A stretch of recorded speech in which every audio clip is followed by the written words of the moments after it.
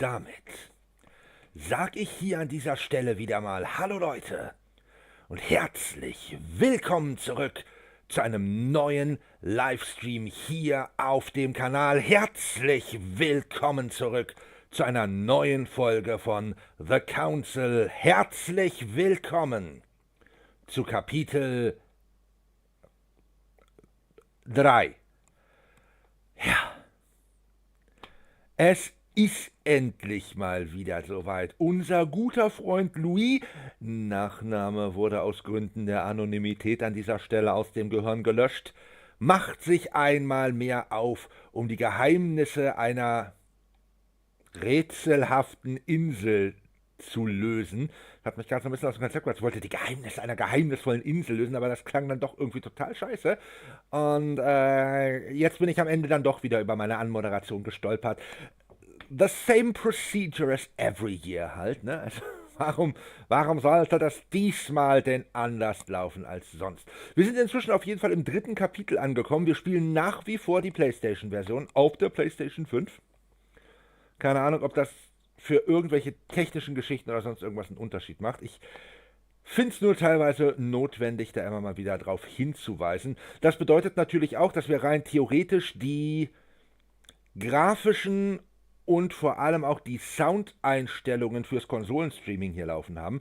Das heißt, wenn irgendwas zu laut oder zu leise sein sollte, dann bitte ich, wie auch sonst immer in den Streams, um eure tatkräftige Unterstützung, um eure tatkräftige Mithilfe, um mir dabei zu helfen, diese Probleme zu beheben, indem ihr mir einfach sagt, du Rio, die Musik ist ein bisschen sehr laut oder kannst du die Sprache ein bisschen lauter oder leiser machen oder Mensch Rio, dein Mikrofon ist nicht richtig eingestellt, du blöder Depp, du übersteuerst dauernd. Vielleicht nicht unbedingt mit den Worten, aber ihr versteht schon das grundlegende Prinzip, ne? Wir machen heute wieder Open End. Ich habe keine Ahnung, wie lange Kapitel 3 dauert, aber sowohl für Kapitel 1 als auch für Kapitel 2 dieses Spiels haben wir in der Vergangenheit Pi mal Daumen etwas mehr als 4 Stunden gebraucht. Und ich gehe einfach mal stark davon aus, dass sich das heute jetzt nicht so großartig ändern wird. Es sei denn, wir stolpern da in irgendeine Art von Rätsel, die mein kleines, mickriges Primatengehirn dann doch wieder überfordert. Ich hoffe einfach mal, dass das nicht passiert. Ich möchte nicht schon wieder so ein dämlich. Also das letzte Mal in diesem Irrgarten habe ich mich ja quasi selber verarscht. Ne? Da hatte ich ja die richtige Lösung und wollte eigentlich schon die richtige Lösung benutzen und habe mich dann von einem Hinweis im Spiel dann doch von der richtigen Lösung abbringen lassen, der, wie sich im Nachhinein herausgestellt hat, eigentlich gar kein Hinweis für das Rätsel war. Und mich jetzt einen Logikpunkt gekostet hat. Das tut immer noch weh. Das tut immer noch weh. Deine Taten haben Konsequenzen. Ja, für einen Arsch, wenn das Spiel aktiv versucht, mich zu verarschen. Jetzt mal ganz ehrlich. Und dieses komische Statuen-Puzzle aus Kapitel 1, ich glaube, da brauchen wir jetzt an dieser Stelle gar nicht nochmal drüber reden, oder? Das ist, nun. Seid ihr denn bereit? Seid ihr denn gehypt? Freut ihr euch auch schon darauf, heute Abend tiefer in die Mysterien dieser Insel einzudringen und, ich wollte gerade sagen, die Intrigen des Sir Moreton zu lösen, aber das war was anderes. Wir sind hier nicht auf Moreton Manor, bedauerlicherweise. Ich fände das nämlich total cool, wenn wir es wären. Wir sind, wie heißt er, Morrison? Ich habe seinen Namen vergessen. Mortimer. Lord Mortimer ist der Gastgeber, nicht wahr? Und ein sehr komischer Kauz tatsächlich. Ich weiß nicht, ich traue dem Kerl nicht so richtig. Ich weiß nicht, wie es euch geht. Hallo an dieser Stelle nochmal. Ein letzter kurzer Disclaimer, abgesehen vom Hinweis, dass sich natürlich wie üblich der Einladungslink zum Discord-Server unten in der Videobeschreibung versteckt. Muss man nur ausklappen und dann einmal draufklicken. Und dann ist man Teil der Let's Play Better Discord Community. Hat ein paar Vorteile, die ich jetzt hier nicht im Einzelnen wieder auflisten werde, weil ich da gerade keine Lust drauf habe. Ich bin ja ehrlich mit euch. Aber ansonsten habe ich auf mehrfache Bitte tatsächlich auch wieder angefangen, die entsprechenden Playlists der Spiele, die wir spielen, ebenfalls unten in der Videobeschreibung zu verlinken. Die stehen direkt da, wo man auch den Discord-Server-Einladungslink findet, also unten unter dem Text drunter.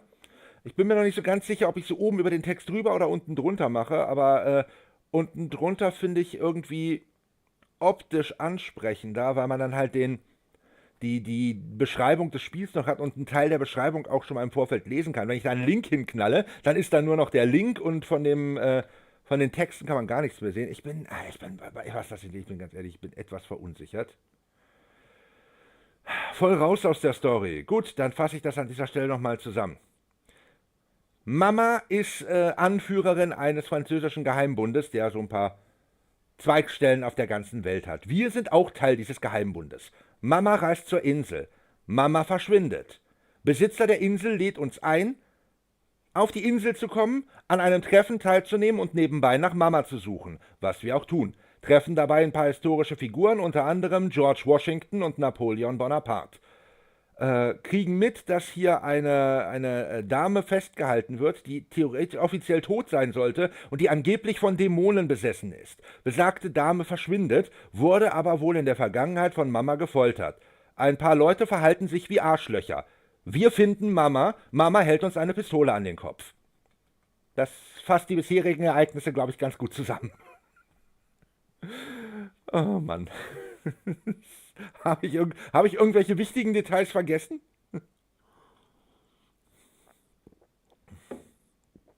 Ich glaube, das war so das. Ich glaube, grundlegend waren das so die wichtigsten Details der Story.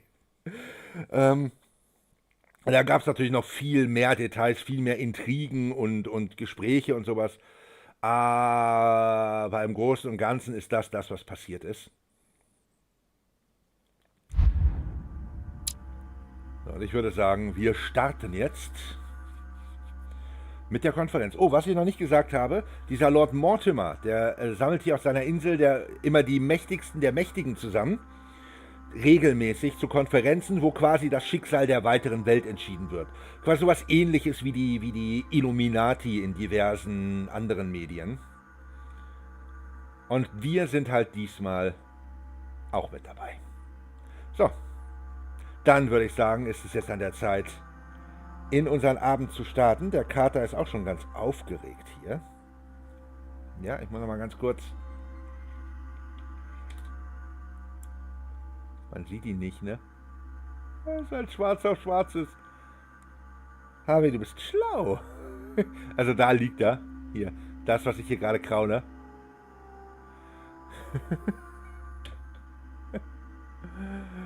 Schön. Okay. The Council. Kapitel 3. Von insgesamt 5. Auf geht's.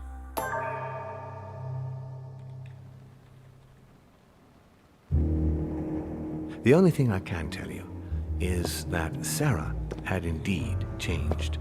In your opinion, why would your mother remain in hiding over several weeks? You must leave me alone now. I have agreed to everything. Even to... But you do realize your mother will have to accept the consequences of her acts. I hope that your search will prove successful and bring Sarah back to us soon. I'll be leaving now because whatever it is you're up to, I do not want to know. Since then, we have become one and the same. We have officially erased the identity of my Das sind so sister ein paar... Emily Hillsborough, the woman with two faces. Das sind so ein paar Sätze, die uns im Laufe der Zeit mitgeteilt wurden, ne? Don't forget where you are, please. Das war so ein... Sollte das, was bisher geschah, sein, um uns noch so ein bisschen in die Geschichte reinzubringen? Ach, du hast doch auch schon mit Katzen zu tun gehabt. Jetzt sei mal nicht so.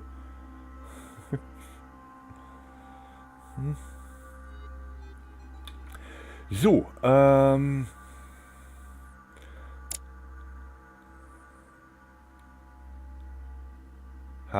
wir... Ne, wir haben gar keine... Wir hatten keine Level-Up, wir haben keine Punkte zu verteilen, ne? Oder? Haben wir Punkte zu verteilen? Auf jeden Fall können wir wieder ein paar Manuskripte lesen. Haben wir denn irgendwelche Talente, die kurz vorm Aufstieg sind?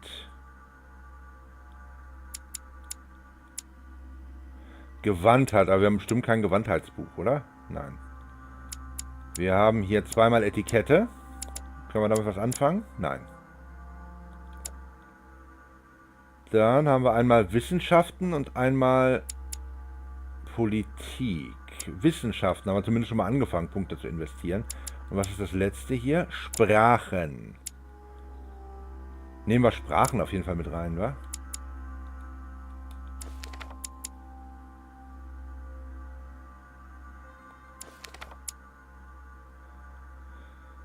Also lesen wir jetzt Notiz an die Akademie, Akademie des Inscriptions et Belles-Lettres von Gaston Laurent Cordeau aus dem Jahr 1767. Ein Essay über die Parallelen zwischen Sanskrit, Latein, Griechisch, Deutsch und Russisch.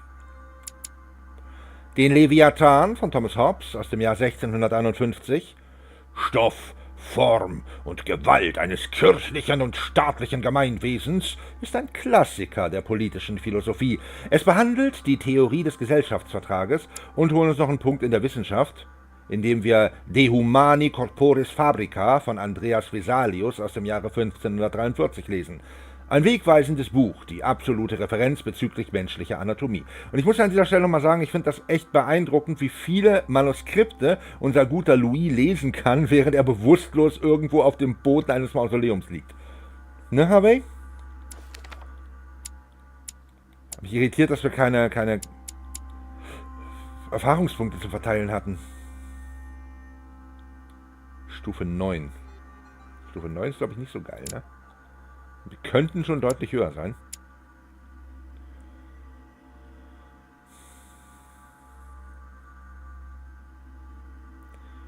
Na gut, bringt ja nichts, es weiter von uns herzuschieben. Die Konfrontation mit unserer Mutter wartet auf uns und das könnte tatsächlich ausgesprochen interessant werden.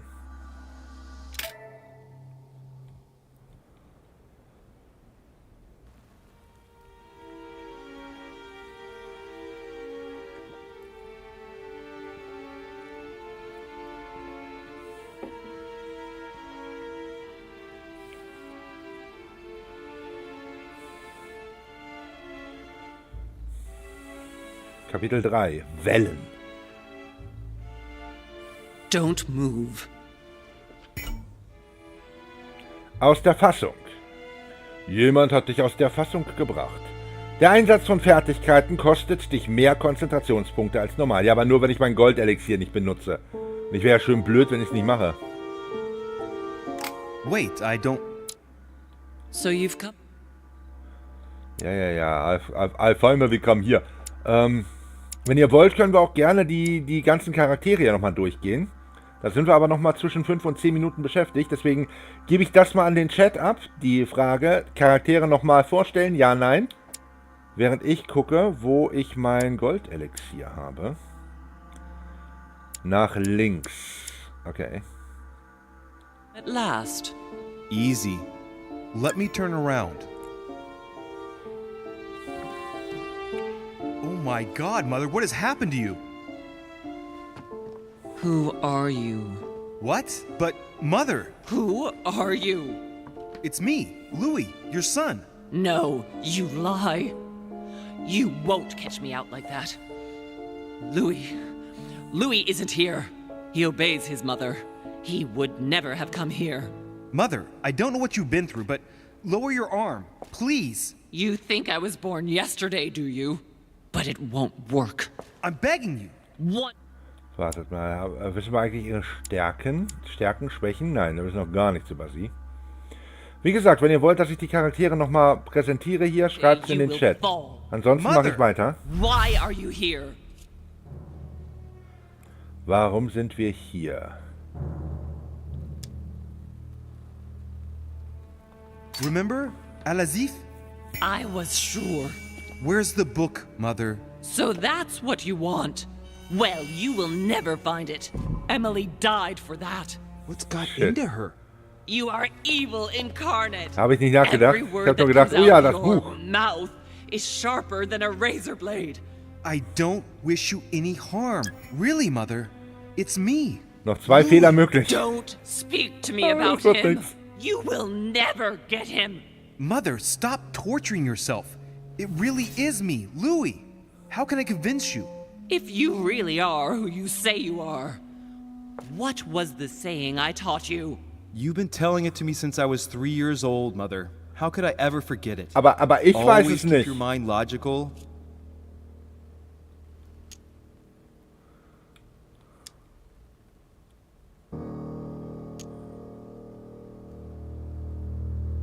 And open. You knew it. You are smart. Das hat man You're mir getting me öfter. muddled up. Tell me, rather, whose place were we at when I told you I was coming here? Mother, I really am your son. You can't trick me. We were in Paris. We were investigating an art dealer. His name?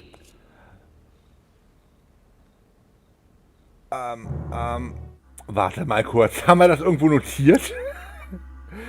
Ich bin versucht zu sagen, das war von Borcher, aber ich bin mir nicht mehr sicher. Wisst ihr es noch? Wo ist denn Louis? Da ist Louis. Da steht es auf jeden Fall nicht.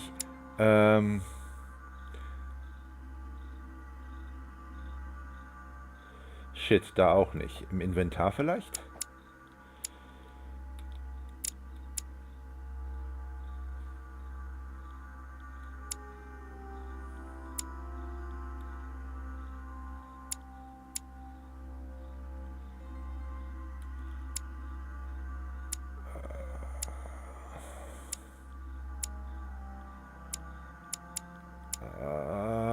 Helft mir mal. Wie hieß der Händler?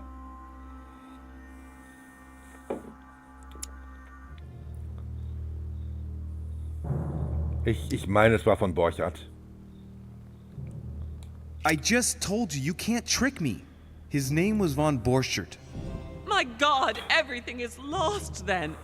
I refuse to believe it's really you, Louis. Otherwise, all this would be for nothing. Mother, I don't know what happened to you, but don't worry. Everything is going to be fine. I'm here for you and... No, Oh, ich sitze hier total krumm und come with schief, me. weil der I Kater sich received hier a so letter breit and macht. Lord Mortimer informed me of your disappearance. So I took the... No! No! No! It's not true. It's a nightmare. Don't tell me that. Have you spoken to him? Oh, shit. She's completely panicked because I spoke to Mortimer. It seems she's afraid of what he might have said to me about her. Did he speak to you?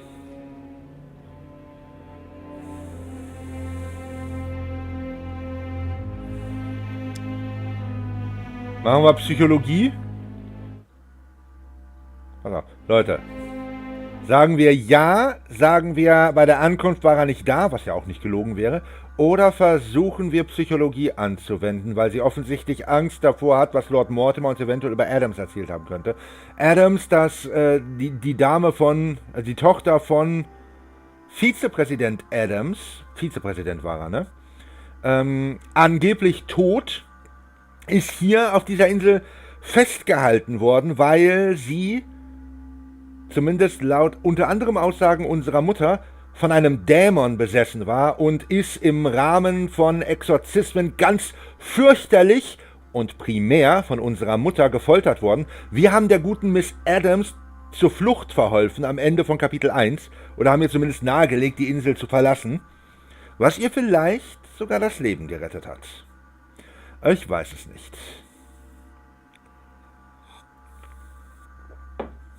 Ne, das war die gute Dame hier, ne? Um die geht's gerade.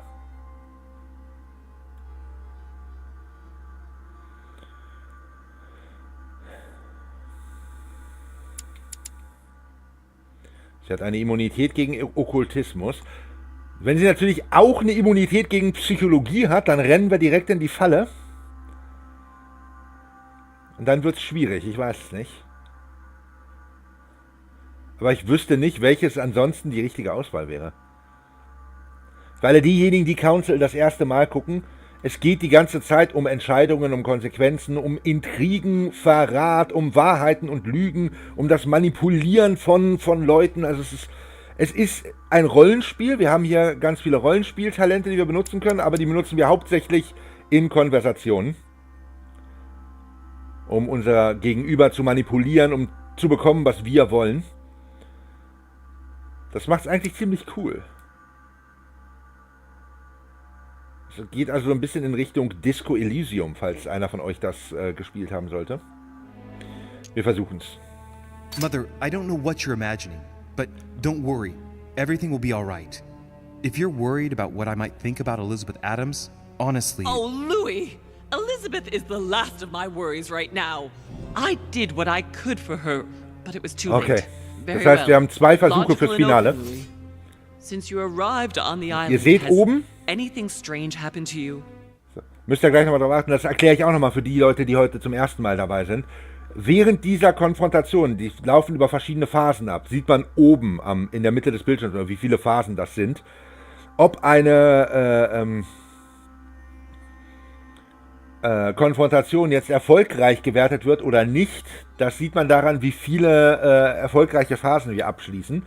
Wir haben eine bestimmte Anzahl an Fehlern, die wir machen dürfen, also eine bestimmte Anzahl an roten Xen, die wir quasi sammeln dürfen. Und die letzte Phase, in diesem Fall die 5. Phase, die hatte so einen Kreis, ne? Die wiederholt sich so lange, bis wir die richtige Antwort geben oder halt keine Versuche mehr über haben. Das heißt, je besser wir uns in den vorhergehenden Phasen schlagen, desto mehr Versuche haben wir für das große Finale. Wir gehen jetzt in diese finale Konfrontation mit unserer Mutter, gehen wir jetzt mit 2 Versuchen rein. Das heißt, wir dürfen einen Fehler machen und können es dann trotzdem nochmal versuchen. Idealerweise brauchen wir natürlich den 2. Versuch nicht. Ne, wir hätten 3 gehabt, wenn ich nicht ganz am Anfang des scheiß Buch erwähnt hätte. Depends on what you mean by Seht ihr da oben, ne?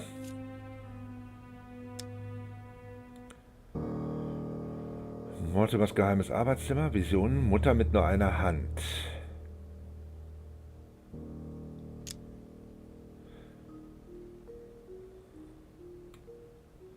Ich denke, es sind die Visionen, auf die sie hinaus will.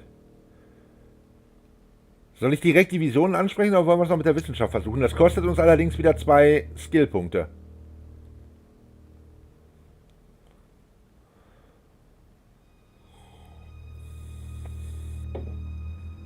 Das habe ich vorhin in der Zusammenfassung vergessen. Wir haben regelmäßig Visionen von Ereignissen, die in dem Moment an einem anderen Ort stattfinden. Dabei fängt jedes Mal unsere Nase an zu bluten. Und daher kann ich mir nicht vorstellen, dass das gut für Louis' Gesundheit ist, ja? Like me having visions, for example? I knew it! It started! Oh, Hell, Louis, she's I just panicking. wish I... Yes, it's happened to me. Like when I was a boy. I find myself in someone else's body for the Hoppla. space of a dream. Have you ever dreamed of a different place to the one where you were sleeping, without being able to explain it? No. But Mother, don't worry. Das war I'm not falsch. losing my mind. Everything is fine. You used to give me a concoction to calm me down when I was little. So, just make some for me once we get back home. Migraines? Loss of consciousness? Loss of control? No, rest assured. All is well. I promise you. What else? Jetzt haben wir ein Problem. Nehmen wir jetzt die Wissenschaft oder das geheime Arbeitszimmer? Ich hätte auch gedacht, dass es das ist. Wenn sie eine Immunität gegen die Wissenschaft hat, haben wir verloren.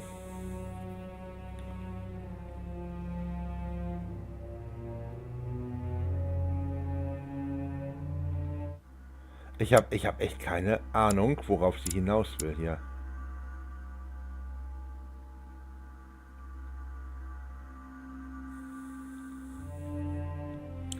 Also ich denke schon, es ist die Wissenschaft oder es ist das geheime Arbeitszimmer. Wenn ich da am Anfang den Fehler mit dem Buch nicht gemacht hätte, hätten wir beide probieren können.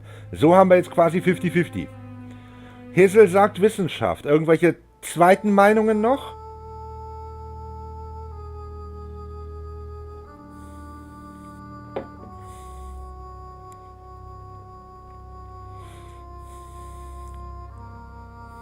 Boah, ich hasse es, solche Entscheidungen treffen zu müssen, ne? Ich bin nicht gut darin, Entscheidungen treffen zu müssen, die weitreichende Konsequenzen haben können.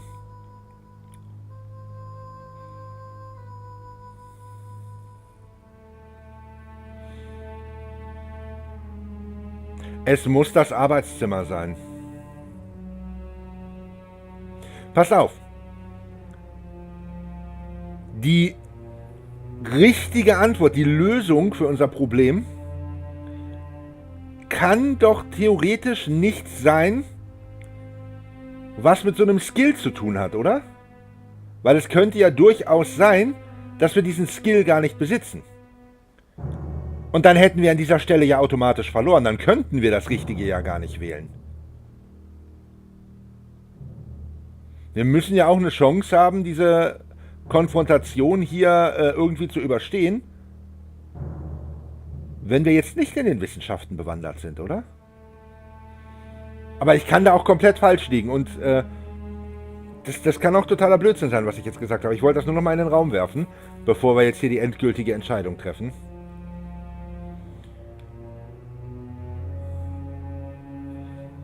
Aber ich könnte natürlich noch, wartet mal, welches war das?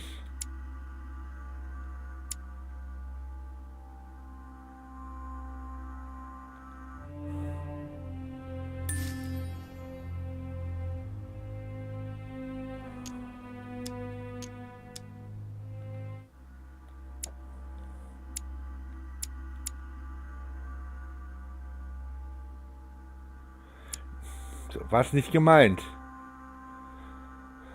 Wenn ihr beide sagt Wissenschaft, nehmen wir Wissenschaft. Ich wollte jetzt nur noch mal gucken. Sehe ich das richtig, dass diese Tinktur, die ich mir gerade eingeschmissen habe, die mir angeblich Schwächen und Immunitäten offenbart, gerade so überhaupt gar nichts bewirkt hat?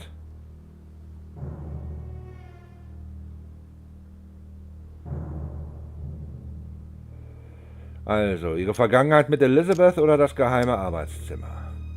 Ich kann mich echt nicht entscheiden gerade, ne? Das ist ganz schlimm. Oh, das ist so schlimm. Dieses Spiel macht mich immer fertig. Ich zerbreche mir so lange den Kopf, bis ich gar nicht mehr weiß, was richtig und falsch ist.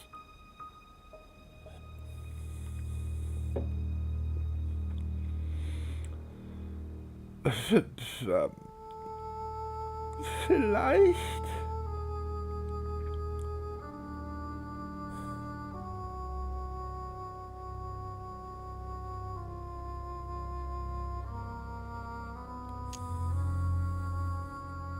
Ich nehme das jetzt. Das war unser erstes Bauchgefühl, da gehe ich jetzt mit. Wenn das falsch ist, dann, es war ja auch mein erstes Bauchgefühl, bevor ich dann überlegt habe, ich gehe aufs Metagaming, aber ich bin bei sowas halt echt schlecht.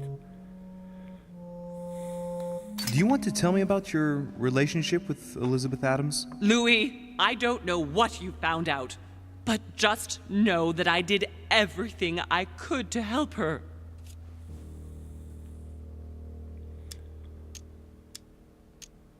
Machen wir ihr jetzt Stress deswegen oder glauben wir ihr? Ich meine, er nimmt ja seine Mutter eher so in Schutz, ne?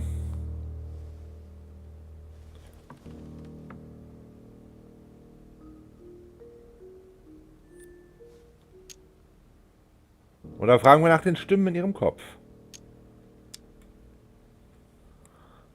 Ja, wir können ja auch nach...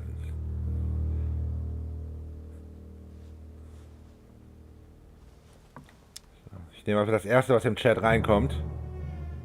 I'm sure you did, Mother. I'm not judging you. You know, what she had to put up with was slowly gnawing away at her. Now shut up and listen to me. We might still have a chance. Alter, hat mich das fertig Something gemacht of gerade. utmost importance is going to play out right here. What are you talking about? A conference, Louis. I should think all Mortimer's guests have arrived by now, haven't they? Yes, they have. Since this morning. Perfect. The conference will be able to begin. Indeed. It shouldn't be long and... Let me finish. We haven't time. You will attend this conference, and you must find out what Mortimer is up to. Don't trust him, Louis. Understood? Louis, I made a mistake by coming here. We are in the lion's den. What do you mean? Mortimer, Holm, their guests, watch what happens. Do you think it's normal that the representatives of the most powerful nations are here all on their own without anyone else? On an island in the middle of nowhere in total secrecy? No, not really, but... Louis, they shape the world. They manipulate us. Ja, das wissen wir Everything is doch aber. decided here and now. Das ist doch They bekannt. create and break states, provoke wars, destitute governments, or decide who will be their leaders. Open your eyes! Mother, calm yourself, please. Nothing is impossible for them. They are capable of reaching everyone, wherever they may be. Through high society banquets, they model the future of us all, and it isn't at all an issue for them. And? What do you propose? It's time to act, my son. You will go to this conference, and from the inside, you'll do everything you can to prevent Mortimer's plan from going ahead smoothly. We can talk later. I'll explain everything. But why? Do as I say, Louis. It's of the utmost importance. Beware of Mortimer. He won't let anything stand in his way. You promised me that after... Yes, after. Go now. Yes, Mother, I'm going. Wir haben eine neue Eigenschaft gekriegt durch die erfolgreiche Geschichte da. Die müssen wir gleich Emily nachschlagen. Hillsborough, Emma's sister, came to this island looking for her sister. She probably won't hesitate to take revenge and... Ich glaube, es beginnt. It's the signal that the conference is starting, Louis. Don't be concerned about the Duchess. She's the last of our worries.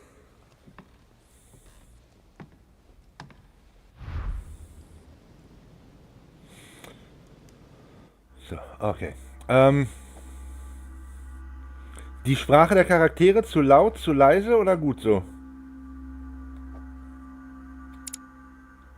Beschützer. Du konntest Sarah de Richets überzeugen. Du erhältst einen Punkt in Okkultismus. Aber in Okkultismus haben wir sowieso schon sehr viele Punkte, oder? Wo ist denn Okkultismus?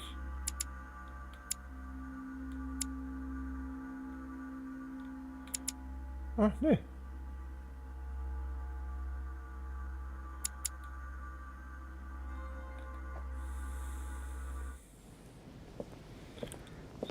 Okay. Ob es hier im Garten noch irgendwas zu entdecken gibt?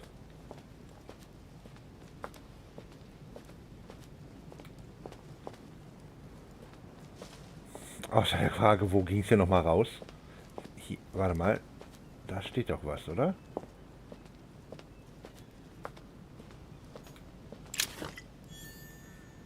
Ein Goldelixier.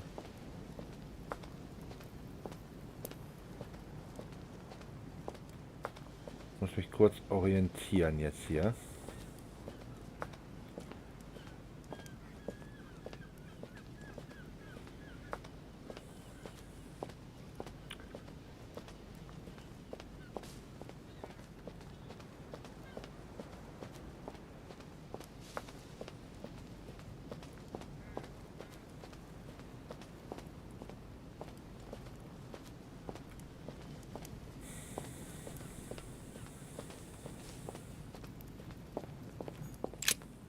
Ich glaube, ich gehe lieber den langen Weg, dann haben wir mehr Chancen, noch irgendwen zu treffen.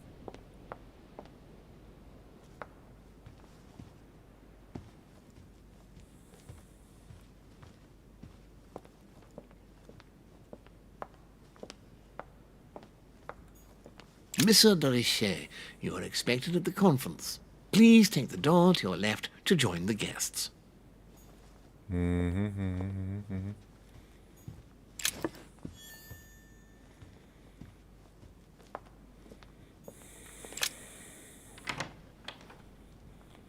Also, der Konferenzsaal ist ja genau auf der anderen Seite, ne? Deswegen gehe ich ja hier jetzt nochmal lang, um zu gucken, ob wir noch irgendwen treffen können, irgendwas noch mitnehmen können.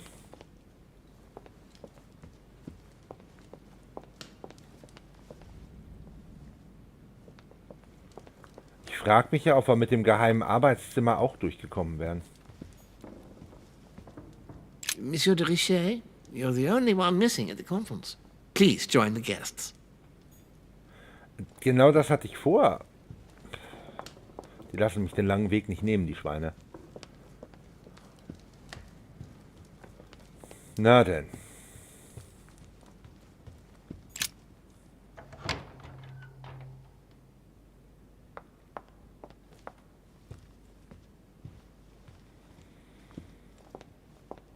Ich glaube, diese Konferenz wird ausgesprochen interessant und gleichzeitig auch ausgesprochen anstrengend.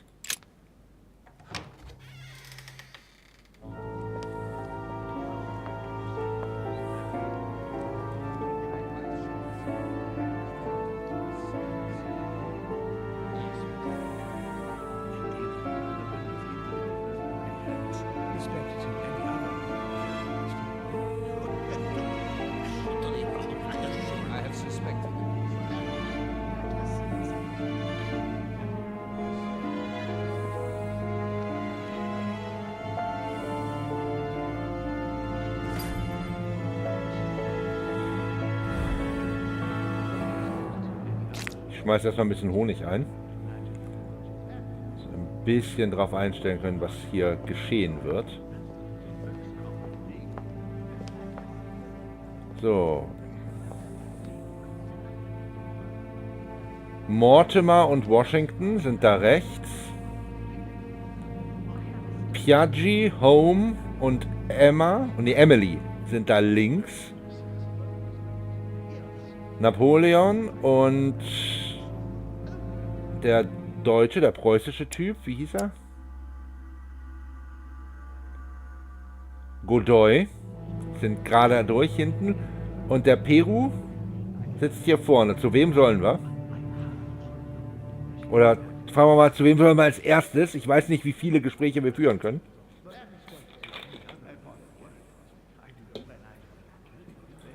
Vielleicht Mortimer und Washington als letztes, weil das ist unsere Hauptquest, lese ich gerade. Triff dich mit Lord Mortimer, steht oben rechts, das könnt ihr nicht sehen. Aber hier die anderen drei, die wir gerade im Bild haben. Welchen nehmen wir?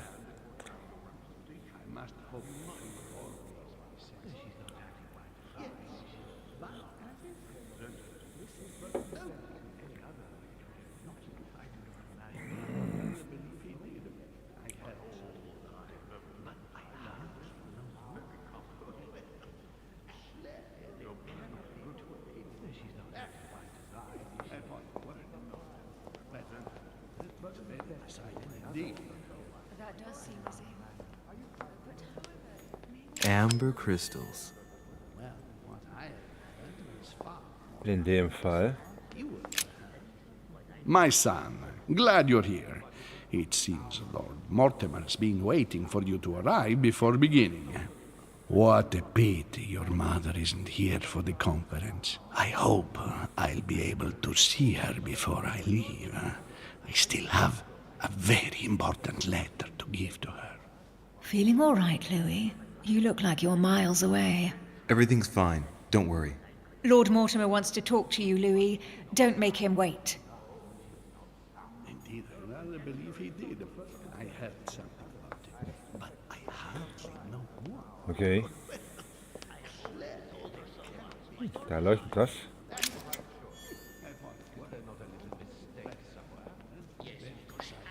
I don't know if you ever found what you were looking for in the garden, but Mortimer is waiting for you.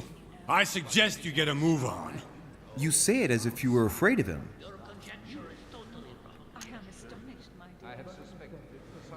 Peru. Ich finde es gut, dass wir jederzeit ins Menü können, um unsere Notizen nochmal durchzugehen zu den Leuten.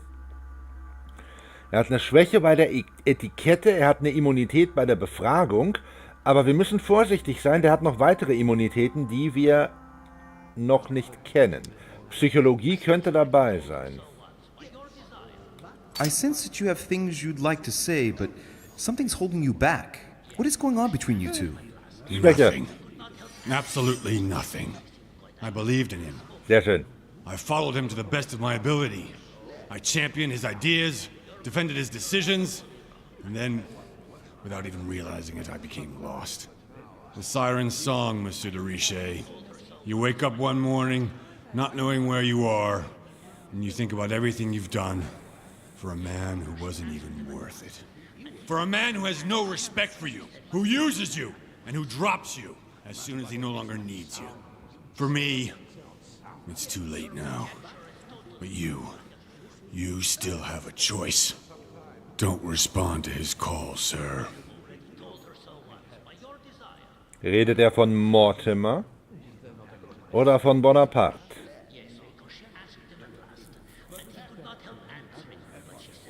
Make haste, Richet. Mortimer's waiting for you.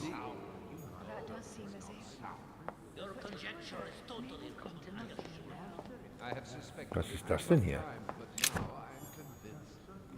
Karmelitengeist ist voll.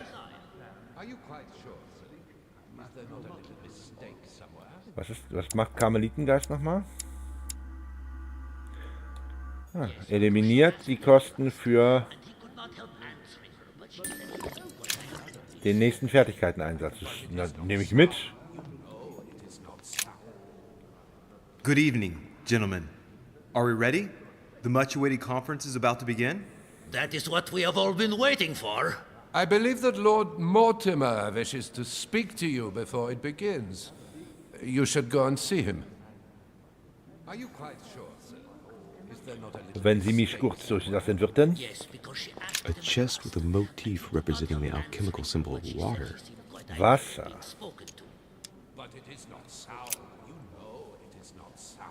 Ich glaube, da haben wir beide Schlüssel für, ne? I assure you. I have suspected it for some time. Das macht's einfacher. I have already told her so once, by your desire. Are you quite sure, sir? Is there not a little mistake somewhere? Yes, because she asked him at last, and he could not help answering her, but she said he seemed quite angry at being spoken to. But it is not sound. You know it is not sound. Your conjecture is totally wrong, I assure you. Okay. Karmelitengeist und Gelee Royal sind da drin. Das lasse ich da nochmal drin. Die Tür führt ins Treppenhaus da hinten. Okay. Are you quite sure, sir? Is there not a little mistake somewhere? Yes, because she asked him at last, and he could not help answering. Erstmal schön gucken, was wir hier eventuell noch mitnehmen können, oder? Da ist noch was. Noch eine Münze.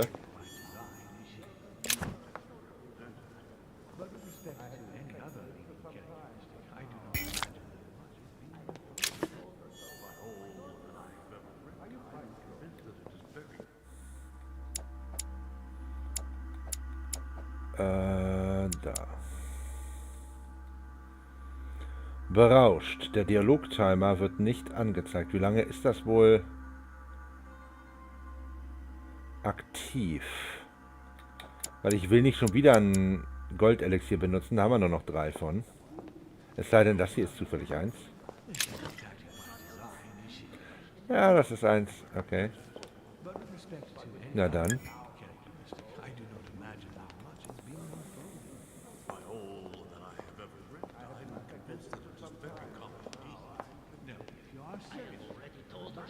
Das ist eine Weltkarte? Ja, ne? Das ist eine Weltkarte. Ich frage mich, ob die Positionen der Kerzen willkürlich sind oder irgendwas Bestimmtes anzeigen sollen. Da steht noch was. Und dann werde ich wohl um eine Begegnung mit Lord Mortimer nicht mehr herumkommen.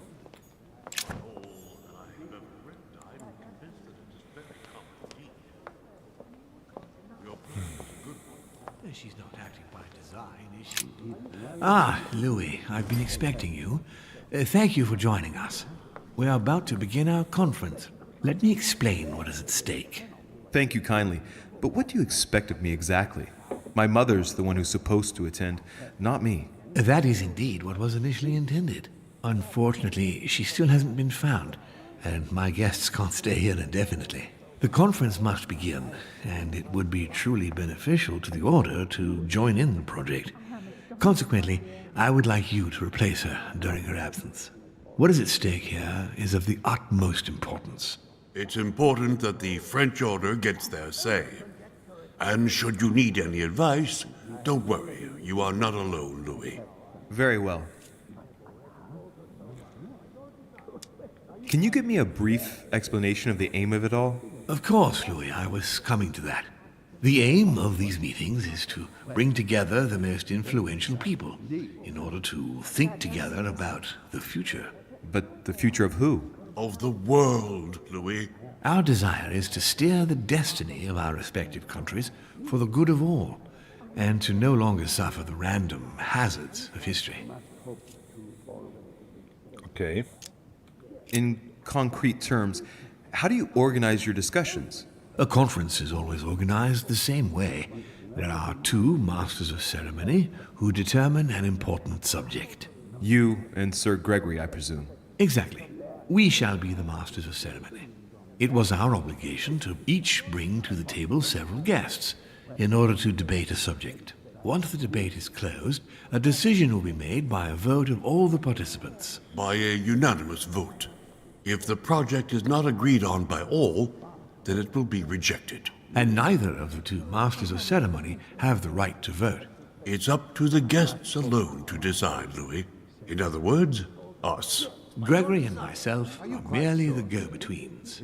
Finally, if the project is validated, each guest goes home and starts working to make it happen.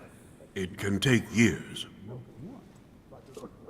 Das ist auf eine beängstigende Art und Weise beeindruckend. Can you give me an example of an event that was decided here before being implemented in the outside world? Well, take the French Revolution. It was decided right here 2 years before its implementation in France. Concerning the case of the French Revolution, I wasn't invited. But as far as the American Revolution is concerned, Louis, I can testify that we planned it 5 years before implementing it, for example. How long have you been active? Oh, this tradition has more or less always existed, Louis. It has continued from generation to generation. Ah, sind das die gleichen Generationen, die alle Einzelkinder waren und den genau gleichen Namen trugen? Und das seit Hunderten von Jahren? Diese Generation? Ich sag's dir, ich traue dem Mortimer nicht. Ja, ich muss die ganze Zeit an Highlander denken. Ich weiß auch nicht. Vielleicht, weil er aussieht wie Sean Connery, keine Ahnung. Do you often hold this kind of society dinner? In general, once a year, but in actual fact it tends to be events that dictate our gatherings.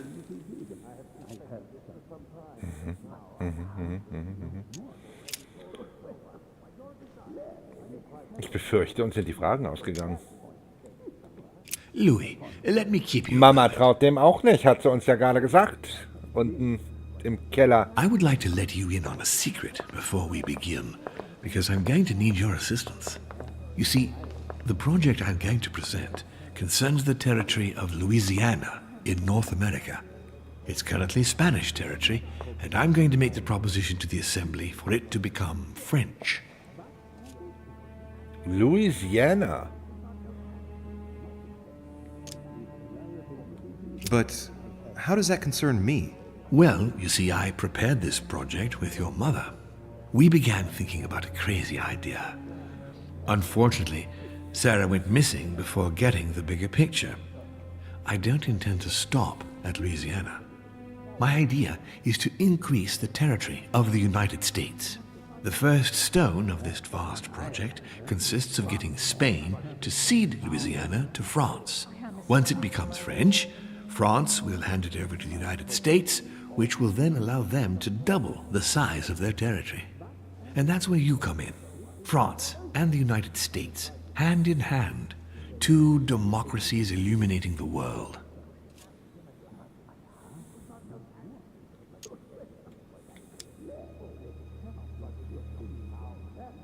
Verdammt! Das wäre beides eine Verschwendung unseres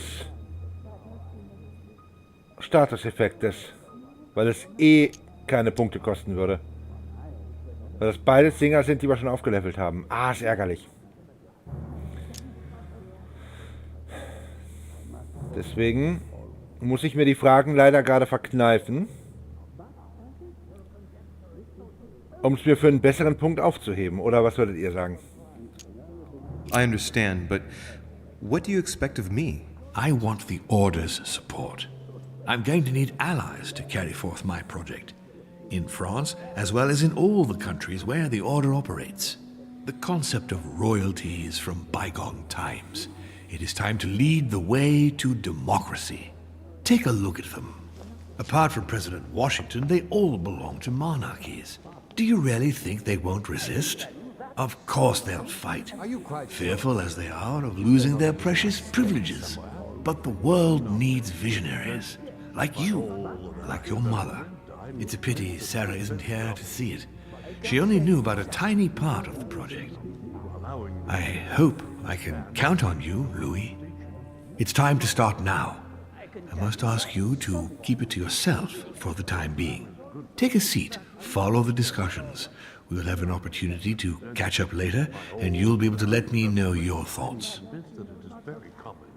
Blast it, Mother. You didn't know about everything. His project is commendable. Why tell me to beware? Could you have gotten it wrong? Schwierig. My friends, I propose we get started.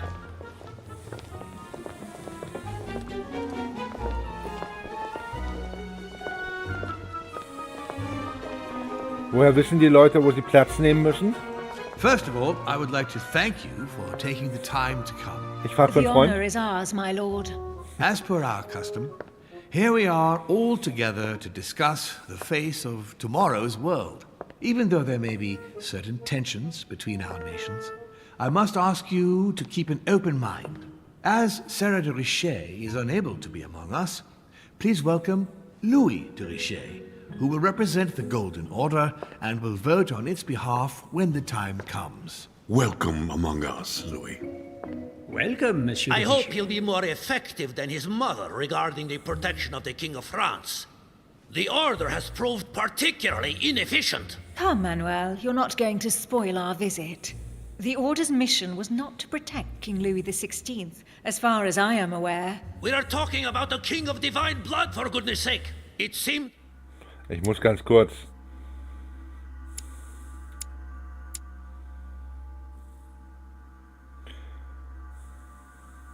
Das war von Wöllner, ne? Mit dem der da geredet hat, nicht Godoy. Entschuldigung. Bin ein bisschen durcheinander gekommen. Ich finde, der Godoy sieht tatsächlich dem Bonaparte auch ein bisschen ähnlich.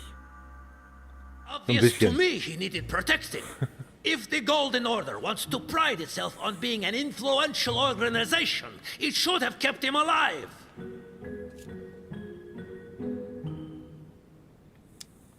Thank you all. I am honored to be among you today. I will strive to represent the interests of the Order as best I can. Perhaps we may begin, Lord Mortimer. Certainly. I have a dream that our nations will continue to support each other, more now than ever before. A dream that, for the sake of common good, we will do what it takes to ensure stability in the modern world. I have a dream that we shall lead by example and ensure that the American territory may remain in peace. Thank you for the thought, Lord Mortimer, but I don't see where you're leading. I'm coming to it, Mr. President.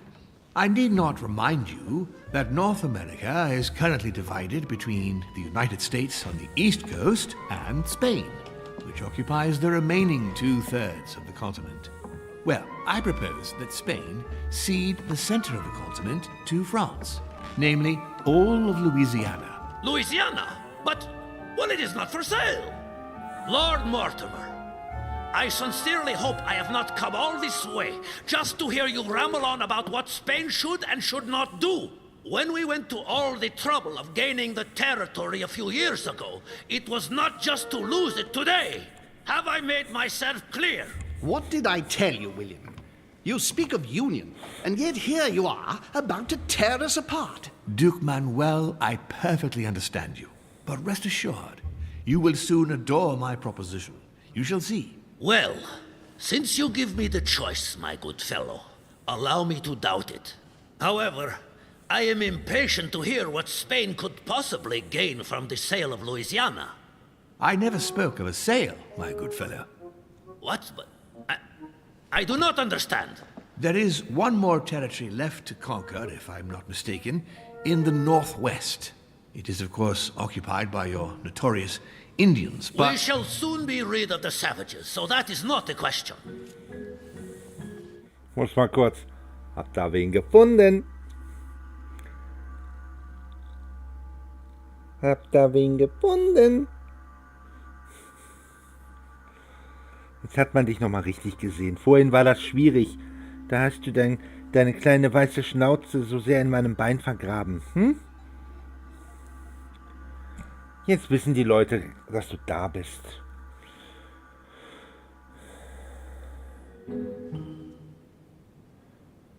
Wir stecken uns besser nicht rein, oder? Wir beobachten.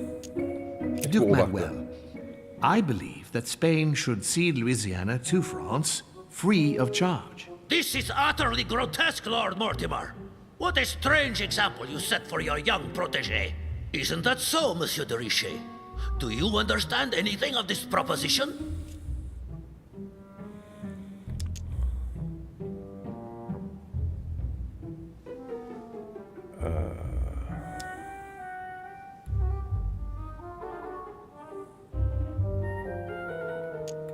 Was ist denn das für ein Talent?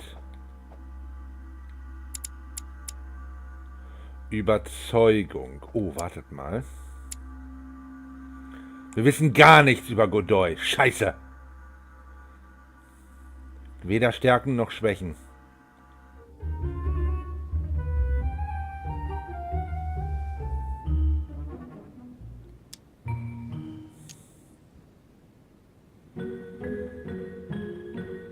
Das ist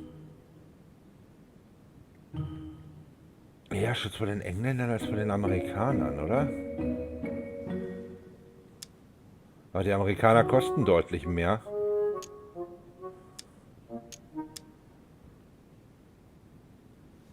If I were you, Senor Godoy, I would think twice before War stirring up a bestimmt scandal. falsche I beg Entscheidung. your pardon? Given the size of your colonies, you won't be able to keep them for long. A number of countries are eyeing them as we speak. The United States would have no trouble taking them. For all intents and purposes, you have no army in place. By wanting to keep everything, you risk losing it all, especially your colonies in South America, which are far more valuable to you. That is indeed the danger, Duke Manuel. If it comes to war over Louisiana, you will lose. And probably a good deal more than you now imagine. Young man, you are indeed a dark horse, aren't you? Ja, ja. I must say, William, I find your project mostly disfavors me. I thought you were my friend. And I am. Oh, Georgie boy. That is why I'm doing everything in my power to calm your expansionist fervor.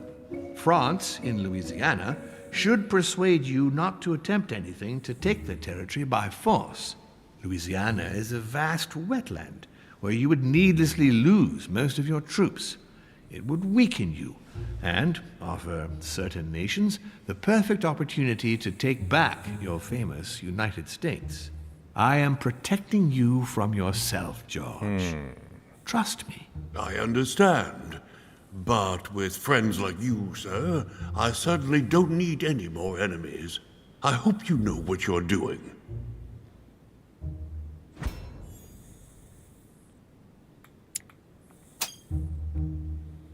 Am I imagining things, or does it look like Washington isn't aware of Mortimer's plan? Das habe ich eben auch gedacht. Not to put too Der weiß fine nicht a Bescheid. point on it, Lord Mortimer, but I doubt the Holy See would be in favor of Catholic Louisiana being handed over to secular revolutionaries and king killers. I should think Monsieur de Richet has an opinion on this subject, does he not? Hä? Was? Scheiße! Ich habe nur so halb zugehört. Ich hab über Washington und Mortimer nachgedacht.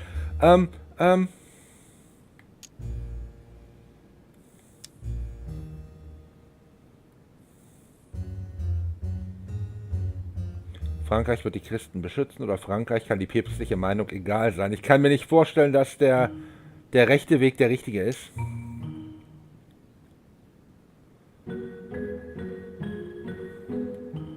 Belesenheit oder Politik?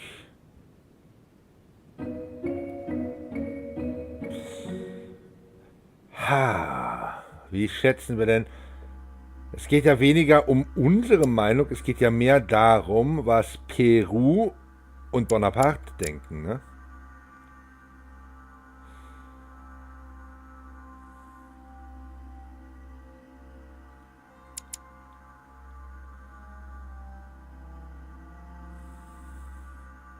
Eine wachsende Abneigung gegen den Klerus.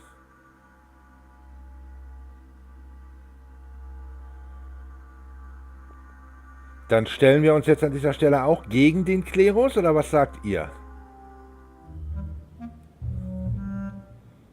Gehen mit der Politik, nicht mit der Belesenheit? Boah, ich finde das unglaublich schwierig einzuschätzen gerade. Der Papstvertreter guckt mich so komisch an.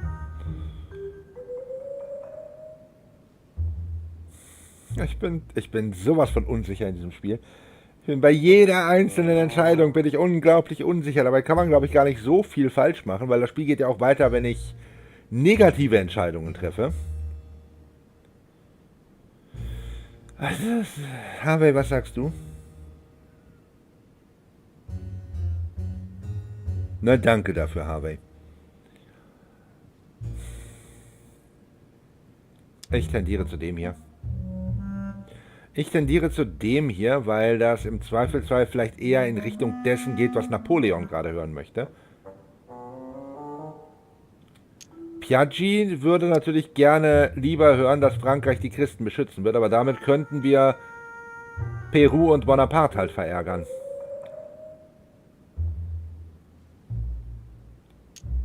If France took the Papal States, their opinion over the sale of Louisiana would be definitely resolved. Good Lord.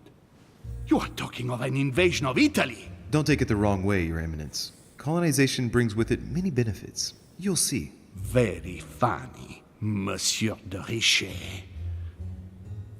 Mi auguro che insegnerete l'educazione a questo giovanotto presuntuoso, Sir Gregory.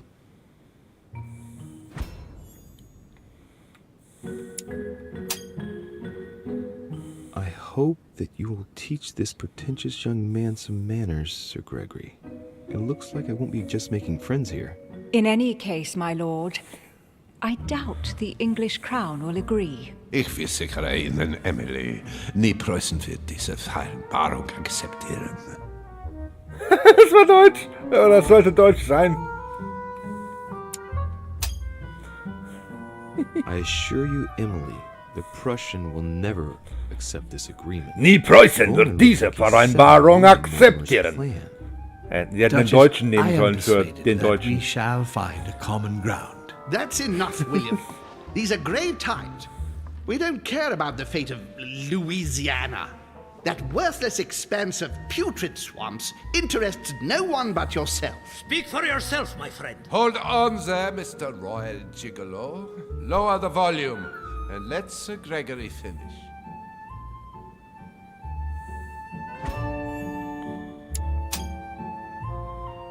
Home, Godoy, and now Volner?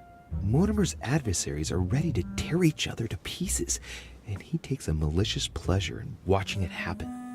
How dare Gentlemen, let us try to remain calm. There you are, William. See where your projects have taken us, as per usual. Chaos! That's enough. I'm tired. We shall continue this discussion tomorrow, but please be aware that your project will never be ratified. Those who are opposed to this project, follow me.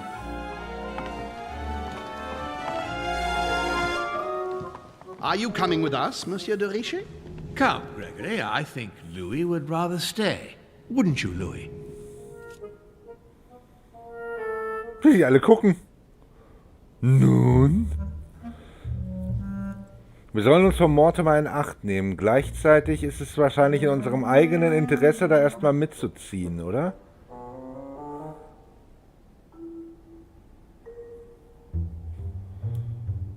Oder sollten wir mit Home mitgehen und versuchen, die anderen davon zu überzeugen, dass das vielleicht doch eine gute Idee ist? Godoy, Volner, Emily und Piaggi. Was bedeutet Peru, Bonaparte, Washington natürlich, bleiben hier. Vergesse ich jemanden?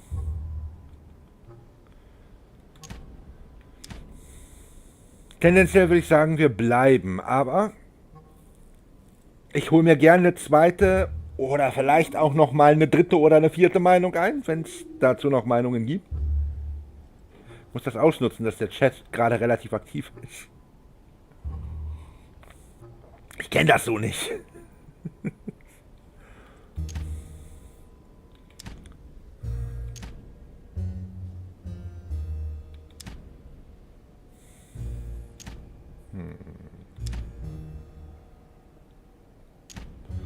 Meine Tendenz ist, wir bleiben beim Mortimer. Der hat am Ende die wahre Macht hier im Raum, oder?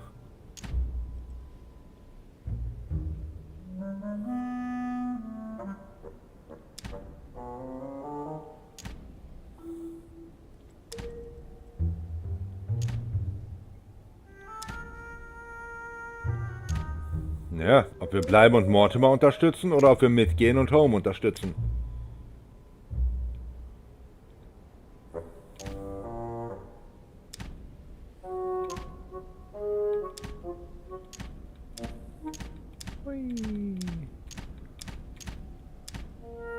Ich stelle mir das gerade vor, wie die da alle stehen und darauf warten, dass wir uns entscheiden und wir die ganze Zeit...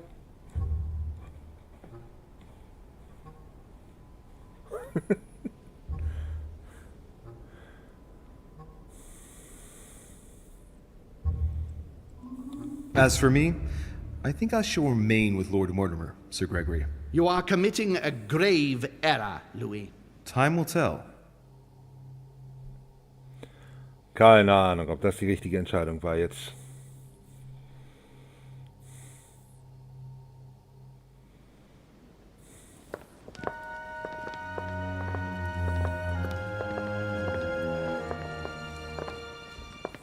My friends, I would like to thank you for staying. Good God, William. What is this I hear about you reinforcing military power in Louisiana? I have no interest in having France for a neighbor, and you know that very well. Calm down, George. Louis, explain our plan to Mr. Washington, please. You see, Mr. President, Lord Mortimer anticipates that once France obtains Louisiana, they will cede it to you. What do you mean? To us? The United States? You heard right. But President Washington, the United States will double in size. By what miracle have you... You need to expand, George. You and France are the two major democracies in the modern world. It is necessary that you both become superpowers. Are you really going to sponsor democracy throughout the world? Of course, Monsieur Peru. That's why I don't want Spain to get too attached to those weapons. Please continue, Louis. Explain my vision to Mr. President. Ja, wie ich vorhin schon gesagt habe, die ersten beiden Kapitel sind natürlich in der entsprechenden Playlist hinterlegt und der Link zur Playlist ist unten in der Videobeschreibung, falls du die Geschichte bis hierher bei Gelegenheit nachholen willst. Es dauert bestimmt wieder mindestens 2 Wochen, bevor wir dann Kapitel 4 spielen. Ich kannte dieses Spiel aber tatsächlich vorher auch nicht, aber es klang ganz interessant.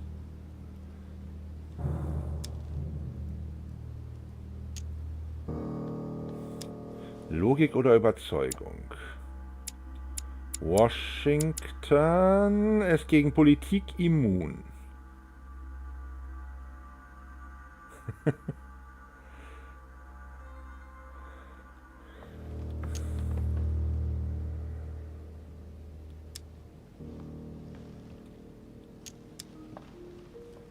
Warte mal, wieso kostet mich das?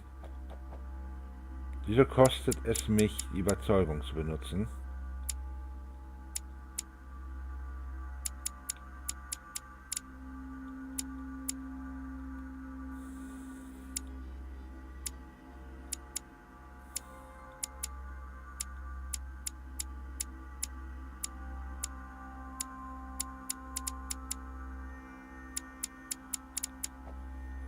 Habe ich irgendeinen...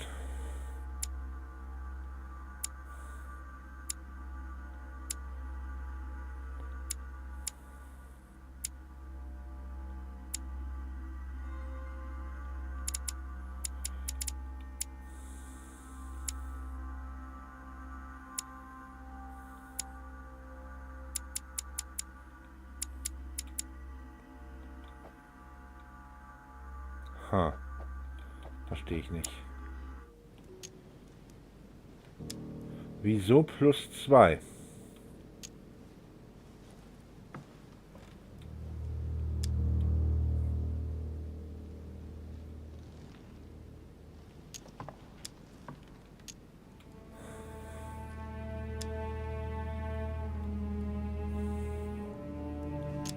Mr. President, Lord Mortimer intends for you to conquer all the North American continent.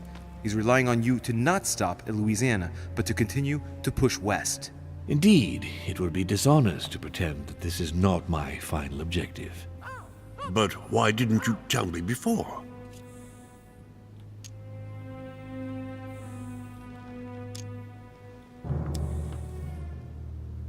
So that Lord Mortimer would appear to be isolated without support. Exactly. You got it, Louis.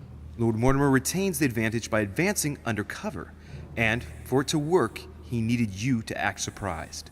William, you haven't changed. Always one step ahead. One step ahead? You're joking. More like 5. On that note, my friends, it's getting late. Mr. President, continue to take offense over my project when we resume the conference in the morning. You do it to a T. And if Sir Gregory has the audacity to send you an emissary to convince you to go against me, do me a favor. String him along if you can. The more they believe we are divided, the more we'll have our hands free. Only too happy to oblige. Now, let us get some rest. We've got a big day tomorrow. Good night, gentlemen. Good night. Louis, if you have a minute, I would like to ask a favor of you. I'm going to require your services. How can I be of help? Tell me all about it. Our adversaries are many, and the closing vote of the conference will soon be upon us. Time is of an essence, so I'll need you to assist me this evening. How can I help? I need you to go this very evening to persuade Signor Godoy to join us. He is the backbone of Gregory's resistance. Turn him round, and all the others will follow in such a stampede that Gregory will be able to do nothing but admit defeat. Lord Mortimer, with all due respect, don't you think I'm the last person Godoy wants to talk to? I'm sure you can do it. I believe in you.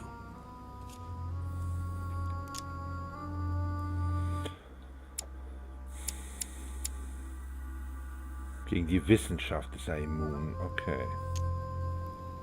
Lord Mortimer, you're not telling me everything. Let's say I wouldn't disapprove if the Right Honorable, though nonetheless choleric, Duke Manuel put you in his bad books. If it could motivate him to declare war on France, it would greatly serve our interests. War? What do you mean? I told you before the conference. The more we distract Spain from the Americas, the less it will have an eye on Louisiana. But all the same, we're talking about a war in Europe. Don't worry. That's why Mr. Bonaparte is with us. I am convinced we'll be perfectly capable of managing the conflict. And Signor Godoy is not a great soldier. He will not commit Spain to a long war that he won't be capable of managing. I'll go straight away. Thank you, my boy. And get some rest afterwards. Das Big day tomorrow. Irgendein ganz komischer Grafikglitch mit seinen Augen passiert. Das hat mich gerade so irritiert. Ich glaube, ich habe nur die Hälfte von dem mitgekriegt, was der Kerl mir gerade erzählt hat. Versuche Manuel Godoy zu überzeugen.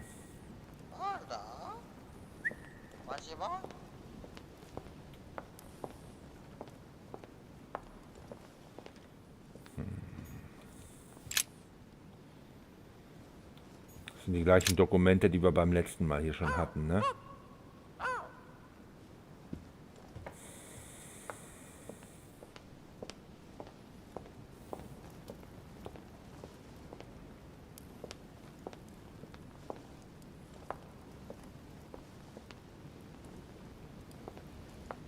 Wir könnten uns noch ein bisschen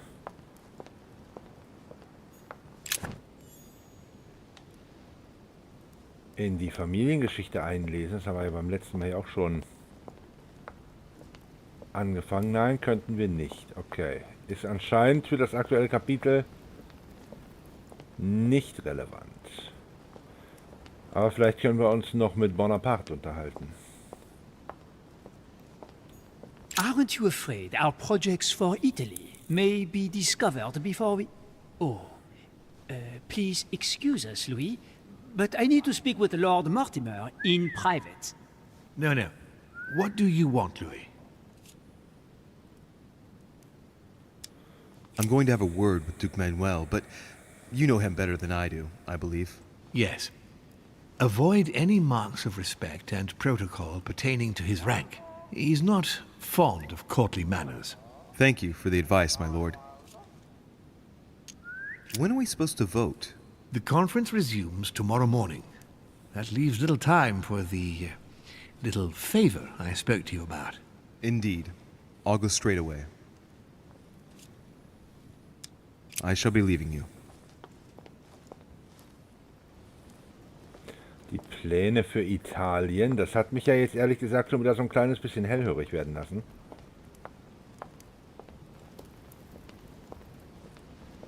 So, also, Godoy kann mit Etikette nicht viel anfangen. Das habe ich eben richtig verstanden, ja?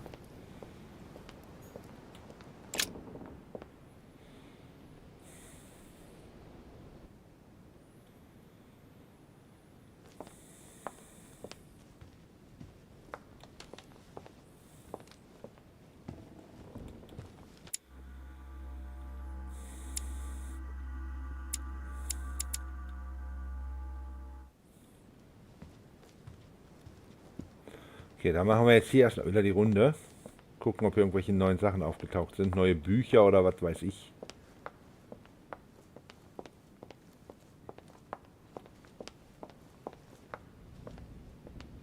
Neue Leute, mit denen wir uns unterhalten können. Ob sich Godoy in seinem Zimmer aufhält oder ob der unten irgendwo ist.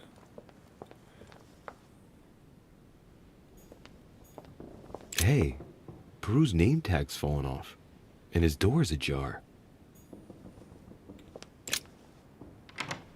Na, das nutze ich doch.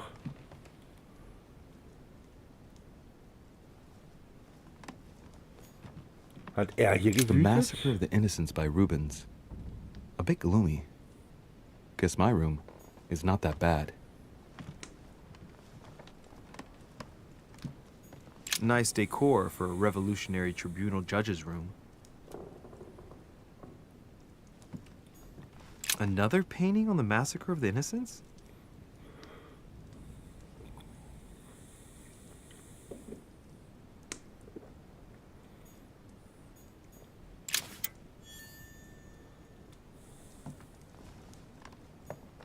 A pattern with 4 circles.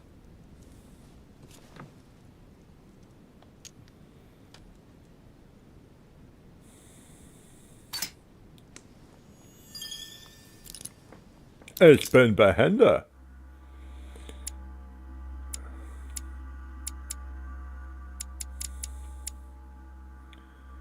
Du hältst einen Punkt in Heimlichkeit. Sehr schön. Oh, da sind Briefe drin.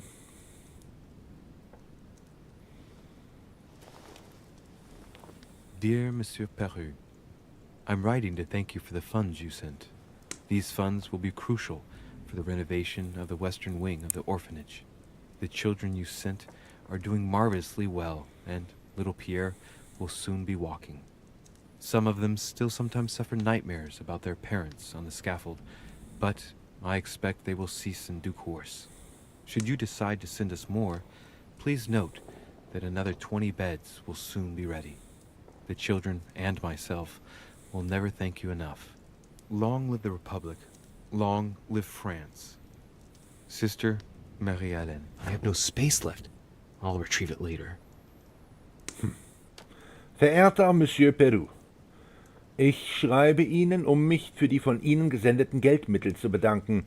Sie sind äußerst wichtig für die Renovierung des Westflügels des Weißen Hauses. Den Kindern, die Sie geschickt haben, geht es prächtig und der kleine Pierre wird schon bald gehen können. Einige von ihnen haben noch immer hin und wieder Albträume über ihre Eltern auf dem Schafott, aber das wird sich mit der Zeit legen. Sollten Sie uns noch mehr Kinder schicken wollen, in Kürze werden uns weitere 20 Betten zur Verfügung stehen. Die Kinder und ich können Ihnen gar nicht genug danken. Lang lebe die Republik, lang lebe Frankreich. Schwester Marie-Hélène. I have no space left. I'll retrieve it later.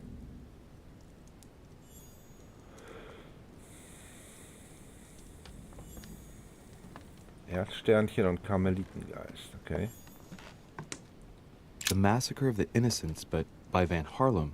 I think that Mortimer likes to play mind games with his guests.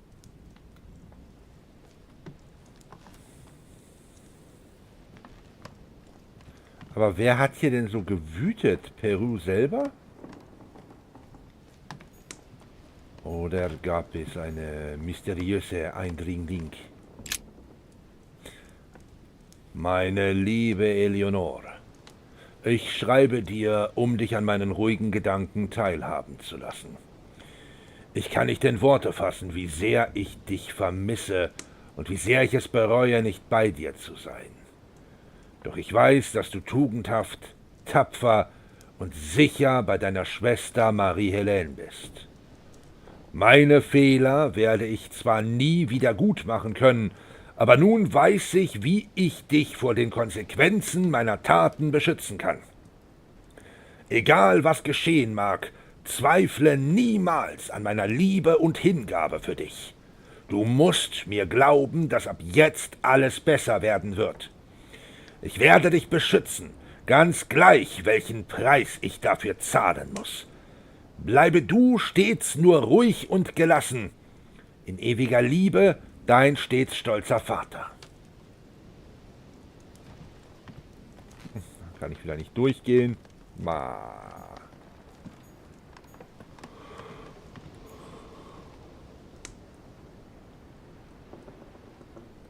Ah, der Peru steht da draußen. Also war es wohl doch selber, wa?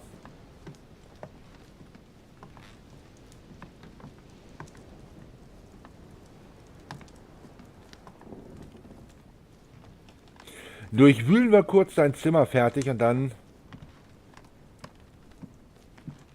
können wir uns ja noch mit ihm unterhalten. Records of the police. Notes intended for the police lieutenant of Paris. It's a list of people under surveillance in Paris. And there's some well-known names on it. This is valuable information. This shouldn't be lying around.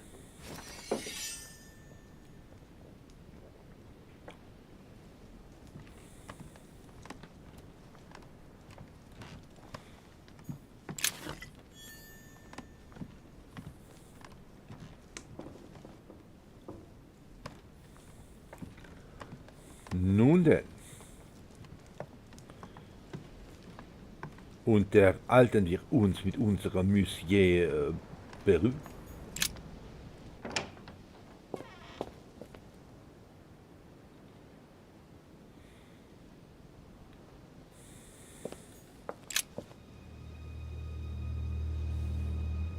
Leave me, Richets. I don't feel like talking.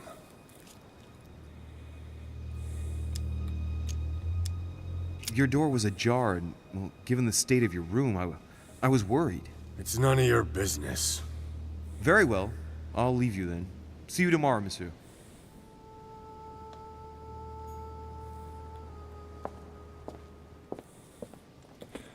Können wir eines der anderen Zimmer hier rüber erreichen? Wer wohnt denn direkt nebenan hier? Bonaparte. Und wen haben wir noch? Oh, ich kann bei Bonaparte auch rein, wa? Hier sind wir ja schon mal gewesen. My dear son, I'm writing to implore you to act quickly. The situation is rapidly worsening here. Paoli continues to steer our motherland, Corsica, toward open warfare between France and England. His men are everywhere. We are obliged to go into hiding and are unable to remain in the same place for more than 2 days. I wouldn't be surprised if they targeted us soon. Make haste, my son. You hold our destiny in your hands. Your loving mother, Maria Letizia Bonaparte. Ja, hier haben wir... Oh, warte.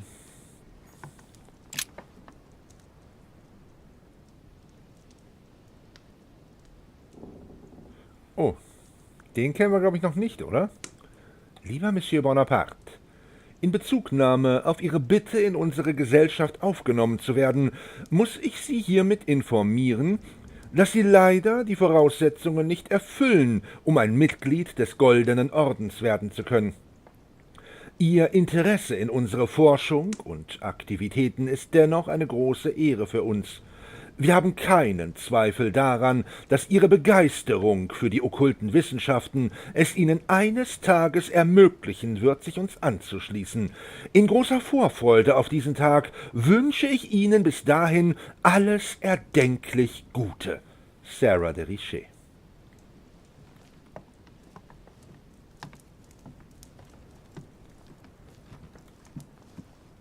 Wer stellt sich sowas in sein Zimmer?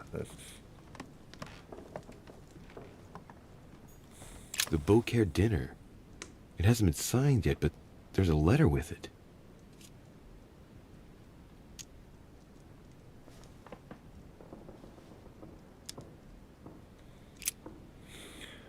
Mein lieber Bonaparte, wie versprochen schicke ich Ihnen hiermit einige Seiten, die Sie in den kommenden Monaten veröffentlichen sollten.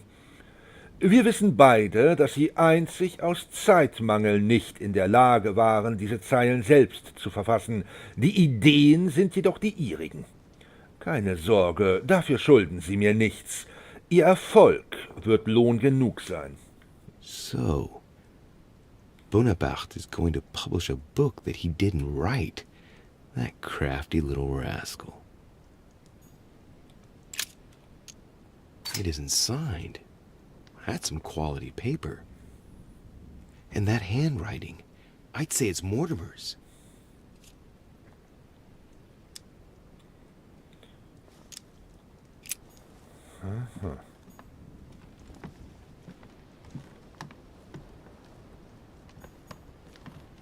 It's a beautiful weapon. A lovely damask blade. It's marked with the initials of the manufacturer in Versailles. A bicorn decorated with a cockade. It must belong to a French soldier. Ich hätte gedacht, dass wir die Waffe beim letzten Mal schon untersucht haben, aber okay.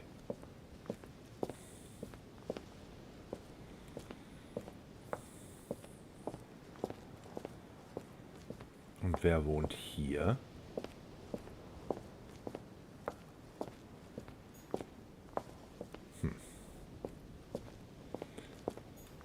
Werden wir so einfach nicht herausfinden.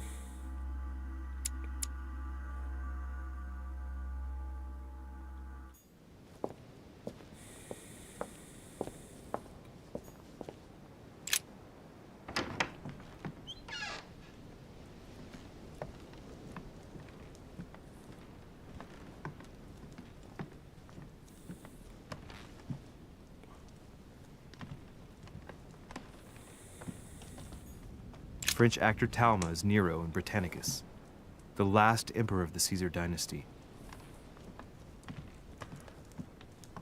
Wieso war die Tür zwischen den Zimmern zu, wenn ich von draußen dann doch hier reinkomme? My dear Napoleon, as previously agreed, I would like to ask you to join us in January on my island to participate in the... Kennen wir schon.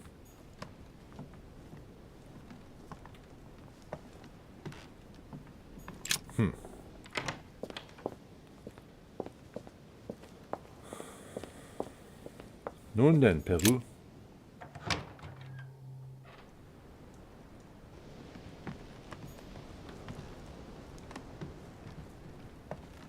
Irgendwas hat ihm nicht so wirklich gefallen, würde ich sagen.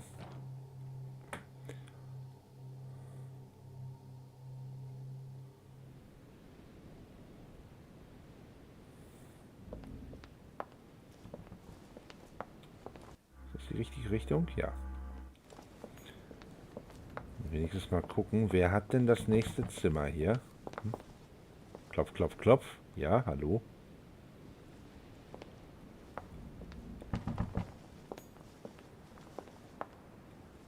Duchess Emily Hillsborough.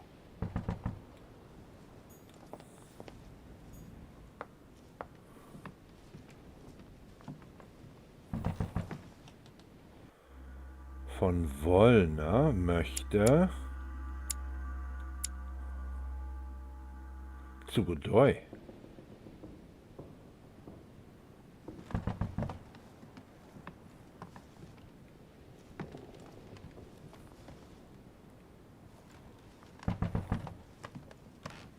Lass ihn noch ein bisschen klopfen. Das wäre ja unser nächstes Treffen dann, ne? Obwohl, der macht nicht auf, also ist er wahrscheinlich irgendwo anders. Ich rede mit von Wollner.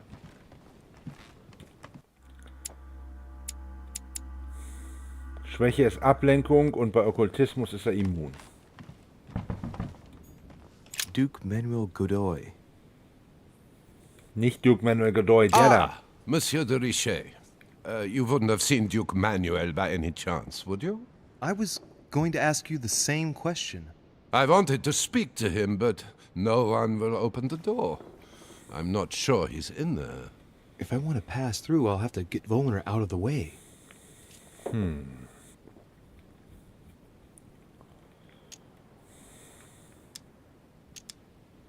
Perhaps he didn't hear you. Did you try entering? No, of course not. It would not be proper, after all. Ja, das ist eine viel bessere Idee, die nächste Stunde damit zu verbringen, hier vor der Tür zu stehen und immer wieder an die Tür zu klopfen. Das geht bestimmt niemandem auf den Sack.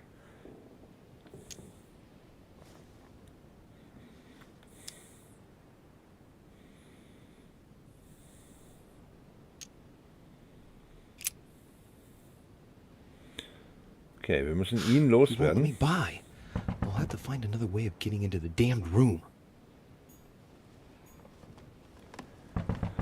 Lass ihn erstmal in Ruhe. Ich gucke erstmal weiter, was wir sonst noch machen können. Ich meine, da kommen wir theoretisch über unseren Balkon hin, ne?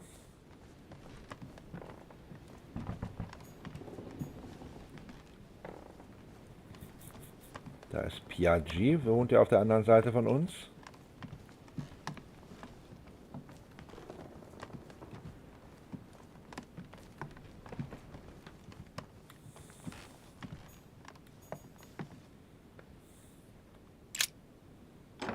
Bei George komme ich rein. Warum komme ich bei George rein jetzt auf einmal? Da waren wir doch auch noch nicht drin, oder?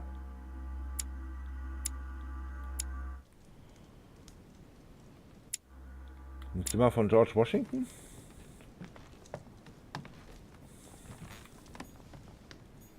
A map of Vermont.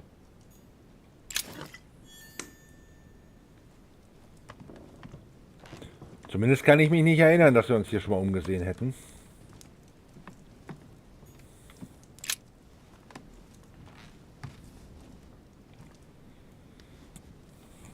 Locked.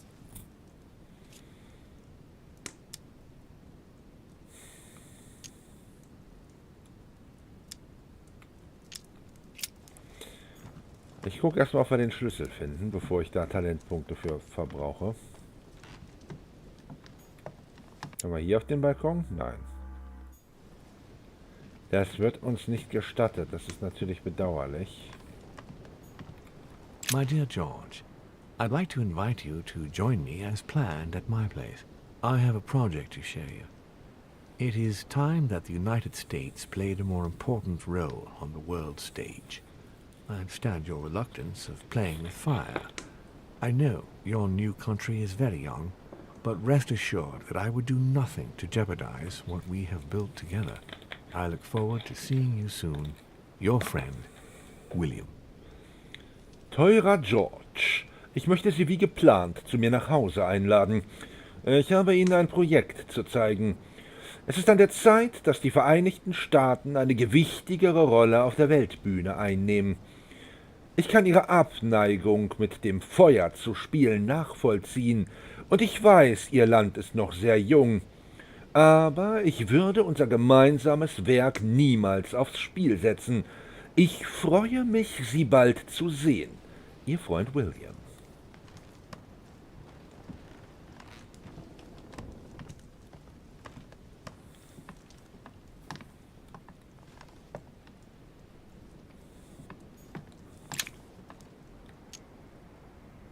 Carmelite water. They say that if you drink this, it gives you a real boost.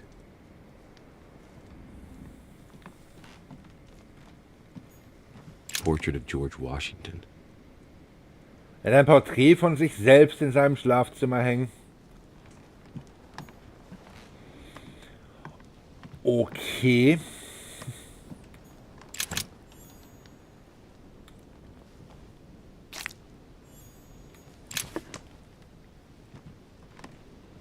Klauen wir ihm mal sein Gelee Royal, wa?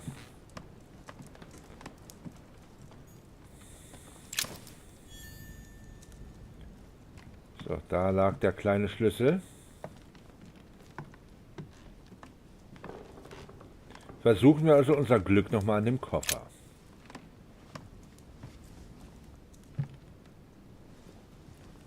Locked.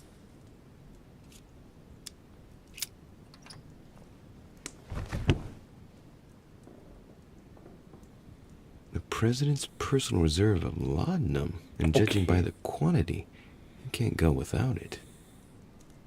Ah, there's also a letter.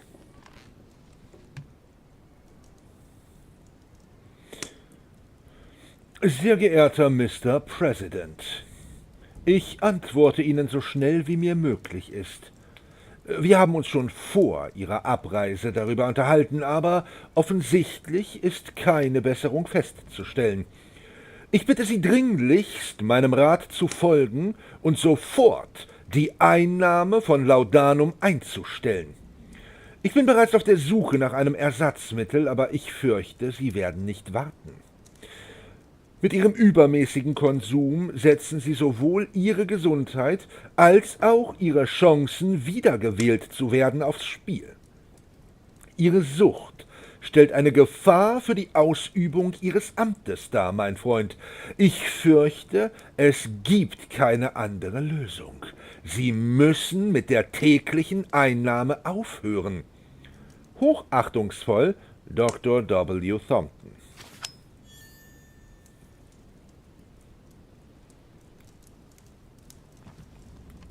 So, das fällt ihm auch überhaupt nicht auf, wenn wenn er dann später wiederkommt und der Koffer in seinem Zimmer hier geöffnet ist. Natürlich nicht.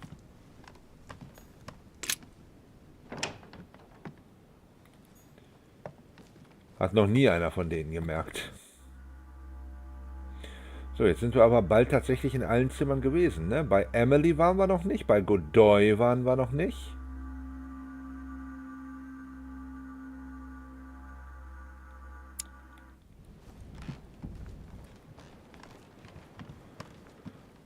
Bei von Wollner, glaube ich.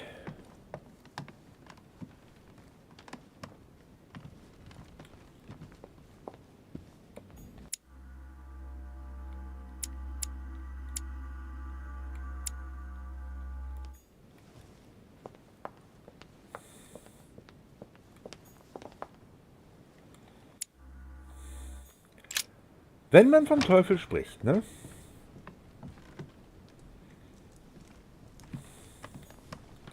The Alchemist as a Young Man.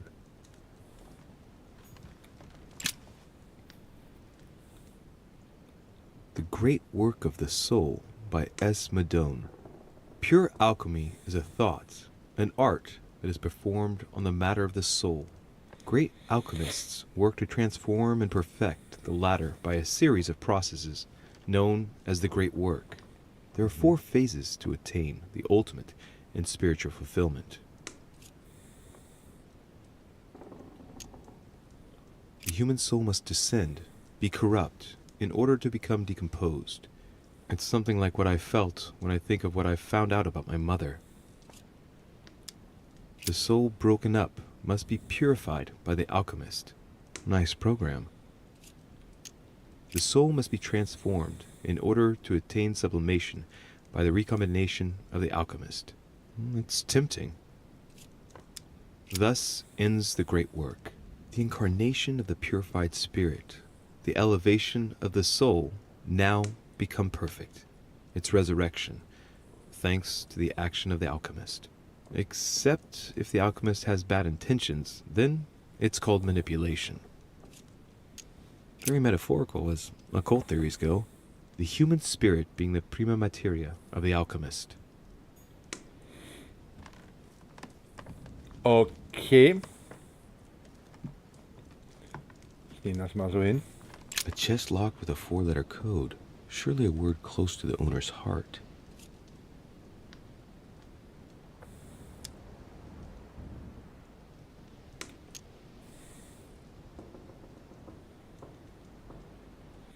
Welches war das, mit dem wir umsonst machen konnten? oben. If I'm not mistaken, Paracelsus named the element called zinc.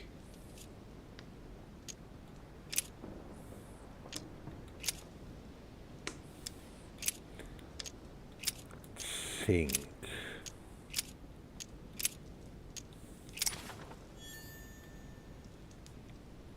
Theatrum Chemicum. Und mysteriöse Notizen. Das ist also wieder was für unsere Dokumente, für die Lektüre zwischen den Kapiteln. Golden Elixir.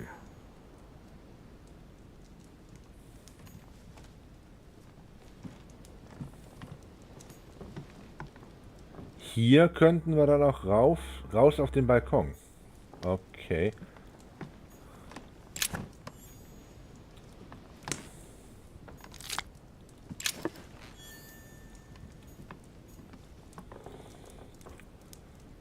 Wir verbringen in diesem Spiel immer viel Zeit damit, die ganzen Räume zu durchsuchen, aber ich finde es tatsächlich auch recht spannend, was man da so findet. Hortus Delicarium.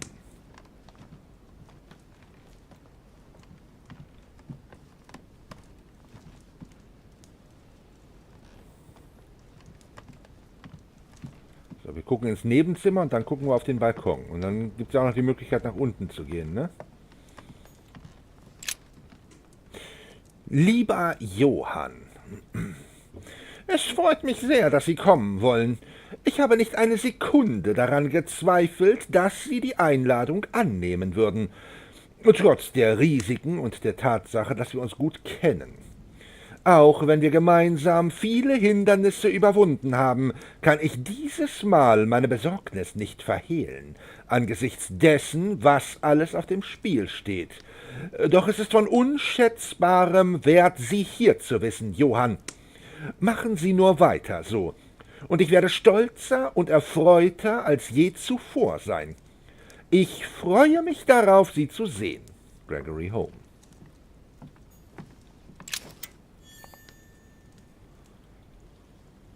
Hat uns das Spiel eigentlich schon mal erklärt, was wir mit den Sammlermünzen machen?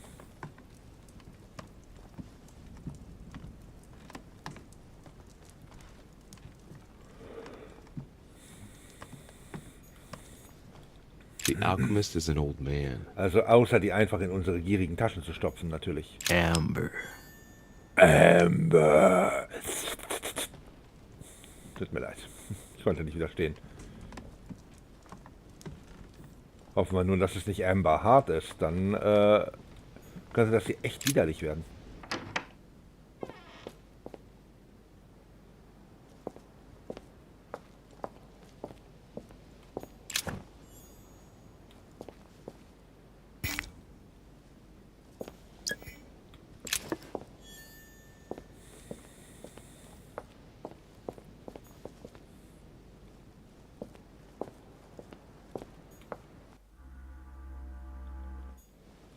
Interessant, dass manche Sachen einfach auch nicht auf der Karte eingezeichnet werden, wenn wir erstmal Zugang dazu haben, ne?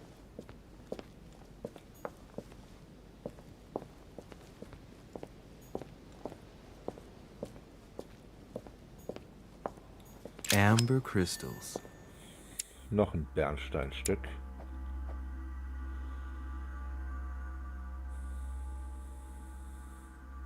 Der ganze Balkon ist auf der Karte einfach nicht verzeichnet.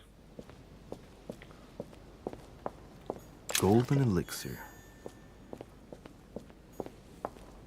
Das auf jeden Fall so ein bisschen irritierend.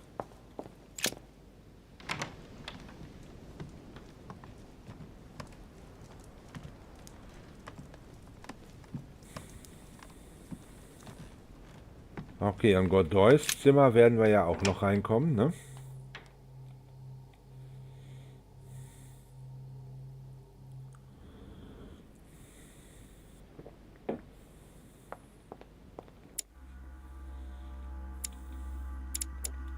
Das hier unten, das ist Godoys Zimmer. Also quasi das hier. Das ist Godoys Zimmer, das hier müsste Emilys Zimmer sein. Ist die Frage, wem gehört das hier?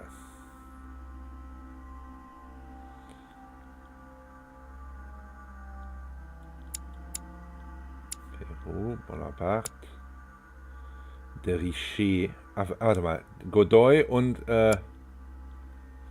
hier Paggia, der Priester. Da ist Godoy, da ist Emily. Und sonst waren wir überall drin. Außer in diesem Eckturm hier. Einmal um die Ecken rum.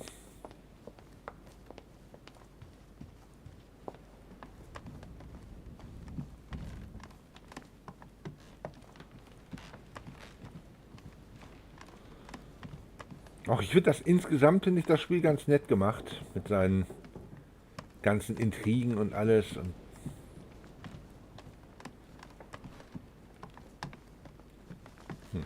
schade.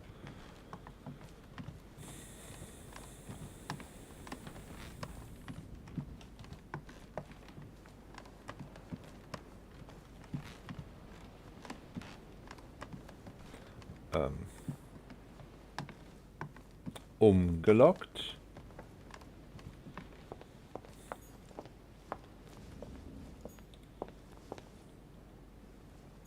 Es geht doch da runter, Mensch. So. Im Erdgeschoss wiederum sind wir eigentlich überall schon gewesen. Hier wäre jetzt die interessante Frage, ob man hier noch irgendwelche Leute treffen kann.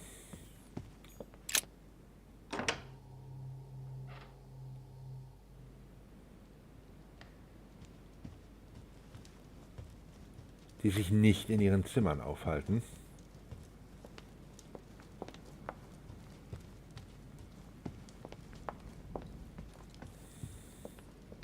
Und ob wir noch mal runter in die versteckte Gruft können, um uns vielleicht mit unserer Mutter zu beratschlagen, wie wir uns hier bei dieser Konferenz weiter verhandeln, genau. Verhalten sollen, wollte ich sagen.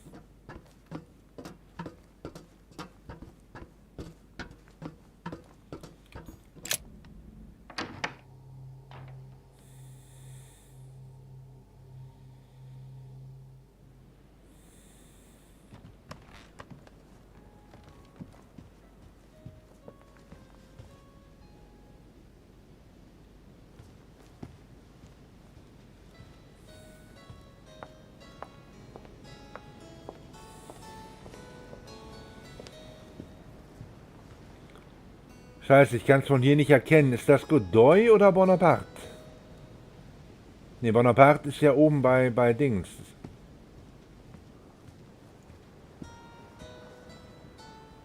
Das ist Godoy, ne?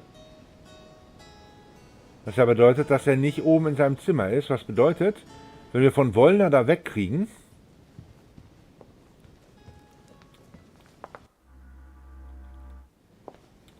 können wir uns sein Zimmer genauer angucken.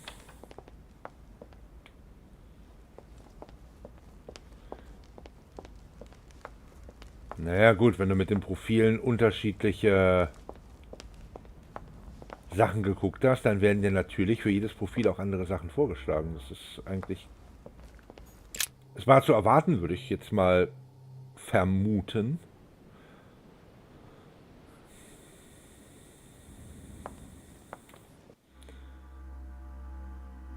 Okay, dann versuchen wir nochmal den von Wöllner da wegzukriegen.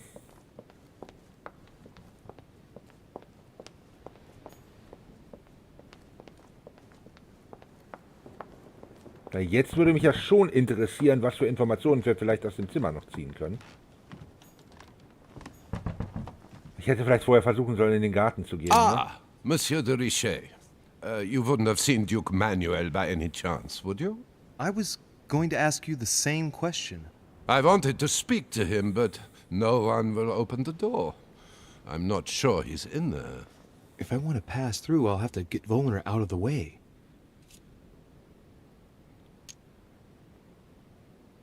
So, Ablenkung ist von Wollners Schwäche, glaube ich, ne? War das nicht so?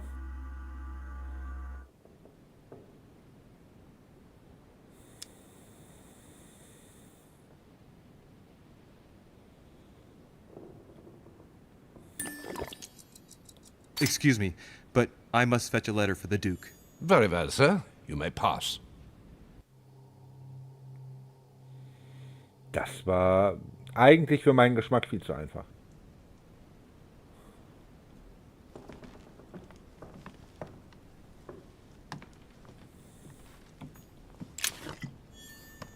Da haben wir den Karmelitengeist auch gleich wieder drin, den wir gerade benutzt haben.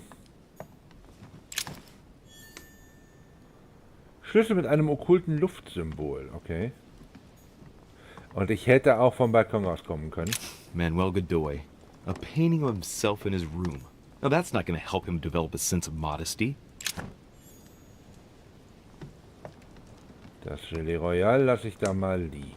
Was haben wir hier? Mary Louise of Parma. How ironic having a painting of the Queen of Spain in one's room, my Lord Duke.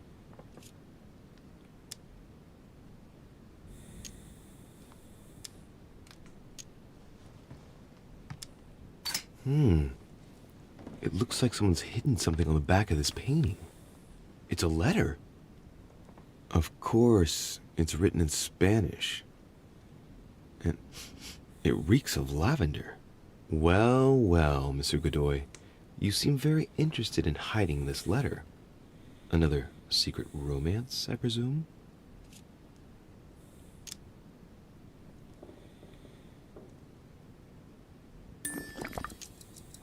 So, let's see what it says. Liebste Pepita, es zerreißt mir schier das Herz, dass ich wieder so weit weg von dir bin, auch wenn es für mein Land ist.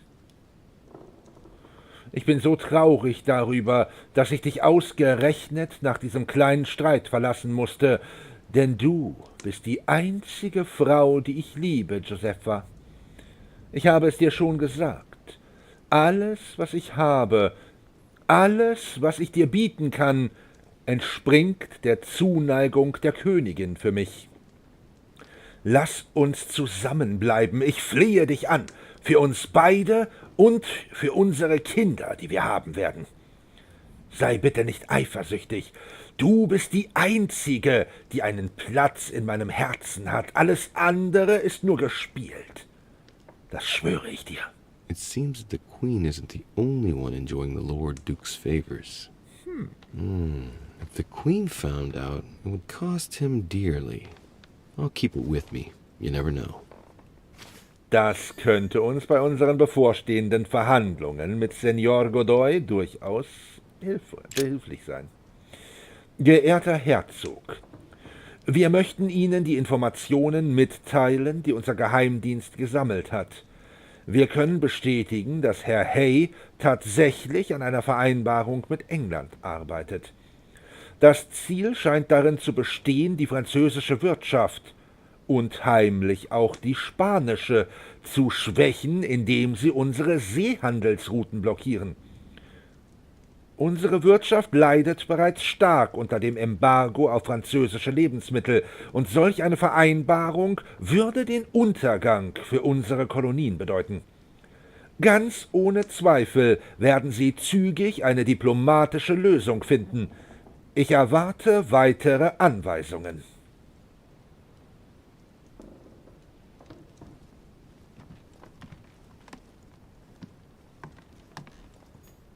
Prometheus, punished for stealing fire from the gods and giving it to man. Don Quixote. Talking without thinking is like shooting without taking aim.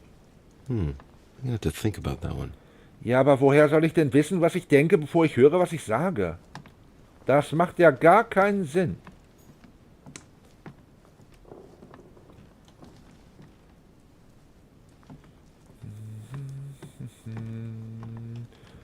Was finden wir denn hier noch für Privatsachen, die ich mir aneignen werde?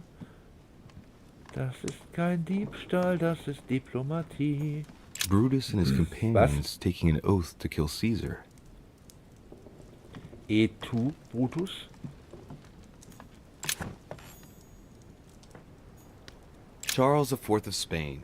Now there's no chance of Godoy forgetting who he owes everything to.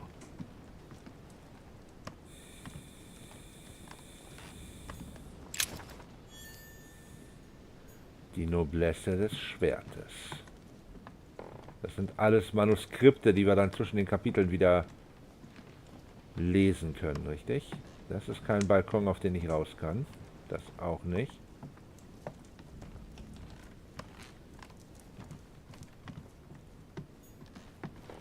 Aber der hier. Und hier hinten waren wir noch nicht. Vielleicht ist der Rajia ja hier draußen. Das war natürlich genau das falsche Ding. Okay, aber wenn das hier so abgeschattet ist, dann ist hier irgendwas, was ich einsammeln kann. Hoffe ich.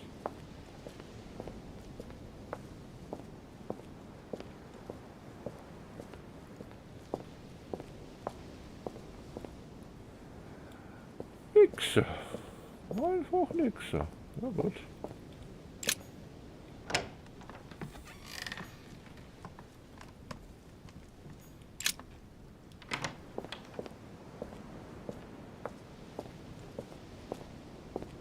Okay, das ist unser eigenes Zimmer hier.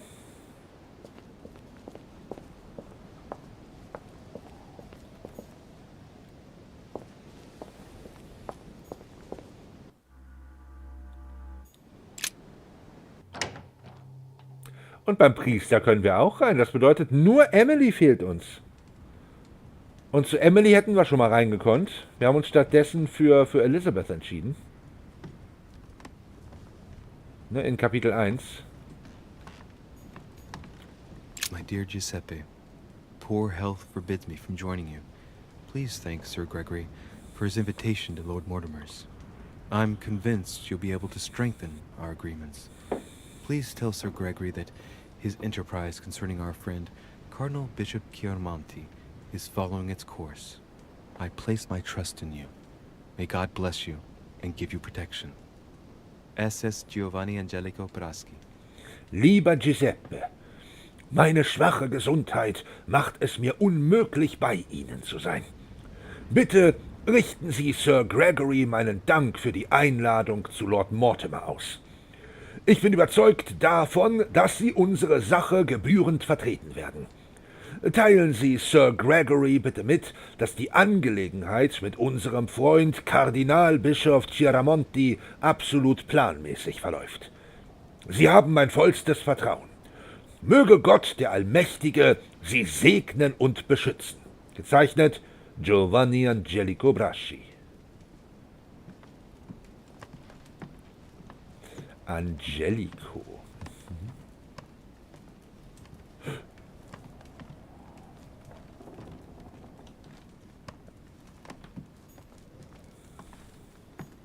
His Holiness Pope Pius VI by Pompeo Petoni. This should help Piaggio feel at home. Sehr viele Ps in diesem Infoblatt da gerade. Kann ich da raus? Ja, und dann können wir uns hinter diesem Paravent gleich nochmal umsehen dann.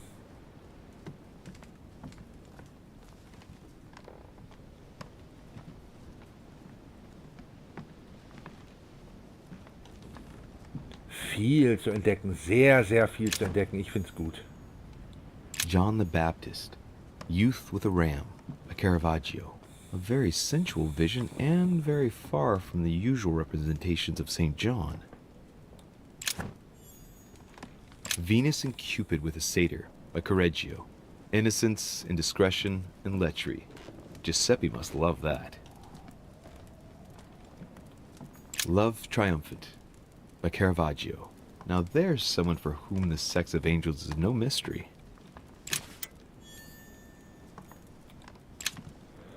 Was ist das hier? Amber Crystals. Wumms, das war wieder ein vollständiges Bernsteinfragment. Wir haben neue Skill Points. The Lying Girl by Boucher. Here's a painting of mischievous eroticism. I wonder what Piaggio must think of this. Das hier war Gelee Royal, ne? So. Sind wir wieder voll. Wir haben jetzt wie viel? 4, 8, 12, 14, ne?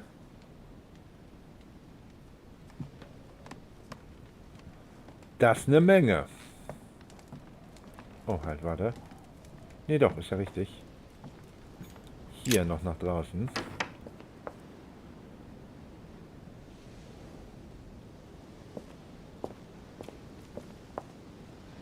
Das blieb uns ja bisher auch verwehrt hier.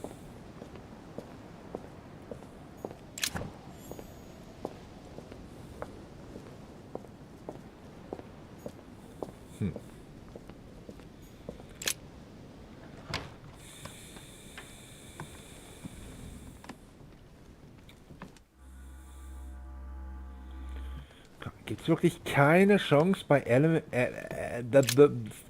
Emily noch ins Zimmer zu kommen?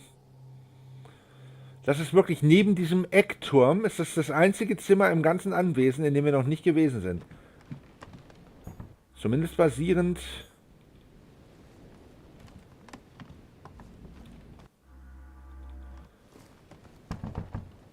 auf den offiziellen Karten. Ich denke, ich komme jetzt aber auch nicht länger drum herum,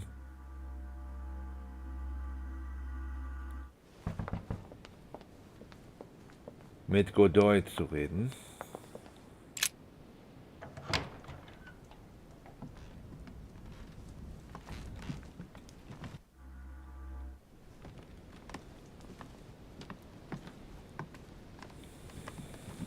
Ich will noch einmal versuchen, ob wir nicht doch von hier draußen Zugang zu Emily kriegen. Dann gehen wir wieder runter und dann gucken wir aber noch mal in den Garten, ob unsere Mutter unten in der Gruft ist.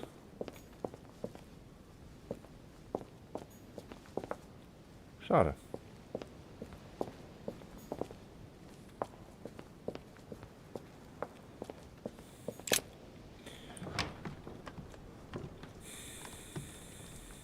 Aber es hat sich auf jeden Fall gelohnt, diese Tour. Also, wir haben so viele Räume, die wir noch betreten durften.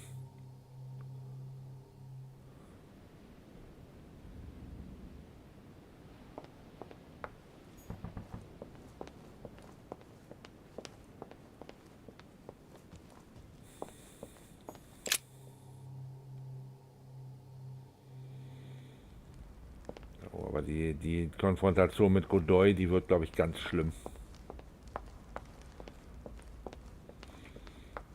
Der Kerl kann uns nicht leiden und das ist eigentlich auch nicht in seinem Interesse, dieser Vereinbarung oder dieser Idee von Lord Mortimer zuzustimmen. Trotzdem müssen wir ihn irgendwie überzeugen.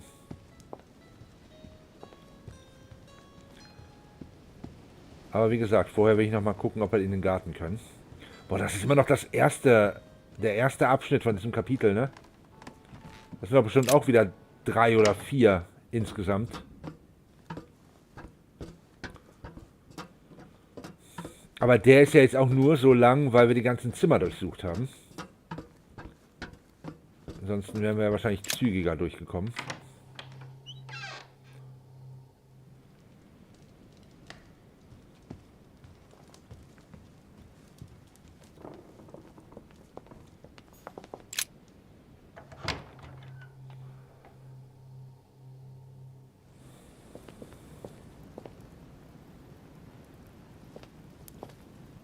Erstmal würde mich natürlich interessieren, jemand hier?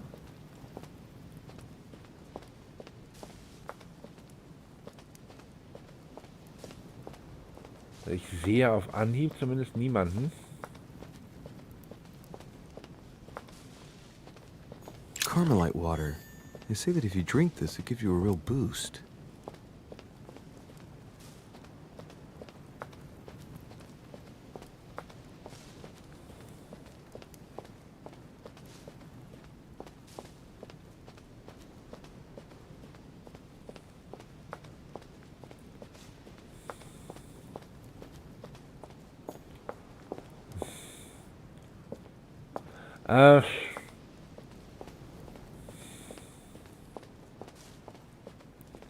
Ärgerlich. Ärgerlich, dass wir da nicht runter dürfen gerade. Dann verschwinden wir wieder. So, und dieses Heckenlabyrinth da, das erinnert mich daran, dass wir, und ich werde nicht müde werden, es immer mal wieder in den Raum zu werfen. Und mit wir meine ich in dem Fall Hazel und mich. Und vielleicht den einen oder anderen von euch, wenn ihr Interesse habt, dass wir am 15. Dezember unseren nächsten Multiplayer-Stream planen.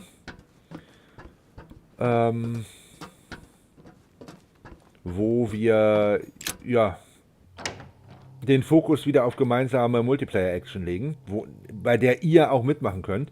Outlast Trials zum Beispiel, wollten wir noch mal reingucken. Dead by Daylight, weil bis dahin ist das neue Kapitel draußen und damit auch Chucky die Mörderpuppe, bin ich sehr gespannt drauf. Vielleicht den nächsten Abschnitt von Labyrinthine eventuell. Oder vielleicht auch abseits von Horror, mal wieder ein bisschen Fall Guys oder Demonologist, Ghost Watcher, Phasmophobia. Es gibt ja ganz viel zur Auswahl. Bigfoot. Ganz viele Multiplayer-Horror-Geschichten, die wir hier auf dem Kanal schon zusammen gespielt haben. Und auch einige, die wir noch nicht gespielt haben. Wir sind da für Vorschläge eurerseits jederzeit offen. Und wir würden uns natürlich auch jederzeit freuen, wenn der ein oder andere von euch vielleicht Bock hat, sich uns da anzuschließen. Von daher, wenn ihr Interesse an einem der Spiele habt, dann meldet euch ruhig bei uns. Und sagt am besten noch dazu, bei welchen Spielen ihr mitspielen wollen würdet.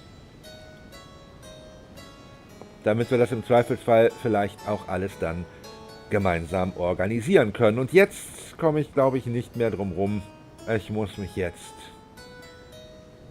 mit Manuel Godoy auseinandersetzen. Also, Duke auf Manuel? geht's. Well, well. Monsieur de Richet, I was not expecting you. I am not in the mood, sir, I warn you. What do you want from me, sir? 2 Fehler möglich.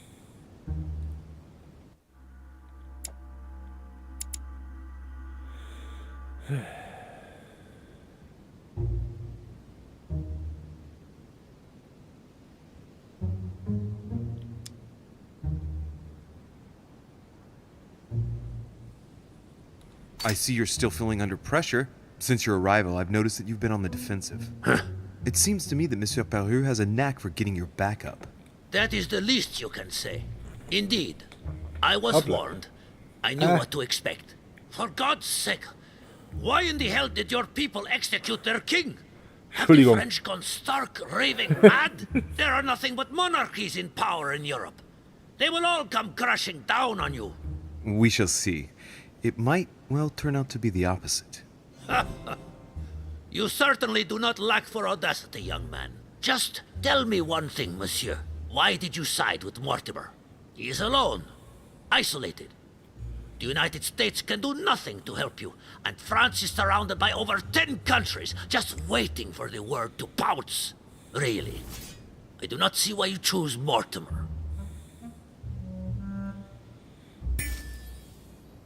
Ah!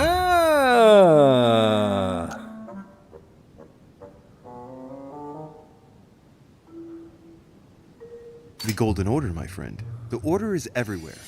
We come from France. We are President of the United States, England, and many other countries. We have ambitions and the means to carry them out. You'll see, once all hell breaks out and your English support starts to fade away. The Order is an international organization.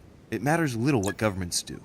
Otherwise, why would Mortimer have gone to the trouble of inviting my mother? If you are right, Sir Gregory has got it all wrong. Tell me, do you really believe Spain has any interest in ceding Louisiana to France? Duke Manuel, for Spain, I don't know. But for you, I'm convinced that Lord Mortimer will thank you generously. You would not be trying to bribe me, would you? Nothing could be further from my mind. It would be an insult to believe that someone such as yourself might have a practical attitude towards its virtue. Even so, it is only natural that you be supported and encouraged if you were to follow Lord Mortimer. Isn't it? 47 Sekunden noch. Services rendered. It would be natural for me to receive compensation for the time spent achieving such an undertaking, yes? Naturally. And, given your status, my Lord Duke, the compensation would have to be considerable. Naturally. Tell me one last thing. What would I gain from all this? Was würde ich von alledem kriegen?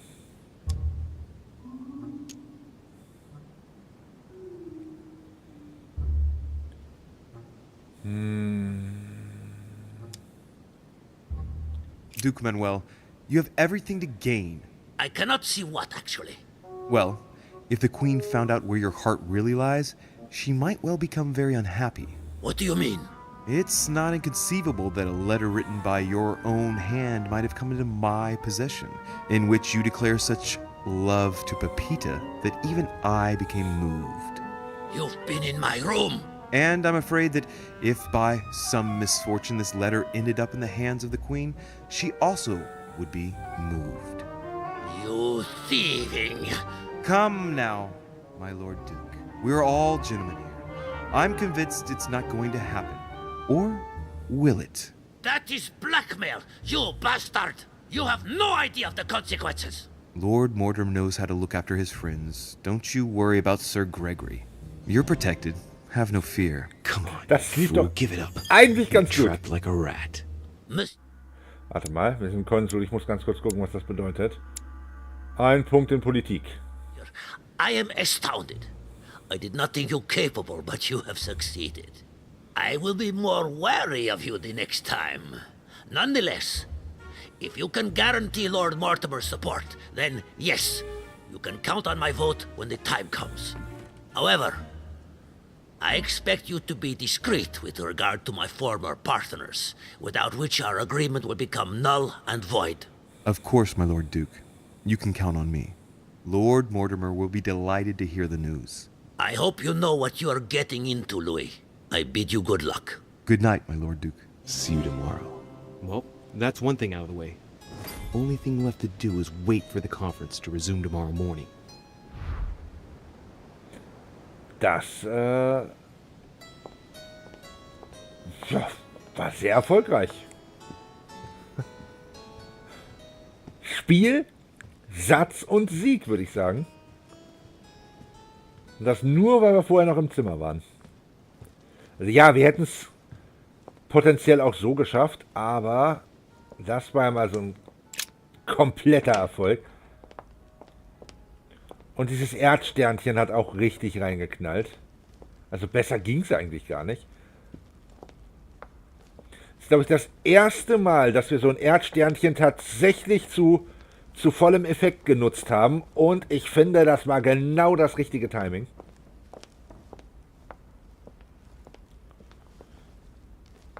Warte mal, hat er noch irgendwas, was er What abgeben can kann? I do for you, sir? I am at your service, day and night, sir.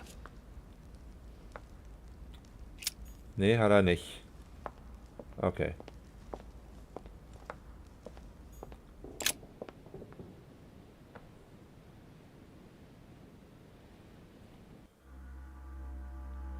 So, unser Zimmer ist rechts runter und dann um die Ecke.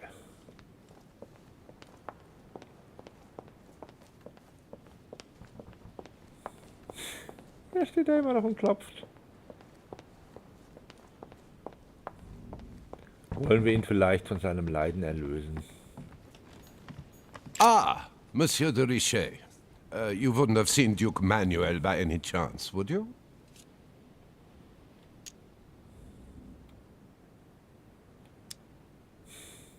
No, I'm sorry. I don't know where he is. Ah, very well. I shall wait for him in that case. Das ist schon gemein, ne?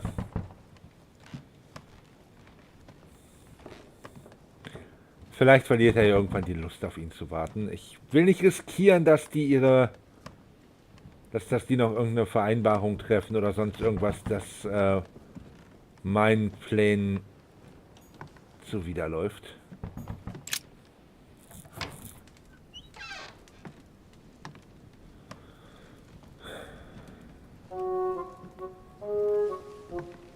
Emily! Good evening, Monsieur le Français. Duchess, you're here. What a charming surprise. I'm beginning to think you can't be without me. You have managed to penetrate my armor, sir. Am I disturbing you, perhaps? That's not what I said. Ah, by the way, you surprised me during the conference. Why's that? Well, you are going to lose. Why stay with Lord Mortimer? I believe he has every chance of winning. My, you are a rash one. However, if ever you want to change sides, please feel free to let me know. But tell me, you didn't come here to try and make me change my mind, did you? That's the last thing on my mind, although you would have everything to gain by it.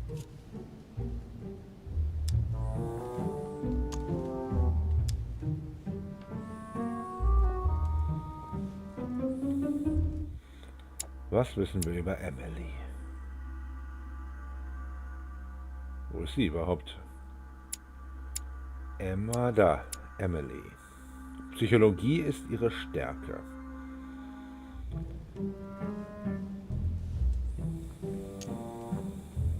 There's no point trying to persuade me. Don't hold it against me. Of course not, silly. Louis, if you trust me, you ought to ask yourself why I have chosen home. You do trust me, don't you?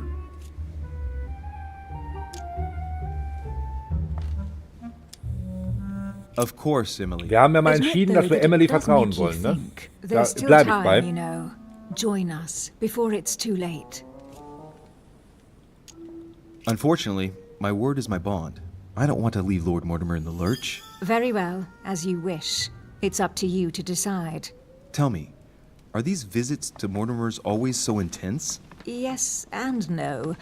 My sister doesn't normally disappear like she has. Any news of your mother?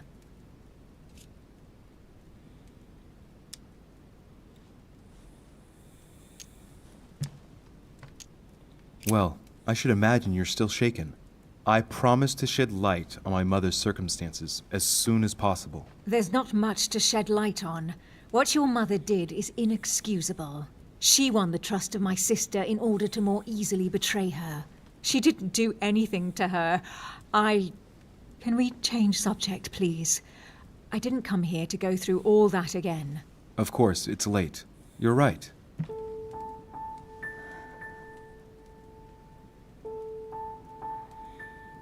Das kommt so ein bisschen aus dem Nichts, oder?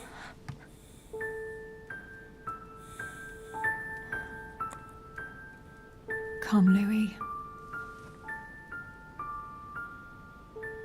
Ich meine, so viel haben die beiden noch gar nicht miteinander interagiert, oder?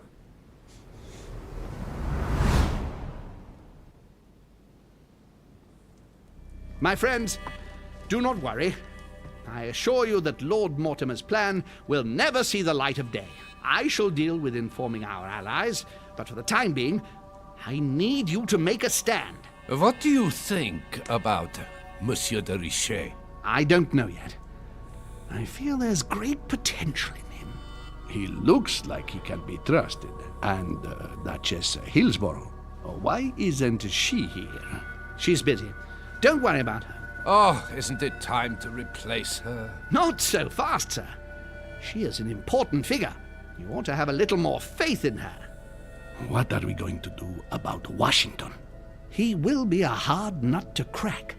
On our chessboard, he is Mortimer's king. Don't worry. Mr. President only wants one thing: to keep his dear America united. He won't jeopardize everything he has achieved on a whim. He has been serving Mortimer for quite some time. It won't be easy to bring him around. Do you feel all right, Mr. Godoy? You haven't said a word. Please excuse me, gentlemen. I feel tired. Oh, I see. I think it is high time you left us then. Now! Was war das denn? War das an uns gerichtet? Hat er unsere Anwesenheit gespürt?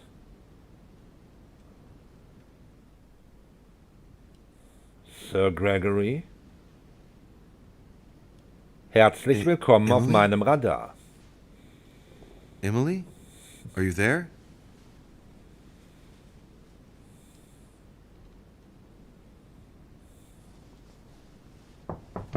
Sir, the conference is about to begin. You are expected in the conference room. Tell them I'm coming. Thank you. Come on, Louis. The game is back on.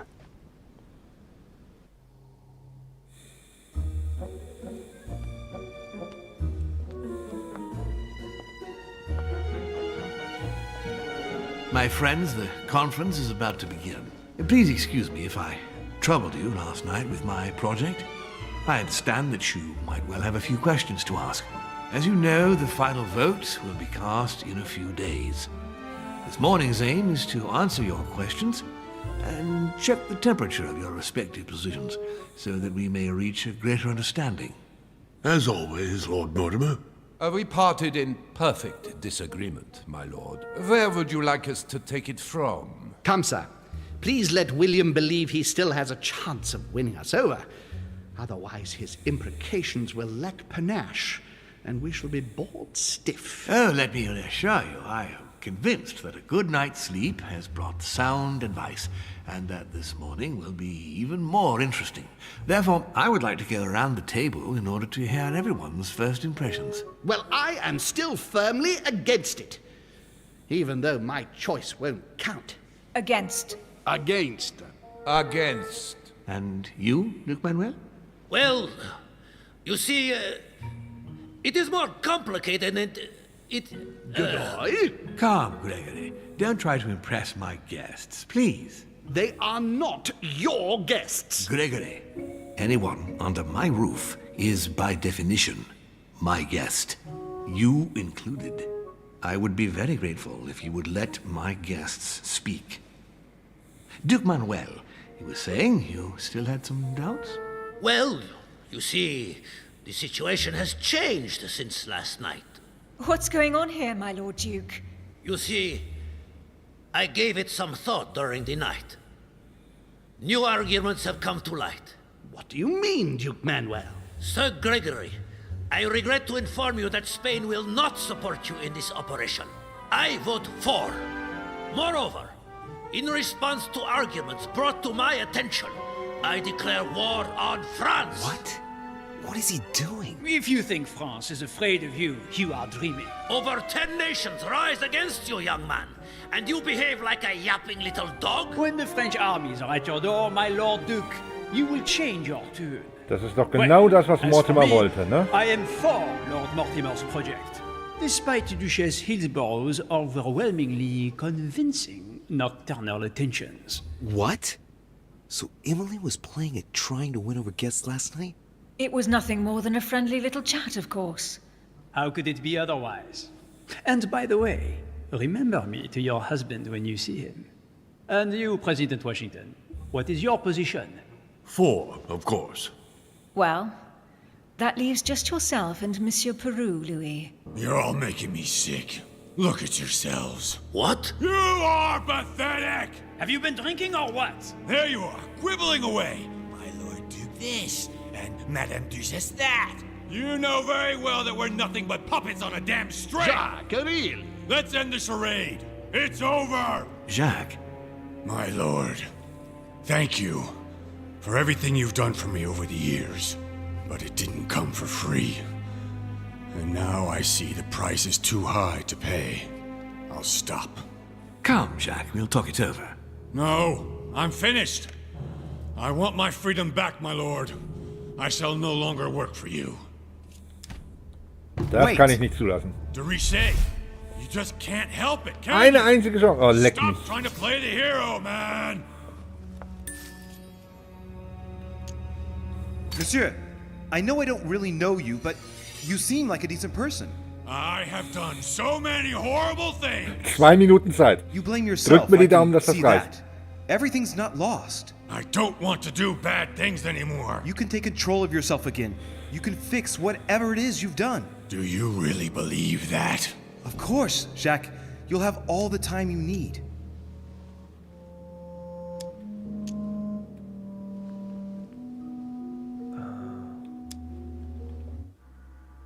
Shit, wenn ich seine Tochter jetzt erwähne.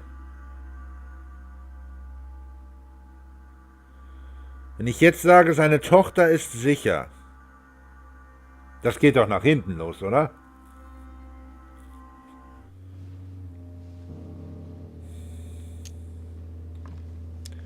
Überzeugen, Logik, aber es ist weder eine Stärke noch eine Schwäche.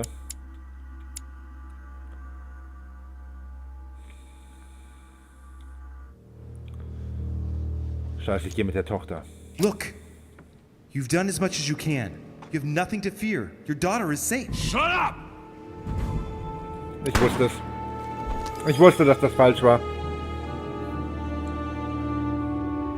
Eigentlich wusste ich's. Und trotzdem war ich dumm und hab's gewählt.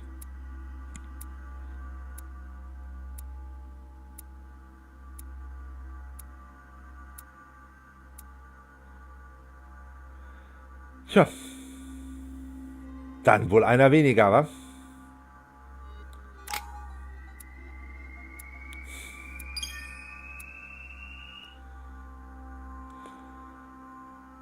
Aber es war der Kerl, der die Adams verprügelt hat. Von daher ist das gar nicht so schlimm. So, jetzt holen wir uns erstmal die 2 Gewandheitspunkte hier. Bams. Dann haben wir nämlich unsere Detektivtalente alle auf der 2. Stufe. Und mit den anderen beiden Punkten machen wir entweder Sprachen oder Okkultismus.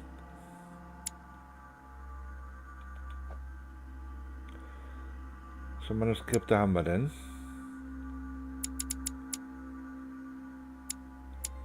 Für Okkultismus hätten wir hier noch was.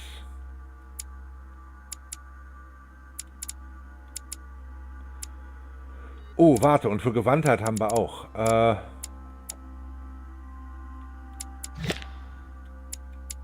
Also da nur einen. Da einen und 2 in Sprachen. Und dann arbeiten wir mit den Manuskripten. Ein Gewandheits- und ein Okkultismus-Manuskript.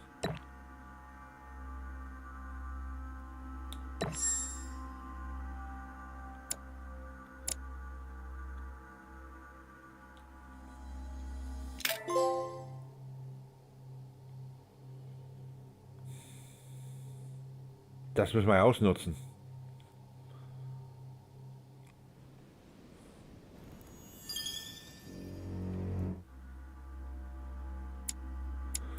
Talent freigeschaltet, Veteran.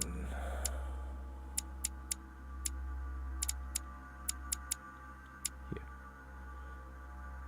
Deine maximale Konzentration ist um 1 Punkt erhöht. Das ist schon mal sehr geil.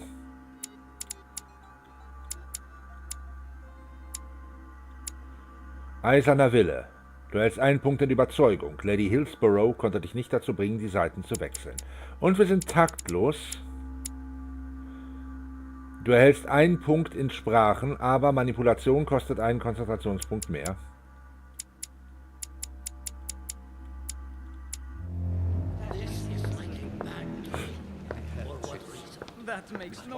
I don't understand.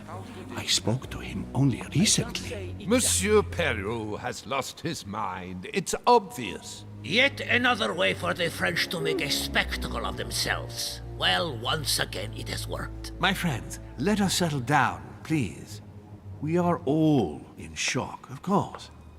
Let us praise Louis's gesture anyway. You did what you could. Yes, it was very noble of you, Louis. It wasn't your fault. There was nothing else you could have done. I think everyone needs a little rest. Eigentlich ist es schon unsere Schuld. Also nicht, dass er sich dazu entschieden hat, sich die Stirn wegzuballern, sondern dass er es dann tatsächlich durchgezogen hat. Das ist unsere Schuld. So, die Noblesse des Schwertes von Francisco Lorenz de Rada 1705. Die versierteste und umfassendste Abhandlung, die je über die Fechtkunst geschrieben wurde. Wumms, Gewandtheit. Theatrum Chemicum, Sammelwerk 1602. Die wichtigste Sammlung von Schriften zur Alchemie der Renaissance. 1 Punkt in Okkultismus. Bam.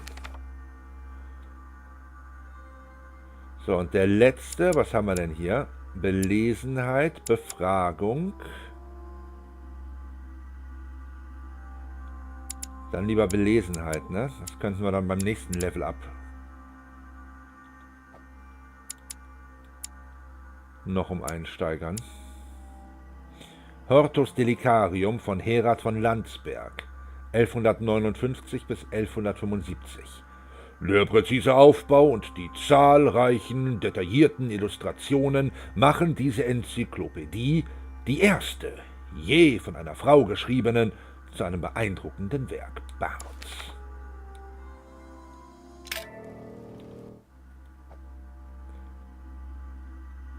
So, hat er das jetzt schon gesteigert? Ja, hat er. Alter, wie viele Sachen wir auf so einem hohen Level schon haben, ne? Ich glaube, wir schlagen uns tatsächlich eigentlich ganz gut.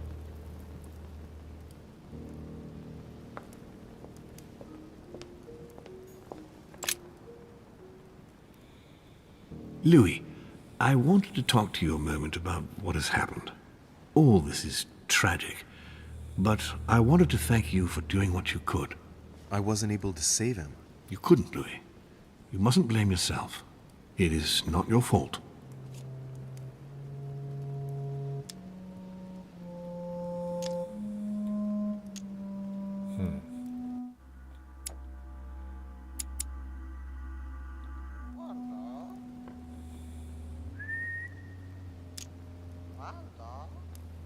I know this has nothing to do with me, my lord, but don't you think you're partly to blame? It won't escape your attention that he incriminated you before he took his own life. I heard what he said. Yeah. Monsieur Peru appeared to blame me for his condition. I certainly encouraged him to succeed, but I wasn't aware he couldn't handle the pressures of the situation. Of course, his duties in Paris were very difficult. The choices he had to make were burdensome. But that was the path he had chosen.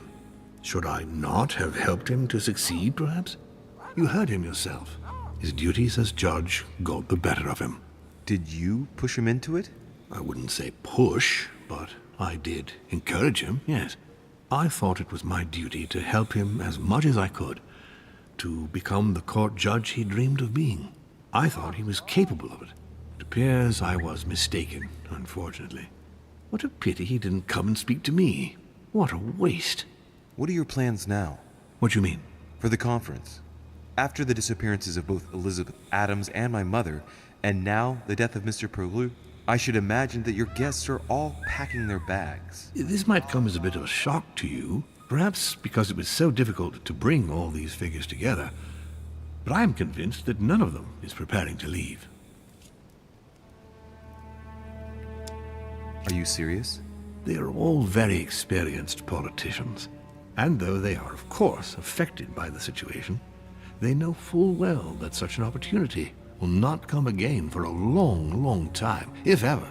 They each represent their nation, and know full well that what is at stake here is far greater than the death of poor Monsieur Peru. You'll see.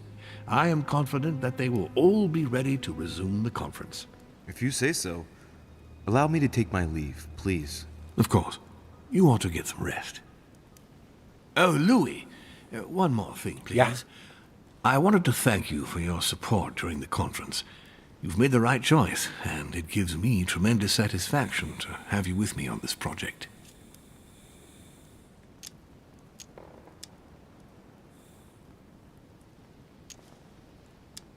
What is at stake is worth it, my lord. Warum ist denn der Now, so unruhig? I won't hide from you the fact that I have no idea Was da by los? what miracle we could ever get a unanimous vote. Trust me, Louis. We still have a few more cards to play. You'll see. Anything can happen in politics. I'll see you later, my lord.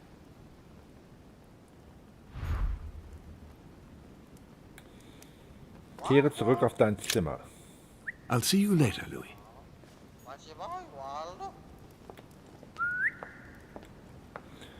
Na gut.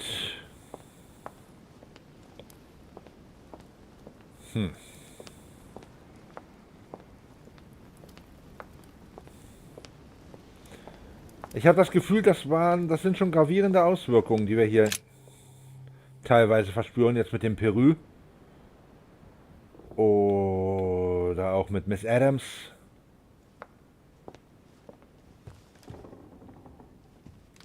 Okay, wir sollen in unser Zimmer zurück, aber mich würde interessieren, was machen denn die anderen so?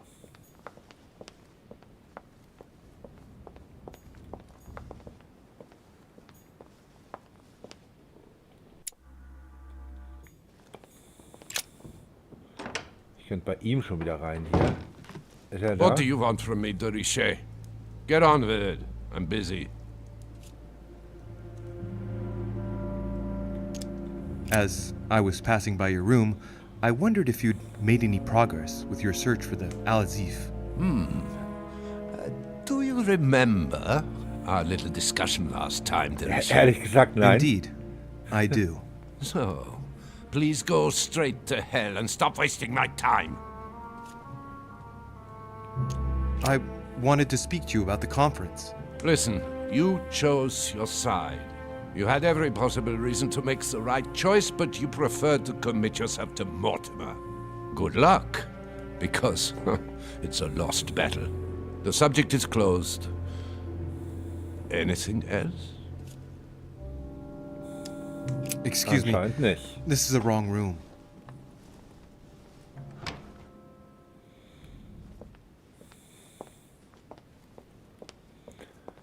Das war intensiv.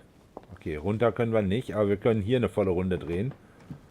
Gucken, ob die anderen zu Hause sind. Und vielleicht dazu bereit, sich mit uns zu unterhalten.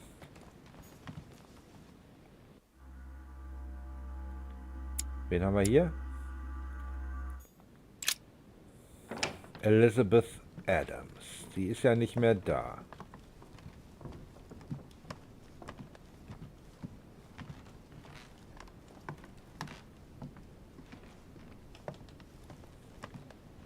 Aber hat sie uns vielleicht eine Nachricht hinterlassen?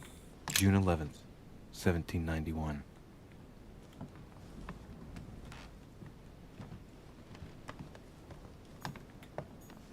August 24th, 1792. 3rd November, 1791.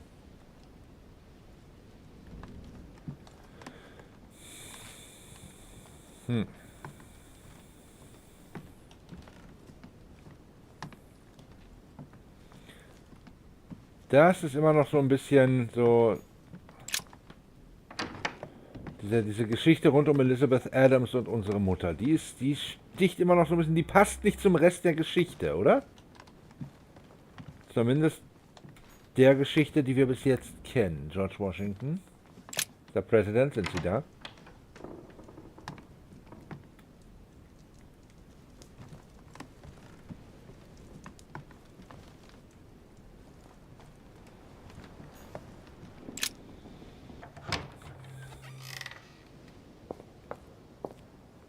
Ich meine, das ist eine Geschichte voller politischer Intrigen. Und dann haben wir da zwischendurch diese Besessenheitsgeschichte, wo wir entscheiden sollen, ob da etwas dran ist oder nicht.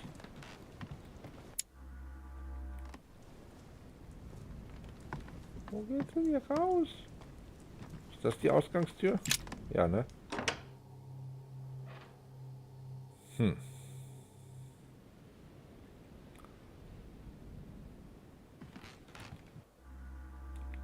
I really don't know what is the right thing to do.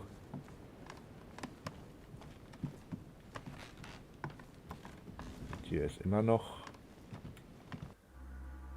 verschlossen. So. Der Priester. Kardinal, wie auch immer. Steht nicht zur Verfügung. An unserer Zimmertür laufe ich mal vorbei. Gucken wir mal, ob Godoy da ist.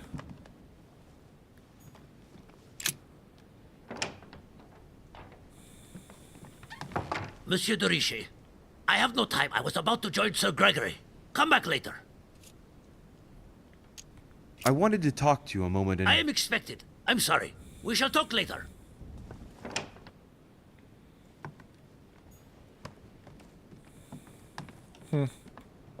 Warte mal, lag da was?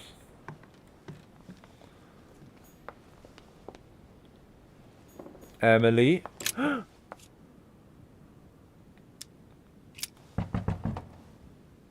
No answer. Nothing. Emily? Emily, are you there?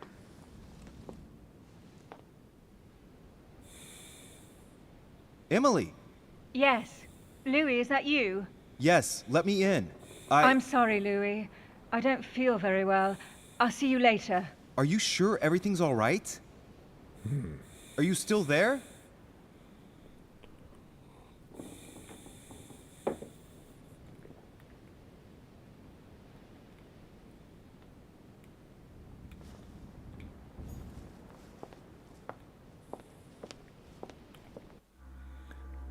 Dann wohl nicht. So, Bonaparte haben wir noch.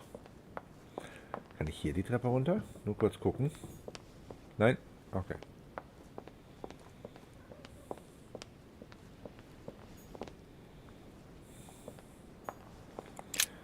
Nebenbei, es hat sich wieder ran geschlichen, le Besuch.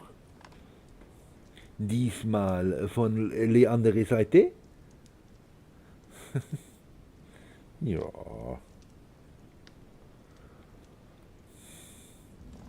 Du weißt, dass ich dich regelmäßig in die Kamera halten muss. Hm? Das ist für die Klicks.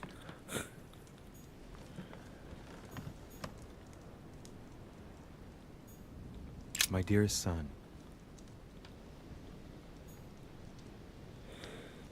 wird sich nichts großartig geändert haben.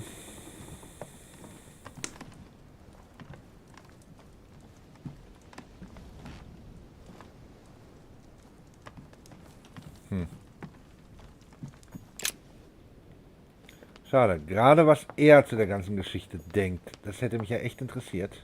I am sorry, sir, but you are unable to access Monsieur Peru's room while we gather his personal effects. Schade. Wen haben wir hier oben noch? Das leere Turmzimmer, in dem eigentlich unsere Mutter wohnt. Jo. I already mentioned it yesterday. Either to you or to someone else. Impossible to tell with you people. Yes, sir. Your yes is not sufficient. Tell the others, for crying out loud. Remember to close my window once you've done my room. This isn't Corsica, you know. I'm freezing. Of course, sir. I'll see to it straight away. Good. Proceed. Yes, sir.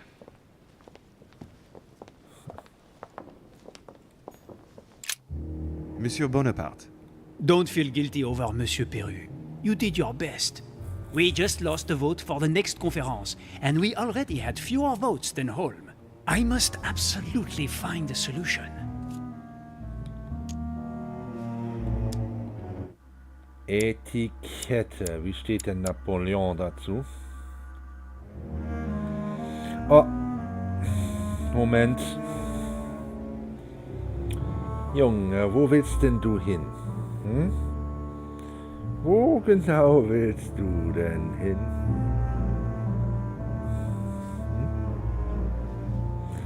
Das macht er ständig. Der kriecht immer auf mir hier hin und her.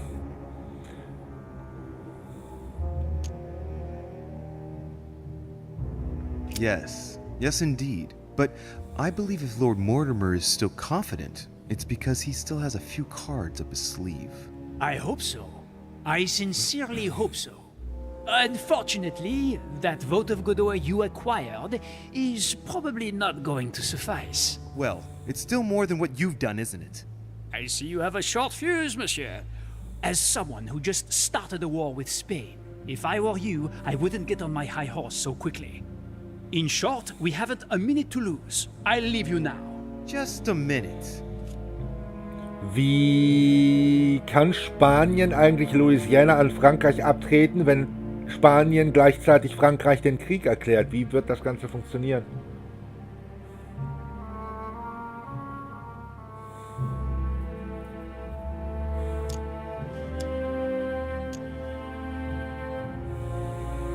What did Duchess Hillsborough propose last night?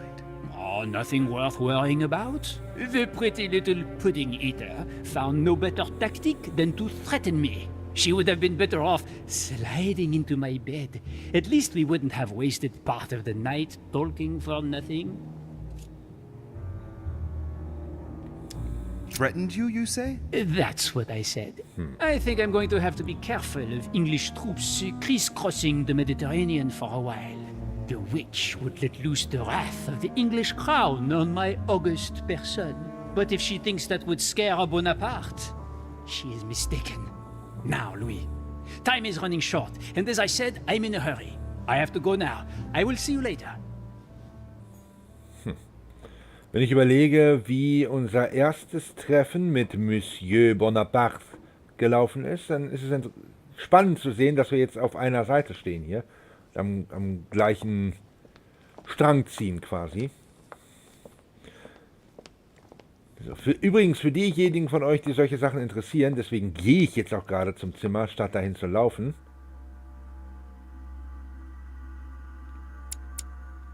Da sind ja gar keine Leute mehr, ne? Warte mal, dann kommen wir auch in die andere Richtung.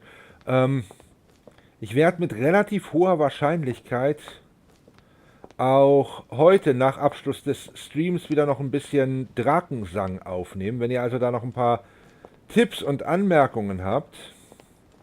Ich habe jetzt die ersten 3 richtigen Folgen habe ich fertig. Also die Heldengenerierung plus 3 Folgen im eigentlichen Spiel. Ja, im Prinzip noch gar nichts gemacht. Ich habe noch nicht mal den ersten Kampf gehabt. So viel kann ich mir schon mal verraten. Ich bin noch dabei, das Startgebiet zu plündern und zu untersuchen und mit den ganzen Leuten zu reden. Ich glaube, das wird eine relativ lange ausgedehnte Kiste, aber finde ich nicht schlimm. Ich mag ja sowas. Ich mache sowas gerne. Ich habe auch beim Morrowind habe ich gerne mit den Leuten geredet.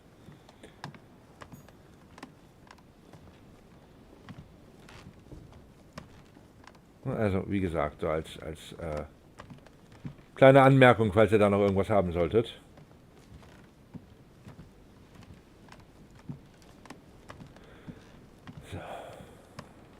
So langsam wäre es an der Zeit, dass wir wieder Kontakt mit Mutter aufnehmen, oder? Was sagst du, Harvey? Harvey gefällt das. Next time, I'll listen to my mother. Not a day has gone by without something happening to me. What now?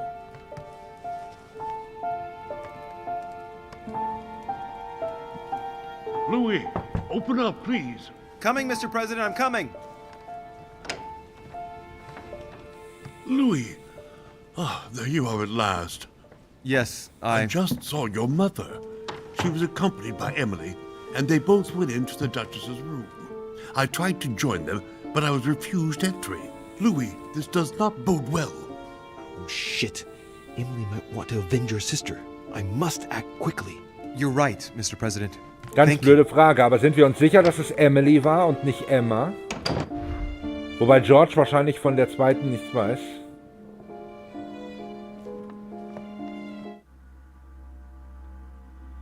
So, das ist gegenüber von der... Nee, warte mal. Emily... Achso, hier vorne um die Ecke direkt. Da sollten wir uns jetzt vielleicht ein bisschen beeilen, wa?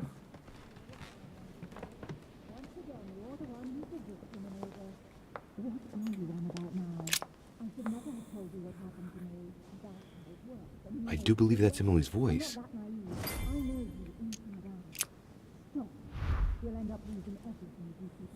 I can't understand what she's saying.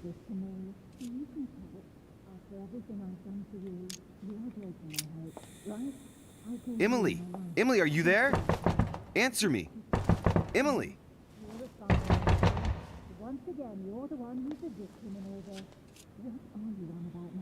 Die Texte, die da gerade abgespielt werden, laufen auf jeden Fall in der Endlosschleife.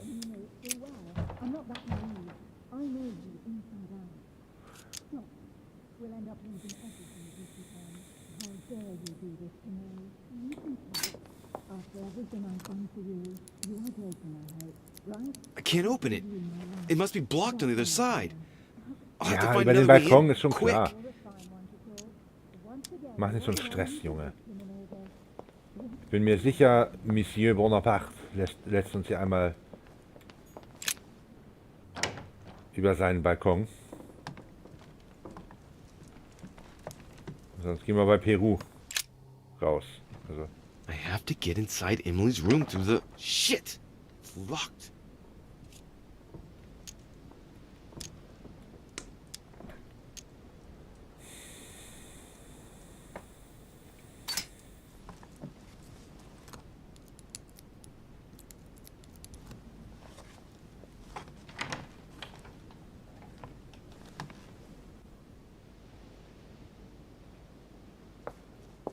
Jemand hier draußen? Nein? Okay. Vorsichtig.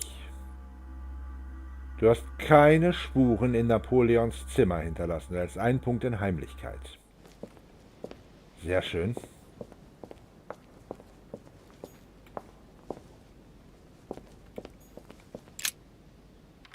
Und jetzt hinein in die gute Stube. Ich bin gespannt. It's as if there are several people inside. Once again, you're the one who's the victim in all this. What are you on about now? I should never have told you what happened to me. That's how it works, and you know it full well. I'm not that naive. Emily und Emma sind hier drin. We'll end up losing everything if you keep on. A letter from William Pitt the Elder addressed to Emily. He was the English Prime Minister. This letter dates from 15 years ago now. Madam, I shall never thank you enough for all your care and attention. I shall be indebted to you until my last breath. If you have any request of me, you only need ask. With regards to my son William, I shall never thank you enough for looking after him. You know the latter's preferences, and you will understand he needs you desperately. For that, and as agreed with Queen Charlotte, our friend Duke Hillsborough will carry out his task and meet with you within 6 months. From then on, you'll be free from want. Yours sincerely, William Pitt, Count of Chatham. Madam, ich werde Ihnen nie genug für Ihre Fürsorge und Aufmerksamkeit danken können. Ich werde bis zu meinem letzten Atemzug in Ihrer Schuld stehen. Sollten Sie etwas brauchen, lassen Sie es mich wissen. Was meinen Sohn William angeht, werde ich Ihnen nie genug dafür danken können, dass Sie sich um ihn kümmern. Sie kennen seine Vorlieben und wissen, dass er sie dringend braucht. Daher, und wie mit Königin Charlotte vereinbart, wird unser Freund Herzog Hillsborough seinen Auftrag ausführen und Sie innerhalb von 6 Monaten treffen. Anschließend werden Sie frei von Not sein. Hochachtungsvoll, William Pitt, Count of Chatham. A devil's thorn, to be used to uncover the best disguised traits.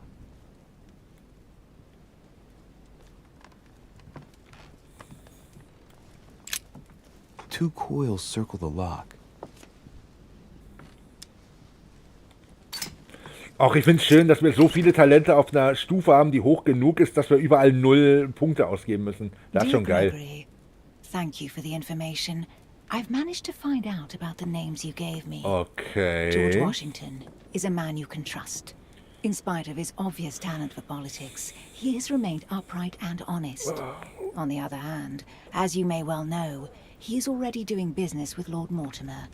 It will be more difficult to approach him. Napoleon Bonaparte was unknown to me until today. He's a passionate young French soldier for whom Mortimer predicts a promising future.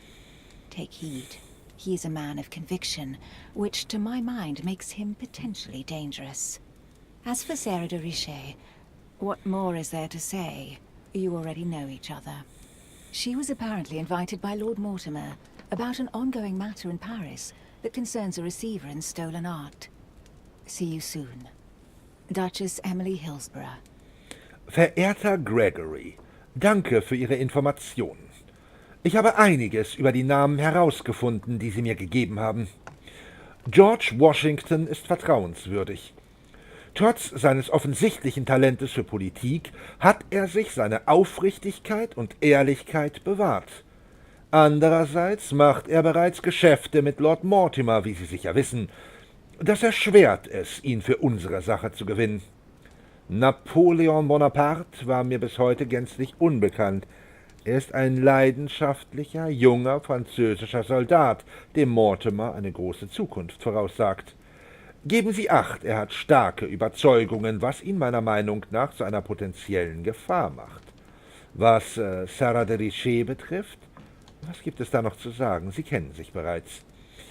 Sie wurde offenbar von Lord Mortimer eingeladen, um eine Angelegenheit in Paris zu besprechen, bei der es um einen Abnehmer gestohlener Kunstgegenstände geht. Bis bald, Herzogin Emily Hillsborough. Wenn ich so auf die Uhr gucke, fange ich ja so ein bisschen an zu bezweifeln, ob wir heute wirklich bis Mitternacht fertig werden. Aber ihr kennt das ja, wir machen immer pünktlich um Mitternacht machen wir Schluss hier. I've retrieved everything. Queen Charlotte. All the royal family of England is there from what I can tell. A letter from William Pitt the Younger, addressed to Emily. He's the present Prime Minister of the United Kingdom. Emily has indeed some powerful backers. Madam, thank you for consoling the Queen. Warum muss das denn nicht vorgelesen werden? But I wager her Da fühle ich mich dann immer schlecht, wenn ich drüber rede, also halt nicht die Next time you Klappe. speak with Her Majesty the Queen, would you please Spiele mit be dem so Kater. kind as to ask her to look into my Mit dem hier. petition to raise taxes with the King? I will personally see to it that our nation will recover from this impasse. But King George's mental situation is slowing down our decision-taking. Thank you in advance for all your help. Na du? William Pitt, Prime Minister of the United Kingdom of Great Britain. Entschuldigung. Ich lasse mich manchmal ein bisschen ablenken. Die Katze hat sich heute nicht blicken lassen hier. Ist immer der gleiche, der hier angescheißert kommt. Madam, danke, dass Sie der Königin Trost spenden. Der Zustand des Königs verschlimmert sich, aber ich wette, dass er sich von seinem Anfall erholt. Wenn Sie das nächste Mal mit Ihrer Majestät der Königin sprechen, würden Sie sie dann freundlicherweise bitten, sich um meine Petition an den König bezüglich der Steuererhöhungen zu kümmern? Ich werde persönlich dafür sorgen, dass sich unsere Nation von dieser Pattsituation erholt. Aber der psychische Zustand König Georges behindert unsere Beschlussfassung. Vielen Dank im Voraus für all Ihre Hilfe. William Pitt, Premierminister des Vereinigten Königreichs Großbritannien. Da ist eine Münze versteckt.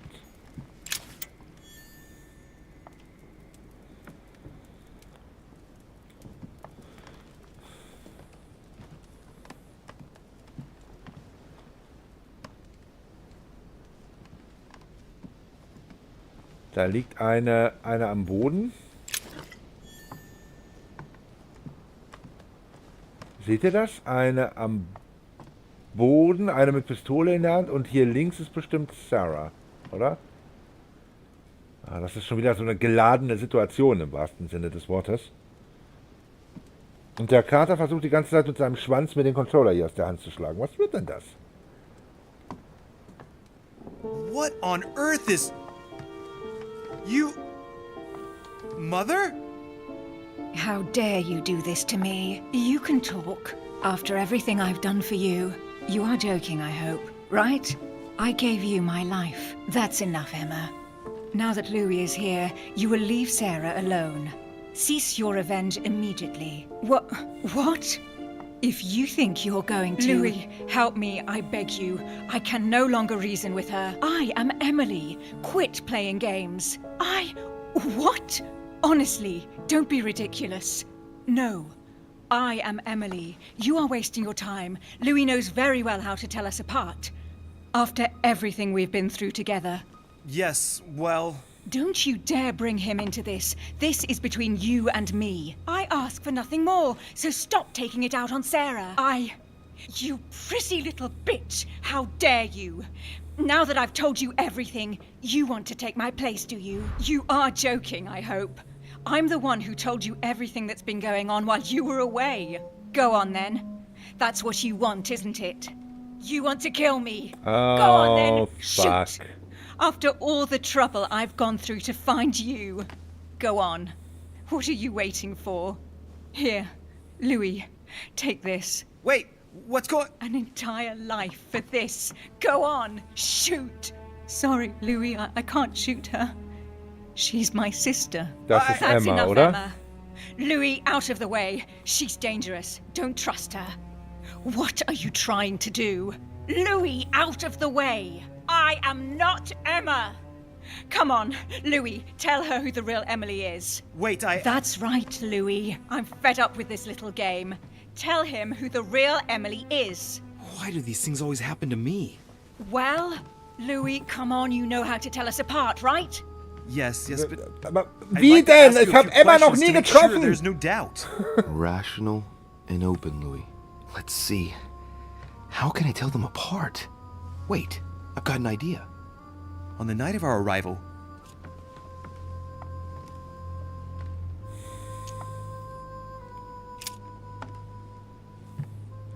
Abend unserer Ankunft.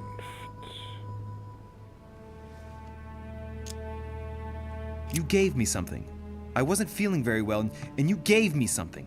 What was it? My handkerchief. And you even kept it. It was stained with your blood. Louis, I already told her. This is all a waste of time. I'm the one who told you. Right. Let's find something else. Ah, yes. Let's speak about my arrival at the manor.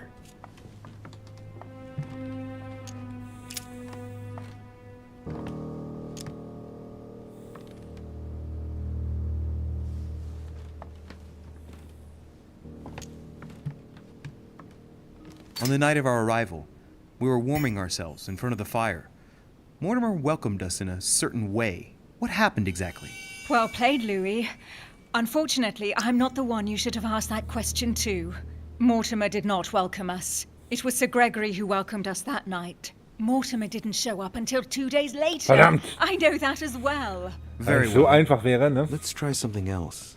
On the first night, we went up to bed, but I wasn't tired. I went for a little stroll.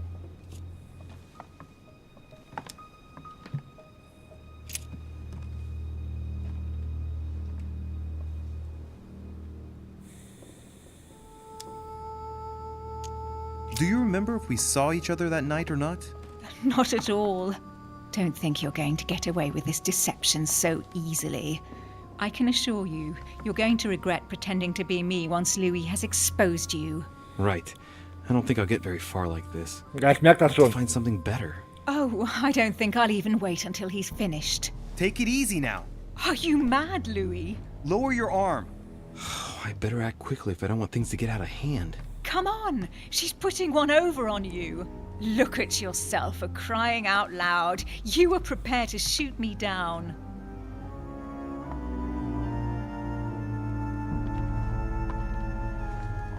In the secret room behind the study. Talk to them about what you've been doing. Maybe they haven't spoken about it between each other yet. On the night of the disappearance of Elizabeth Adams. What about it? What do you want to know about that night?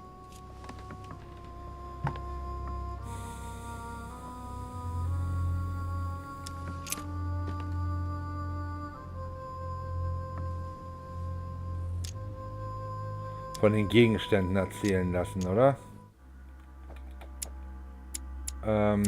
Hat Immunität Befragung?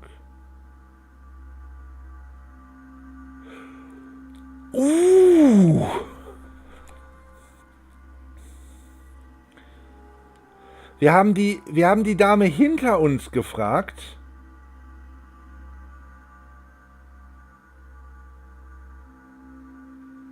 Und Emma hat einen Eintrag. Also ist hinter uns ist Emma, richtig?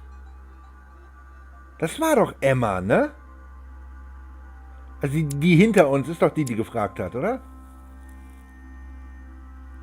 Weil ich habe eigentlich immer im Wechsel. Wir haben die letzte Frage ging es an die vor uns. Das heißt, Emma steht hinter uns. We found ourselves in Mortimer's secret gallery. What did we find in that room? A load of old junk that Mortimer had collected. A so-called Pandora's box in the form of an urn. An old sheepskin that he must take for the golden fleece. The Bible of Judas. Property deeds as old as the hills. And a broken old sword. You are wasting your time, Louis. She already knows all that. Of course I do. I was there. That's enough! I've had enough of this charade. Louis, there's only one way to tell us apart. There's just one thing I didn't tell her about in detail.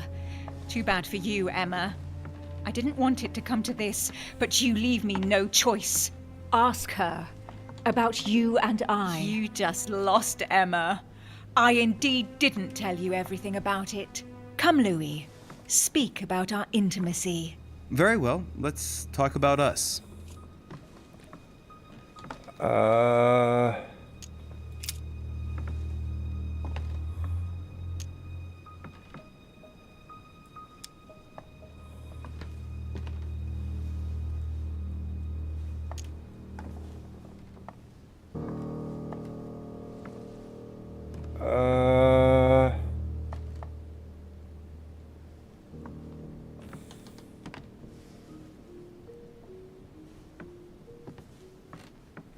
Describe last night, please. Louis, it's embarrassing. You know full well what I did last night. I want to hear you say it. We spent it together, of course. What? I came to your room after the conference, and excuse me if I don't go into the details, but I was mightily impressed. What did you do? Look how you are reacting, Emma. It's not surprising I didn't tell you about my night with Louis. You slut! That's enough, both of you. Now I know who the real Emily is.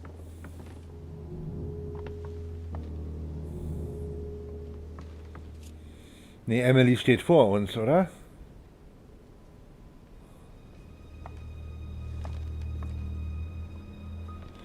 Ich hätte jetzt gesagt, Emily steht vor uns. Und Emma ist die, die mit uns geschlafen hat. Oder? Leute, was sagt ihr? Ich brauche Hilfe.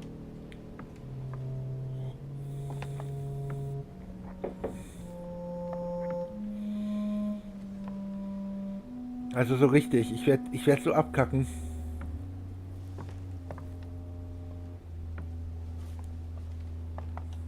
Die hinter uns steht, ist die mit uns geschlafen hat. Aber das war nicht Emily, oder? Emily hätte das nicht gemacht.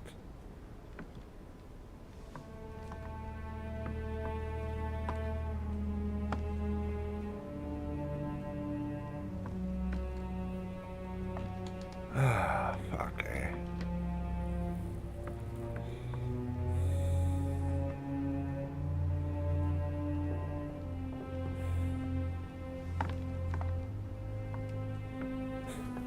Diese Animation zu beobachten ist tatsächlich auch relativ amüsant.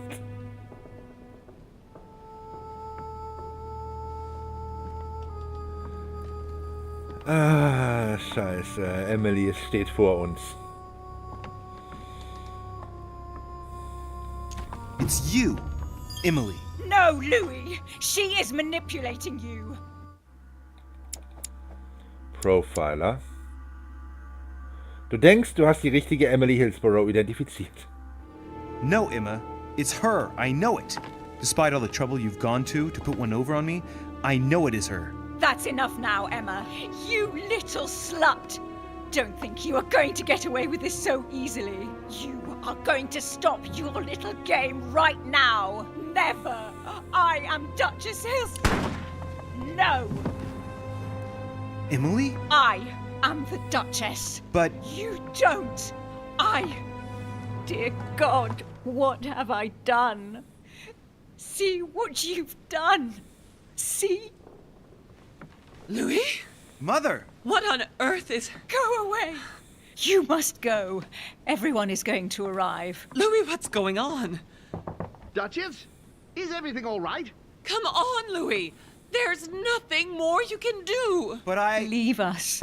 Emily, what's going on? Mother, go to the crypt. I'll meet you there. I'll be waiting for you. Emily. Madam, I am coming in. It was bound to end like this, Louis. Let me stay with her. Please. Go. I'll cover you. Ich bin sehr unsicher, ob ich die richtige Wahl getroffen habe.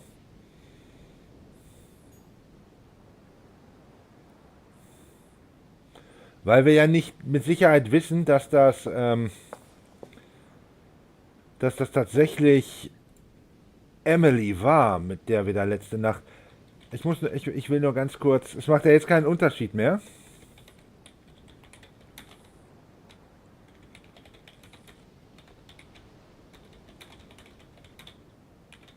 Ich will nur wissen, ob ich... Einfach nur... Ich sag's euch auch nicht.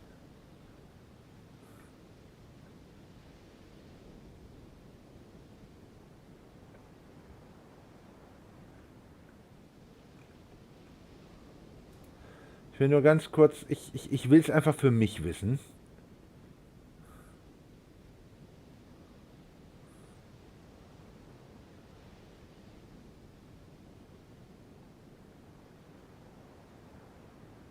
Aber ich verrate es euch nicht. Ich spoilere das für euch nicht. Ich brauchte das hätte mir die ganze Zeit keine Ruhe mehr gelassen.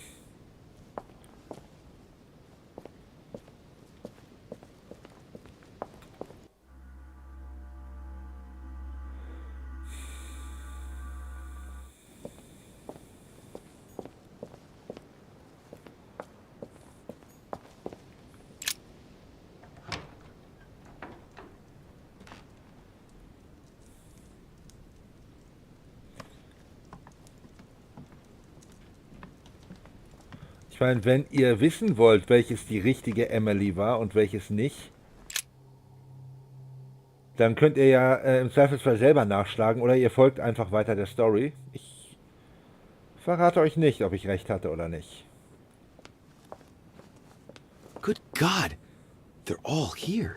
They must have heard the gunshot. Where is Lord Mortimer? Can anyone hear anything through the door?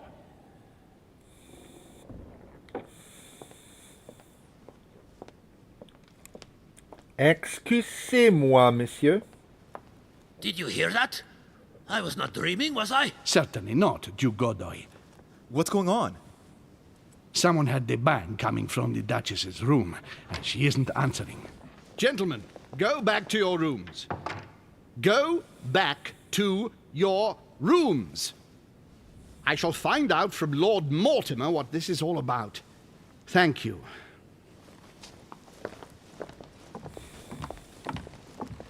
Aber wie kann Emma überhaupt wieder aufgetaucht sein? Ich dachte, Sarah hätte sie erschossen. My instructions are clear, sir. No one is to enter. Okay, trifft deine Mutter in der Krypte. Jetzt ist natürlich die Frage, gucken wir noch mal, ob wir die anderen Leute treffen können. Go back to your rooms, hat er ja gesagt.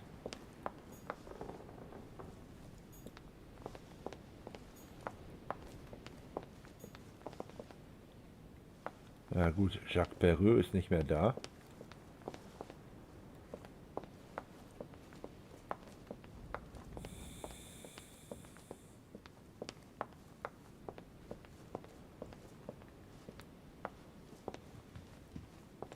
Kann ich hoch zu Lord Mortimer?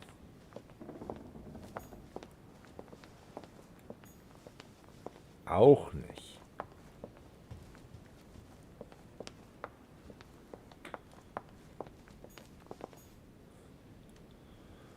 Von Wöllner ist nicht. Ach. Da sind alle nicht da, glaube ich nicht. Ich gehe das Risiko jetzt ein. Einfach zu gehen.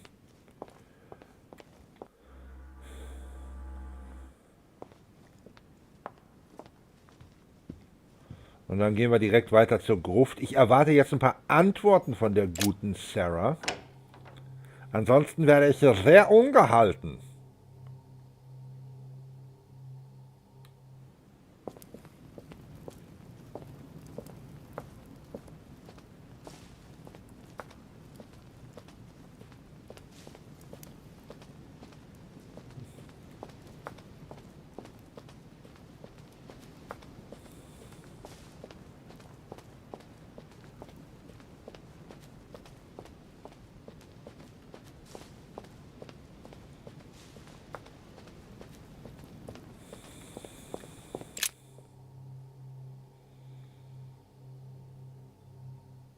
Aber was ich gut finde, ist, dass das Spiel das tatsächlich offen lässt, ob wir die richtige Entscheidung getroffen haben oder nicht.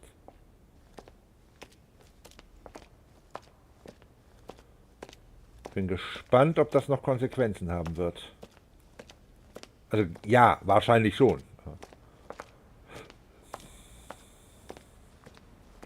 Louis! At last, there you are.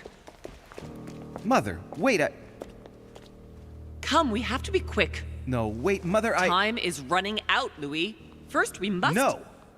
That's enough. I won't go a step further unless you explain to me what is going on here. Ja, ich bitte I'm darum. begging you. Talk to me. You must trust me, my son. You are not ready yet. You're the one who should trust me. Tell me what's happening. You would never believe me. I came all the way here for you. Now I've found you. I'm ready, Mother. If only. Louis, I have always taught you to keep your mind open and logical. I know you are going to find it hard to believe, but what I am going to reveal to you is entirely true. Many years ago, I found out that demons really do live among us. I beg your pardon? And that they can influence our thoughts. Dämonen, ja? Mother, listen to yourself. I know you're exhausted, but for crying out loud, listen to what you're saying. Moment, ist ein Dämon auf dieser Insel What anwesend? next? An ancient monster with a head like an octopus? What do your demons look like? Have they got horns and a pointed tail? Lovecraft-Referenz, sehr No, schön. these are not creatures with billy goat's legs. Forget your Christian folklore. Imagine them more as parasitic spirits. They possess their hosts and direct them from inside. Parasitic spirits? Yes, they are capable of going from one body to another as they see fit. And 2 of them are present on this island. Zwei. Right. So let me guess.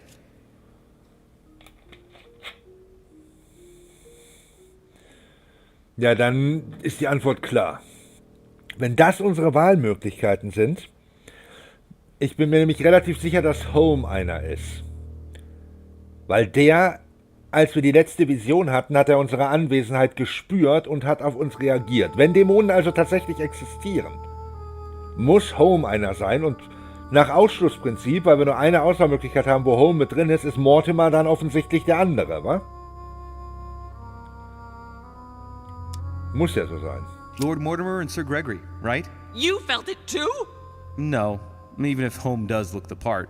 But I don't know who else could do it, given that we're on their territory. Many years ago, well before you were born, I crossed paths with one of them. Since then, I've spent my life trying to find it again. When we recovered the Alizif, I was persuaded that von Burchard was working for this demon in one way or another. But I thought he would hand the book to a middleman during this conference. That's where I made an error that could well turn out to be fatal.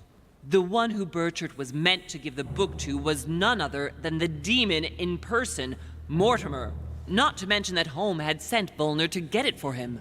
Home and Mortimer are demons? They both seem to disagree about many things, but I'll admit I never knew exactly why. There are many of them, Louis, not just those two. Mother, have you any proof to support any of this? Of course, but you do too. You had everything laid out in front of you. Didn't you notice anything?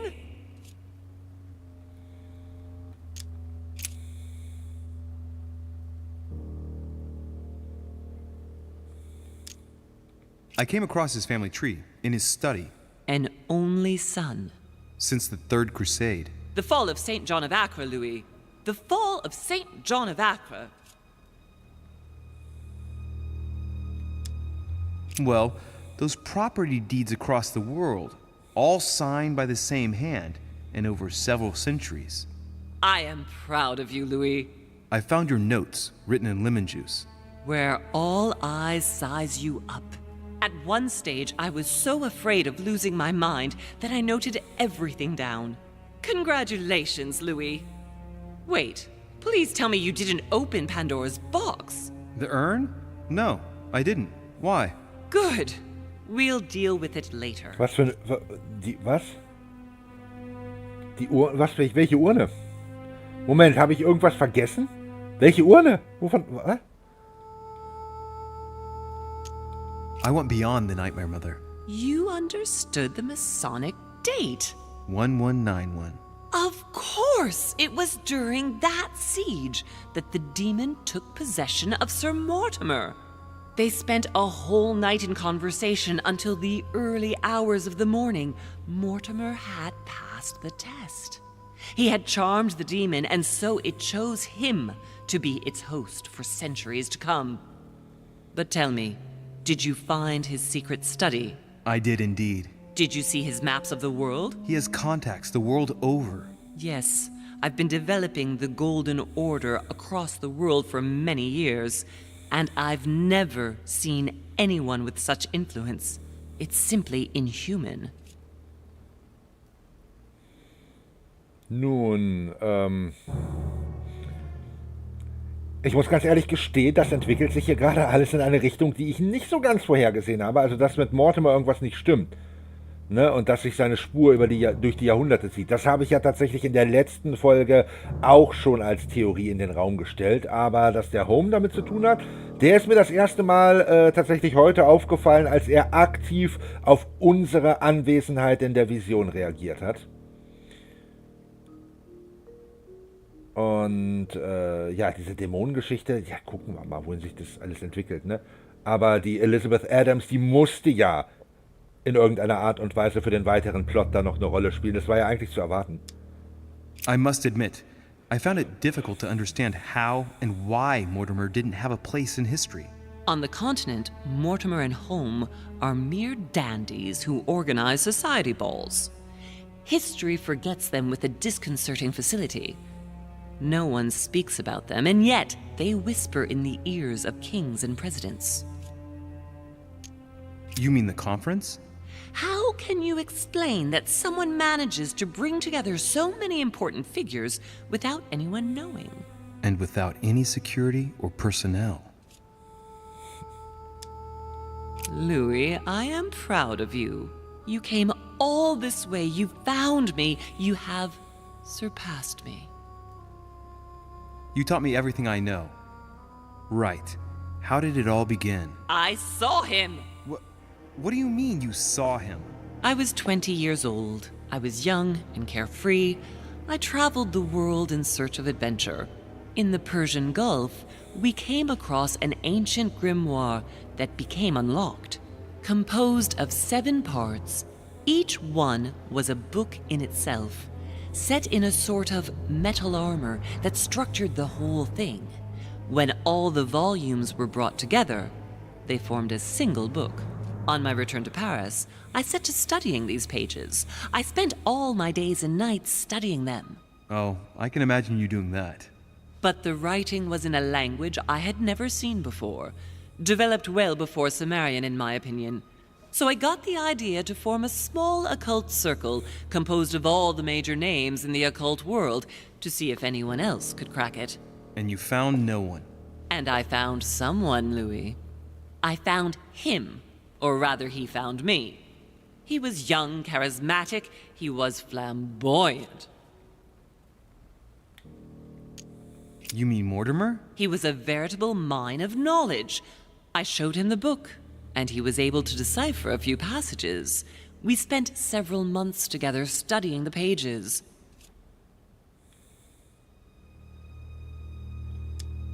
He was already old in those days, wasn't he? So you recognized him when you arrived on the island, right? No, he wasn't in that body. But I know it was him. I swear it was him. The way he spoke, his posture, a few of his intonations, his mannerisms. Wait a minute. You were talking about 60 years ago. I've lost the thread. Yes, sorry. He helped me understand certain passages until I realized that he only translated a few parts for me. But I had aroused his interest. It was too late. How so? I mean to say he manipulated me. He used me, and in the end, he stole the book with all its secrets. Did he ever go to your place? Not once. At least I don't think so. But before disappearing, he proposed a pact between us. He proposed that I follow him and let him teach me, allow him to bring me up.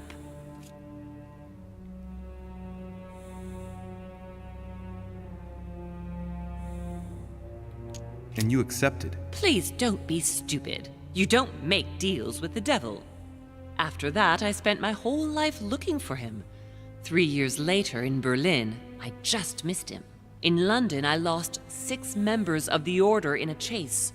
In 1741, in Tunisia, I found a sect of fanatics who had crossed paths with him once.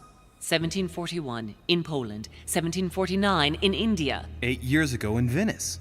We agreed never to speak about what happened in Venice, Louis. Moment, -1? Was? You agreed, and that was before you spoke to me about demons. Wait, the baby we delivered, you and me, that night in Venice, did he have anything to do with Lord Mortimer? The child was his son. We stole his son? Are you insane? I always thought we took him to save him. That was the case. It was precisely to save him from his father. Need I remind you the mother died during childbirth? What became of the child? Later. For the moment, that is not the key issue here. Once we found the Al-Azif in Paris, I followed von Borchart's trail here. I didn't think it would lead me straight to the demon. It was careless of me. He toyed with me for a few days, until I caught on, until I saw him as he was. But he had no intention of letting me leave. We are all his pawns, Louis, and if we don't want to spend the rest of our lives turning round in circles here, we must absolutely get off this island. All right, can we move on? Wait a minute, one last thing.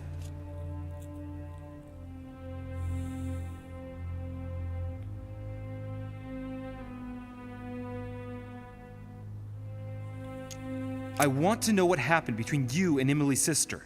Great responsibility often brings difficult choices, Louis. That's all you need to know.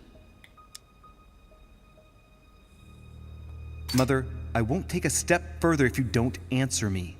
You dare blackmail me? I'm listening. All right, I used her. So there you are. Happy now? We had the Al-Azif, and I didn't think we would be able to escape with it.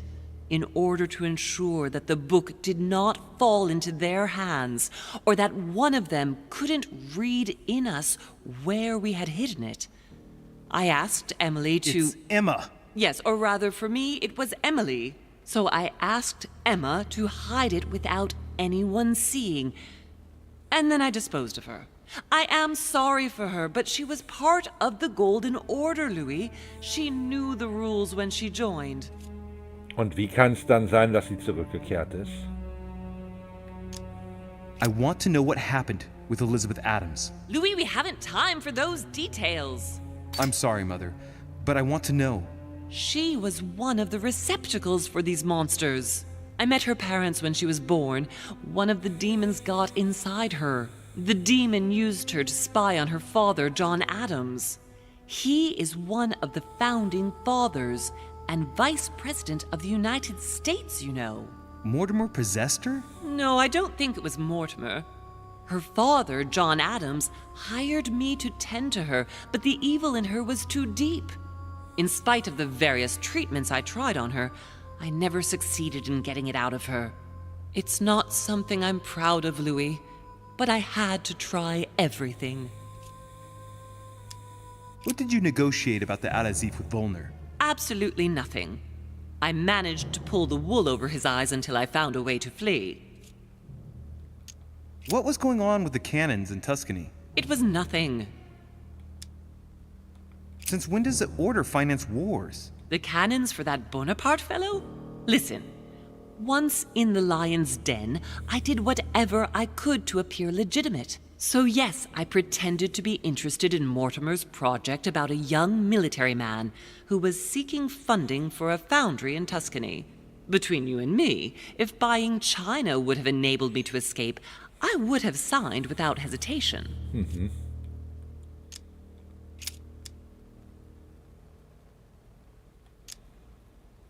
You know, I found your package under a wharf plank. Thanks for not touching it.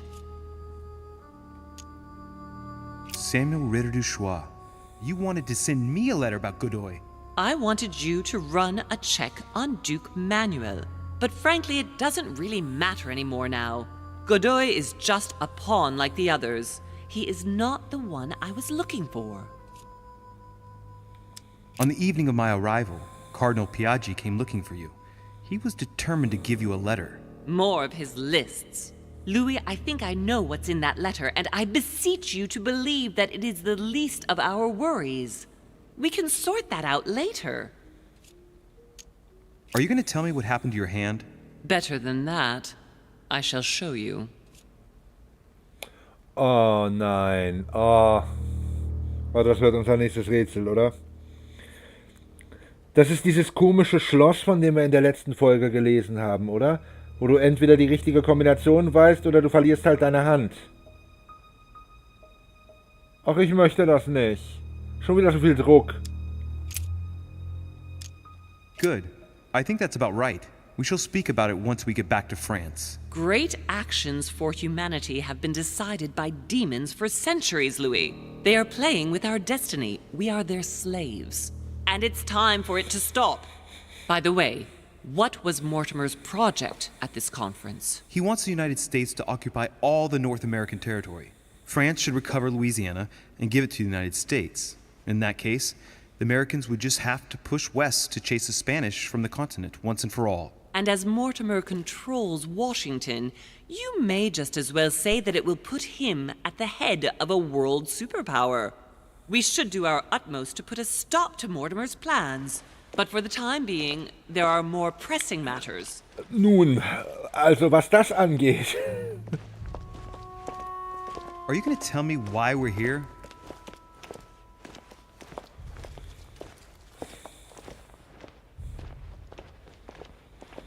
There. That's why we are here.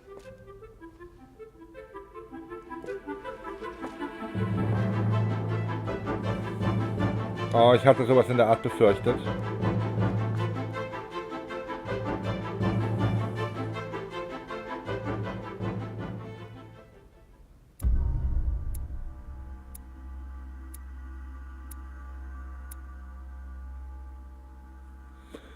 Ach, verdammt, ich hätte mich doch noch in den Zimmern umsehen sollen. Shit. Aber das sind alles Sachen, die wir für unsere zweite Runde nächstes Jahr irgendwann im Hinterkopf behalten können, ne? Level up!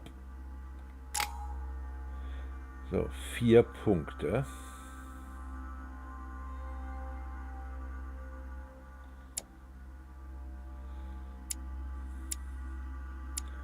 Befragung und 2-mal Etikette haben wir zur Verfügung.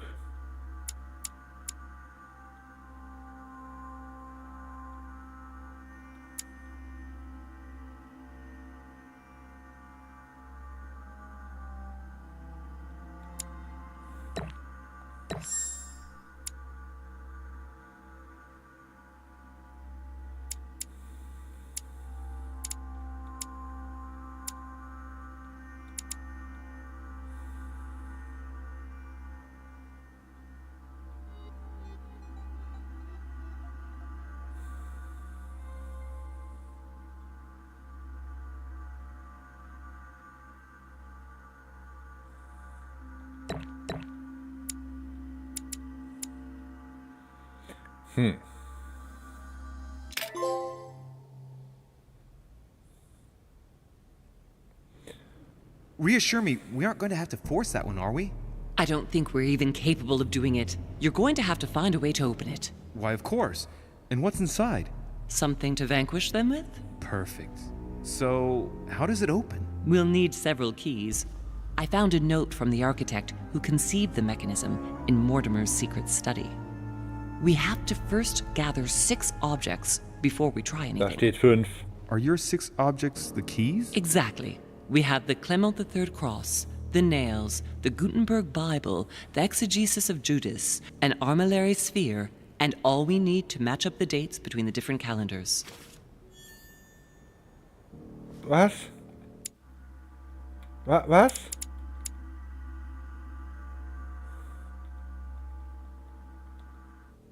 Ach du Scheiße. An exegesis. Anything else? Did you manage to vanquish the Medusa? To open the chimney? Yes, absolutely. So you've already come across it. It's the Bible of Judas that is exposed in the secret room behind the chimney. Why do they call it an exegesis? Because that's what it is, and not an apocryphal Bible, strictly speaking. It's the study of a text with a summary, not an actual Bible. Anyway, well done for the Gorgon. You did well. You didn't get tricked by the light bouncing back. Thanks. Do you think I can take it safely? We haven't got a choice, Louis. Without it, we won't be able to work out this cursed mechanism. Why a cross? Well, I haven't the foggiest idea, but it just so happens that's what you are going to use to activate the mechanism. I found the one Mortimer kept. It belonged to Cardinal Guibert, better known by the name of Pope Clement III. Perfect. Where is it? Unfortunately, I've lost it. When I lost my hand, I went dashing out, and it must have fallen from my pocket. Remember, Mother. I'm certain you can remember. Let me think. You were running. I was bleeding to death. You remember the pain. I thought I was going to faint. Yes, I remember. I don't think it can be far, can it? Would you have lost it outside? No, I don't think so. It must be in the area. I don't remember going up with it. Perfect. I'll search the crypt before leaving. Oh Mann, oh Mann, oh Mann. Some nails? Don't ask me. I'm not the one who made the mechanism, you know. When I arrived, there were already a few of them inserted, so I didn't have to worry about those. On the other hand, I remember seeing some in Mortimer's secret study, behind his nightmare. In a golden cup? Yes. Yes, I saw them too. Perfect. It will be easy for you to find them then. You need 3 of them. Very well. 3. You remember okay. what to do about the rollers.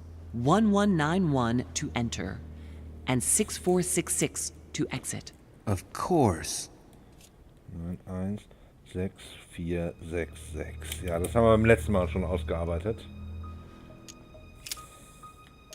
There's one in the portrait gallery. Die guten That's Bergdiebe. right. Ja. You still believe it's in the tower room, don't you? I don't know. There is only one way to find out, though. Right. I shall go and see. There's one in the portrait gallery. Yes, but it's enormous. If you don't want to have to go back and forth several times, then I suggest you get a smaller one.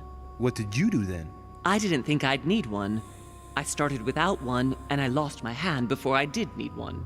And you can see the result. What do you mean by the concordance of dates exactly? Don't worry about that. We already have them. They are written on the back of the message I just gave you. Okay. One last thing before you go. Be very careful. If you come across anyone, they can all potentially be spies of Mortimer or Holm. Don't ever confide in anyone because a demon can slip inside them at any moment. Wait, not all of them though. Take Washington. Especially Washington. He's been conditioned by Mortimer for years. Look at them, for crying out loud. How do you explain their behavior otherwise? The most influential politicians in the Western world gather together without the least protection, without a single aid to assist them, to participate in a conference during which the guests start dropping like flies. Me, Adams, Peru, Hillsborough. Look at the number of calamities that have happened over the past few days. And not one of them has asked to leave the island? Do you find that normal? You'll see. Go up to the manor to look for the keys, and I wager not one of them will speak to you about my being in Emily's room. Do you think so? Go on, you'll see. And come back with all the objects in one go. Time is against us. And remember, the code to get out of the secret office is 6646.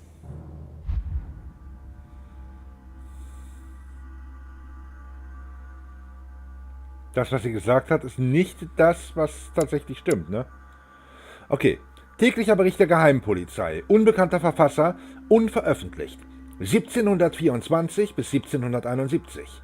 Eine Sammlung von Notizen und Beobachtungen, aufgezeichnet zu Händen des Generalleutnants der Polizei von Frankreich. Dann haben wir die Regeln der Höflichkeit und des anständigen Benehmens von Leonard Perrin, 1618. Eine Abhandlung über gute Manieren, bestimmt für das Jesuitenkolleg von La Flèche. Und Evelina von Fanny Burney, 1778. Ein Briefroman, der sich mit dem Eintreten einer jungen Dame in die Adelsgesellschaft des 18. Jahrhunderts befasst. Und let's go!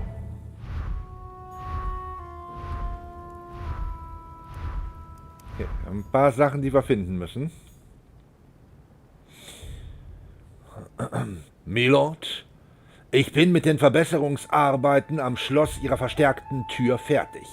Wie besprochen benötigen Sie zum Öffnen mehrere Gegenstände. Das Kreuz von Clemens III., Sarahs Notiz, schon gefunden. Einige Nägel, Sarahs Notiz, Mortimer hat sie wieder. Versteckt in seinem Arbeitszimmer. Eine Gutenberg-Bibel, Sarahs Notiz, mit Emma im Turmzimmer benutzt. Die Exegese des Judas, Sarahs Notiz, Geheimzimmer in der Porträtgalerie. Eine Armillarsphäre, Sarahs Notiz, keine Ahnung. Einander zugeordnete Datumsangaben verschiedener Kalender, gezeichnet Gustav. Auf der Rückseite steht Folgendes geschrieben. Zuordnung der Datumsangaben. 17. Oktober 84 ist 30. Ramadan minus 554 ist 30. Tishri 3845. 26. März 33 ist 7. Shaban minus 607 ist 8. Nisan 3793. 8. April 29 ist 6. Ratschab minus 611 ist 8. Nisan 3789. 6. Mai 29 ist 4. Shaban minus 611 ist 6. Ijah 3789. 22. März 78 ist 20. Dhul-Hijjah minus 561, ist 21. Veada 3838 und 1. April 33 ist 13. Schaban minus 607, ist 14. Nissan 3793. Mit dieser Datumsgeschichte werden wir uns, glaube ich, noch mal ein bisschen genauer auseinandersetzen müssen, wenn wir die ganzen Gegenstände gesammelt haben. Ich muss mich jetzt aber erstmal ein bisschen genauer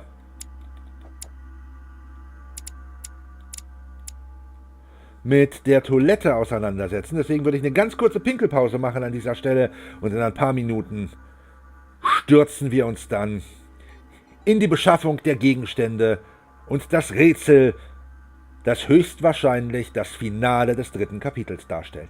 Lohnt sich also meiner Meinung nach durchaus noch ein bisschen dran zu bleiben, zumindest wenn ihr das zeitlich unterbringen könnt, wenn ihr nicht früh raus müsst oder sonst irgendwas. Ansonsten guckt euch das Ganze halt im Nachhinein einfach in der Aufzeichnung an, das ist schon okay. Ich hoffe, euch gleich hier an dieser Stelle wieder vorzufinden. Wir sehen uns.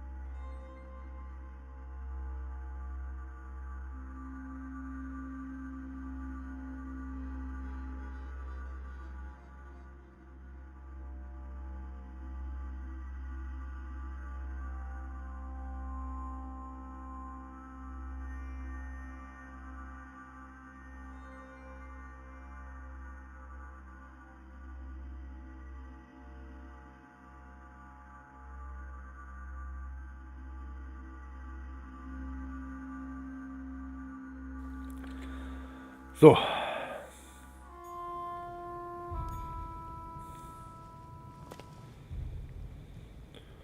Oh Mann, ich habe ein ganz mieses Gefühl bei der ganzen Sache hier.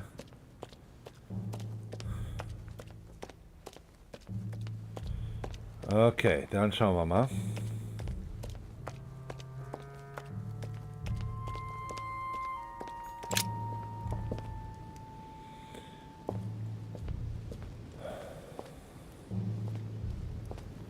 Am nächsten dran wäre die Galerie bzw. das Geheimzimmer, ne? Das ist ja quasi hier direkt.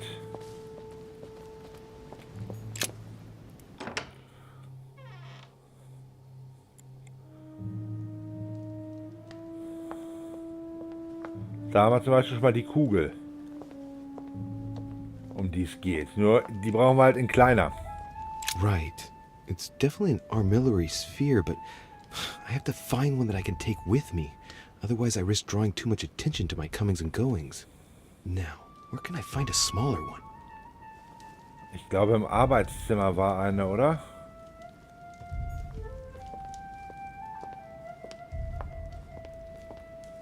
Right. Let's see if the statues are in place yet. So, wir fangen mal mit dem Geheimzimmer an. That statue is not positioned correctly.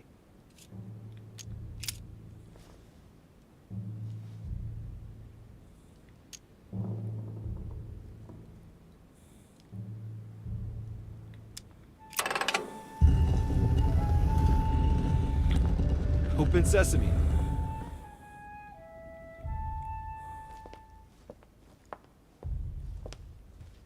So.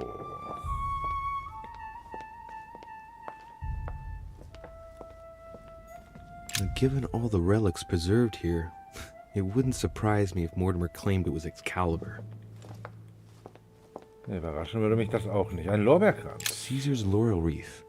If Mortimer really is what my mother says he is, it could mean... No, that's impossible. No, not Caesar.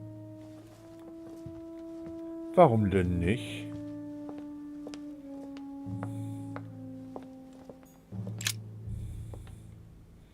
Oder?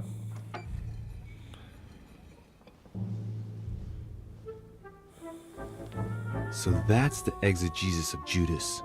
I hope Mortimer doesn't read it very often. Otherwise he's going to notice that someone's stolen it. But that's just too bad. I need it.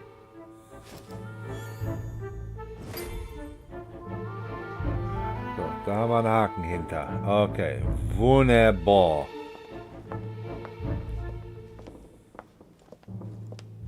So that's Pandora's box? An urn? Mother seemed worried that I was able to open it. I wonder why. So, I did well not to touch it. Right. I've got what I need. Now let's not waste any more time. Ob das noch in irgendeiner Art und Weise relevant werden wird? So, die Nägel sind oben in seinem Arbeitszimmer.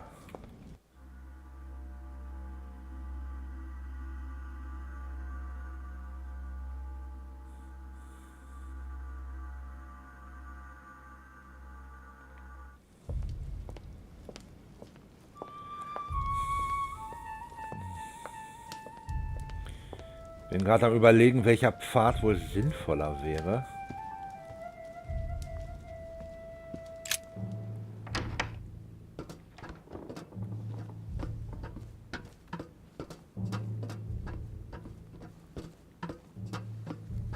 Dum, dum, dum, dum.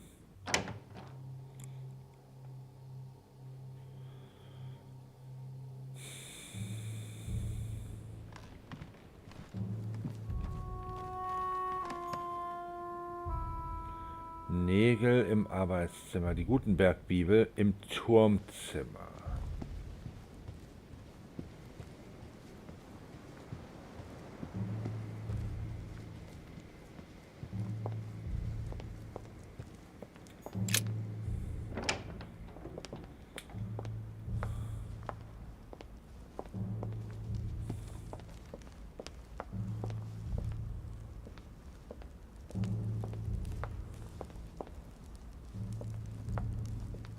Ich weiß, Mutter hat gesagt, wir sollen uns niemandem anvertrauen, aber...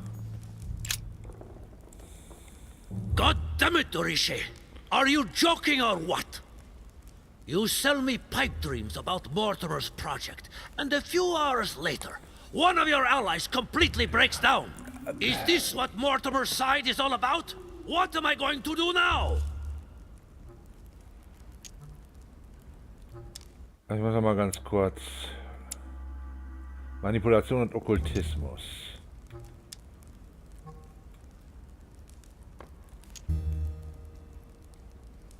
Come now, my Lord Duke. You know very well that at this level, things can get pretty rough. You ought to be used to it. Rest assured, Lord Mortimer has bounced back before. It's not an issue. What can I do for you? I'm dreaming. My mother was right. He's not going to tell me one word about what happened to Emily. To tell you the truth, I'm in search of an armillary sphere. You wouldn't know where I can find it, would you?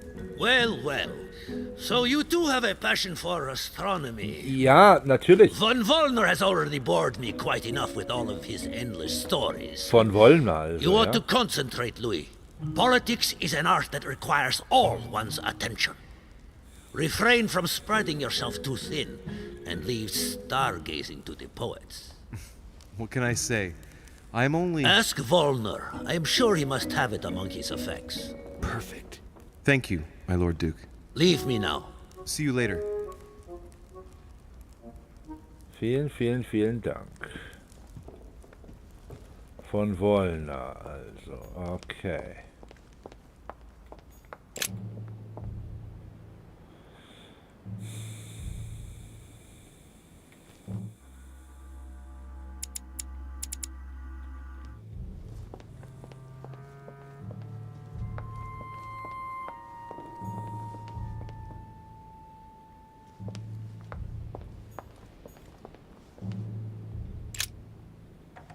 Ich muss kurz bei Napoleon reinschauen.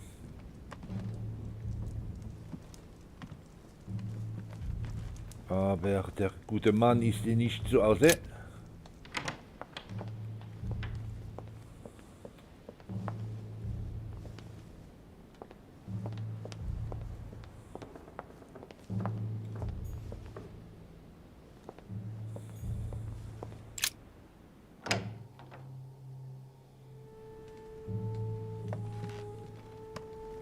Emilys Raum, also zumindest die vordere Hälfte. King George III in coronation robes. Nice touch for the room of an English Duchess. Hier noch interessante Dinge zu entdecken. Dear E, I received your last letter. Unfortunately, the Crown informed the Golden Order that our mission should under no circumstances hamper Sir Gregory's plans. Decidedly, they have support from the highest level in Buckingham Palace. So here we both are, hands and feet tied, and little room to maneuver. Keep me abreast of events. Our mission is becoming more complicated.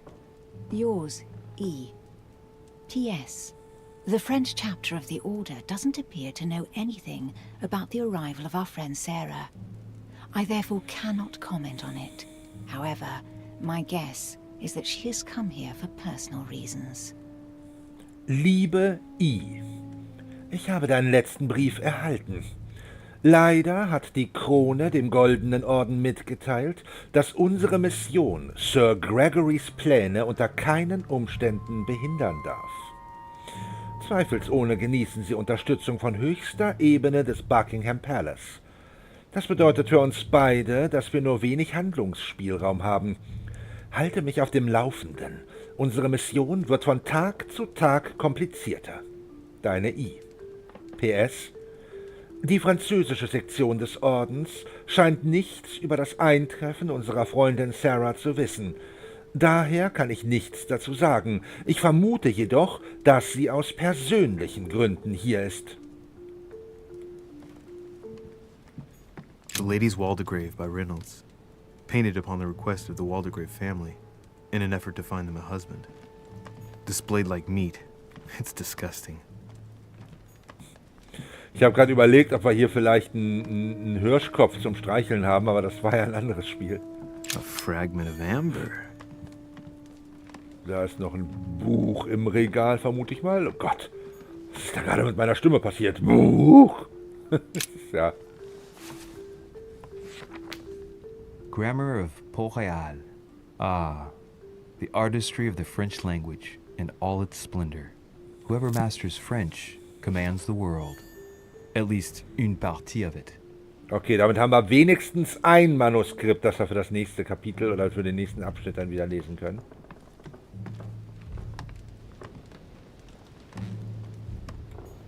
A letter from William Pitt the Younger, addressed to Emily.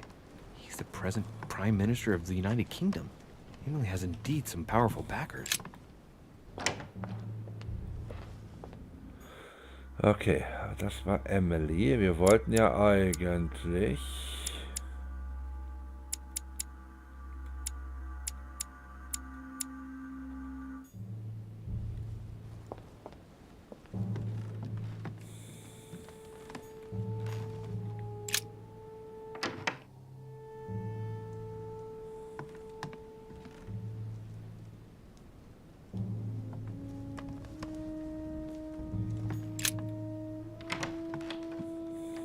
Godoy ist nicht da.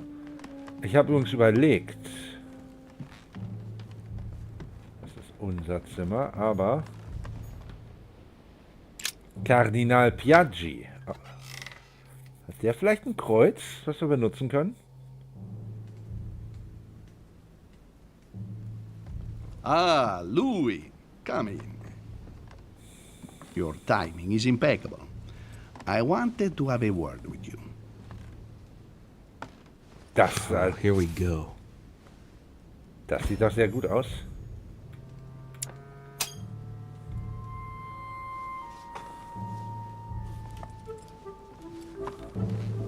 I was wondering how you are getting on in your search for our poor Sarah. You must have made some progress, I should think. I am terribly worried about her, you know. Come on, get out of here, Louis. You're in a hurry. Any news of her? Befragung. Ist der, I don't know why, Your Eminence, but I get the impression you're asking a question to which you already know the answer. Well, let's say I have heard rumors, but I prefer to ask you the question directly. Well, what have you heard exactly? It would appear that your mother is implicated in the death of the Duchess's twin sister. Ist das What so? a story, all the same. Twins? Da haben wir noch keine Erklärung dafür, ne? Wo Emma wieder herkam. The Duchess anyway. Da konnten wir I did Mutter auch not nicht drauf appreciate ansprechen. the facility with which she would flaunt her assets. You know, Louis, I don't want to put you on the spot, but I sense you are worried and that you are not telling me everything. What exactly did you come looking for in my room? What do you mean? Louis, I was not born yesterday, you know. When you came in, I saw in your face a hint of disappointment at finding me here. I concluded that you were hoping you wouldn't run into me. You came here for something else. No. You're mistaken. I was just passing by. I shall leave you, Your Eminence. I wouldn't want to take up your time. As you wish, Louis. See you later. So ganz auf den Kopf gefallen ist I der have no gute time to Kardinal lose, ja so I auch might as nicht. well not bother him.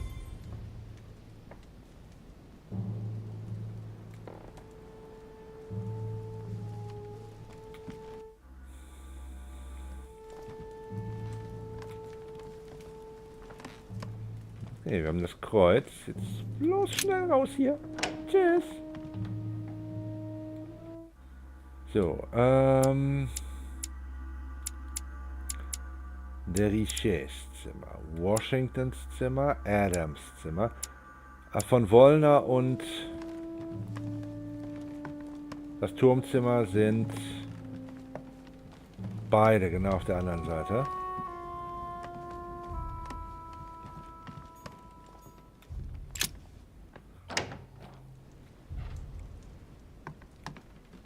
Washington hier. Washington ist nicht hier. Das ist nicht gut.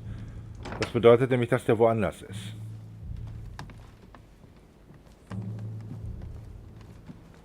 Ich hätte nie gedacht, dass ich so etwas mal ausspreche, aber wir können George Washington nicht vertrauen.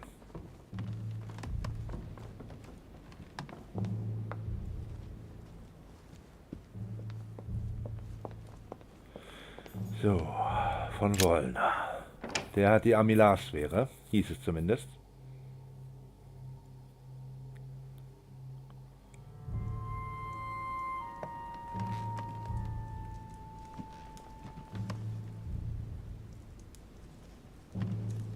Da. An armillary sphere. Perfect. That will save me some time. I only hope that he isn't going to realize it right away.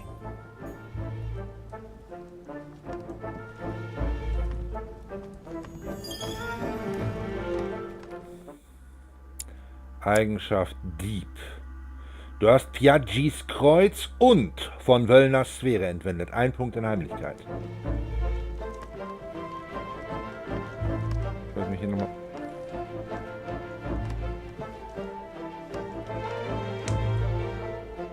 Ich dachte, der ist da hinten.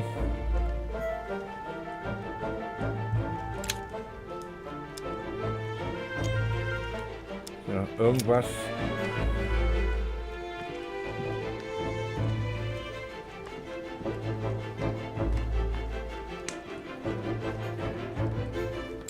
Lieber schnell abhauen, oder?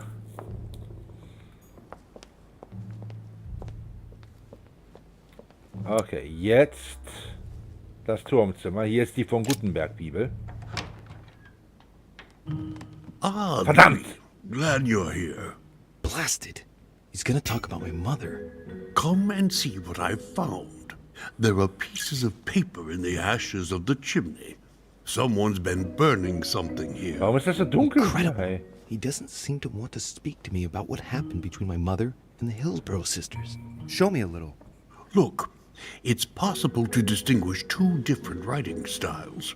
The rest of the correspondence between my mother and Emma. Someone tried to burn an exchange of messages. I'm certain.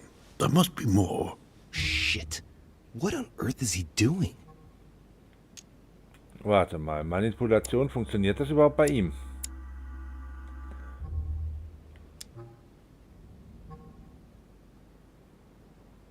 If you want my opinion, a servant must have burnt some old papers, that's all. Why, of course. You very nearly made me think that you were trying to hide something, Louis. No, I'm sure there must be other hidden messages. He won't let go. He's going to work his way back to the Bible if he continues.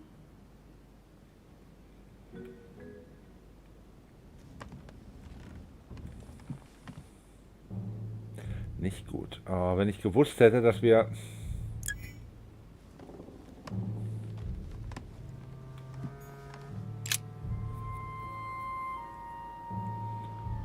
Hey, look, there. No, I don't see anything. Come, Louis, look. Someone's clearly drawn a 4 in the dust. Nicht I gut. have a clue. I better take the Ich Bible hab blau before he und works schlau his way gelöst. back to it.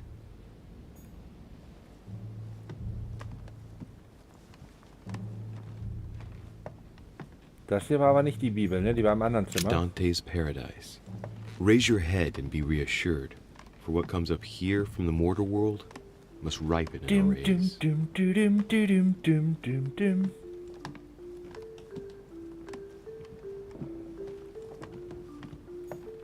A chest with the occult symbol representing air. Es gibt tatsächlich noch eine von diesen alchemistischen Truhen hier auf diesem Anwesen, die ich noch nicht geöffnet habe.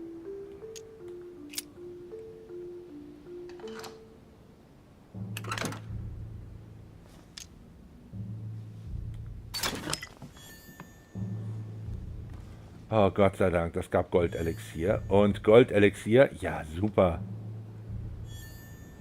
Und Bernsteinstücke. Oh, the Bible's still there.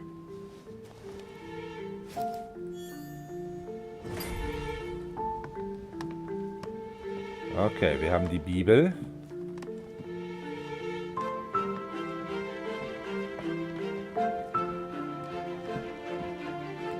Verschwinden wir schnell von hier. Jetzt brauchen wir nur noch die Nägel aus dem Arbeitszimmer oben.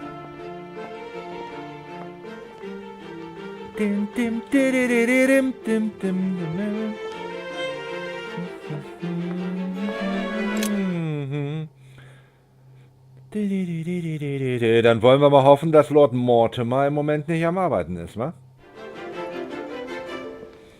Haben wir uns eigentlich schon... Ich habe mich noch gar nicht...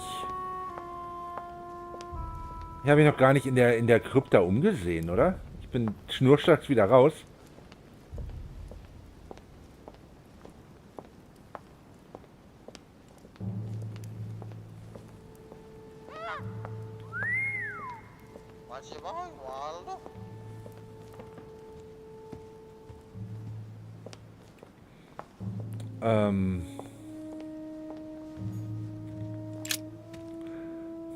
Echt nochmal überlegen, wie wir das Ding aufgekriegt haben.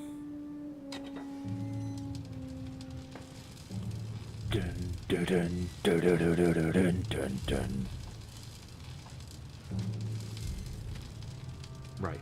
This time, it'll be a lot quicker.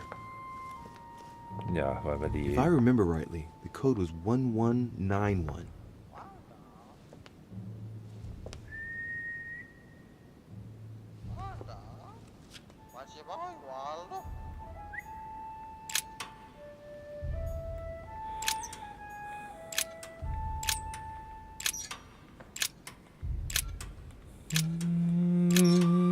Bam, ba, ba, bam, ba, ba, bam, ba.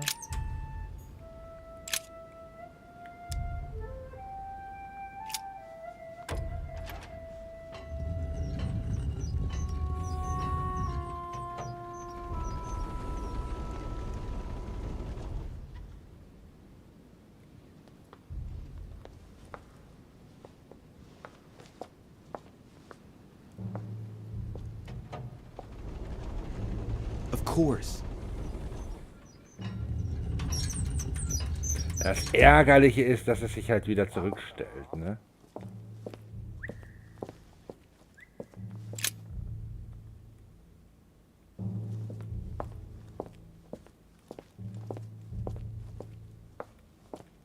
So, wo waren diese dämlichen Nägel?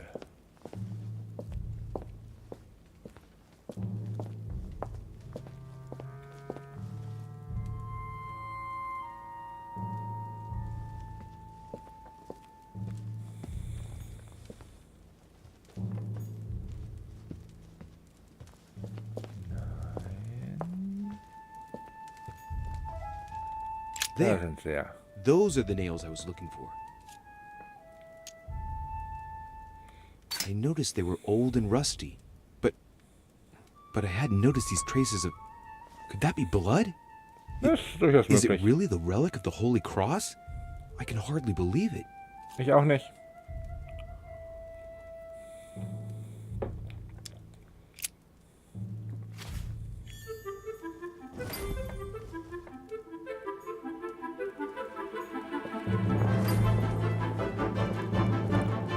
Okay, dann haben wir alles, ne?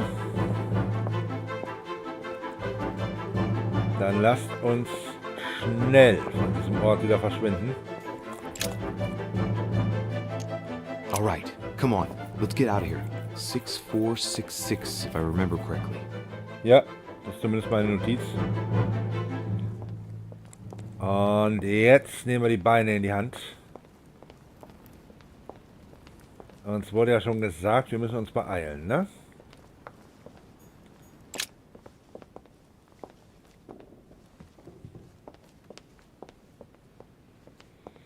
Vertrauen Sie niemandem, Mr. Mulder.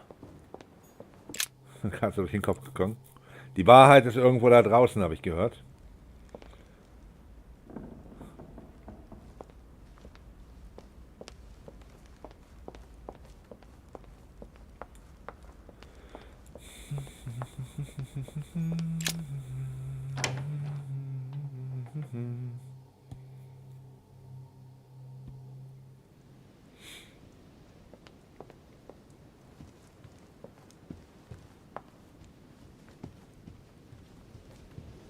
So, ich denke, wir müssen jetzt noch dieses eine Rätsel lösen und dann ist wahrscheinlich wieder Kapitelende. Ihr habt es wahrscheinlich schon gemerkt, die Kapitel bestehen aus mehreren Abschnitten. Also die Geschichte selber hat, was weiß ich, wie viele Abschnitte. Und es sind 5 Kapitel unterteilt. Insgesamt 5. Na, und zwischen den Abschnitten kriegen wir immer Level-Ups und können diese Manuskripte lesen. Und das Ende eines Kapitels, für alle diejenigen von euch, die The Council bis jetzt noch nicht gesehen haben und heute das erste Mal dabei sind, das Ende eines tatsächlichen Kapitels erkennt man daran, dass es einen Abspann gibt. So richtig so mit der rollenden Schrift und so. Und da wir das noch nicht hatten, sind wir immer noch in Kapitel 3. Aber das wird nicht mehr lange gehen.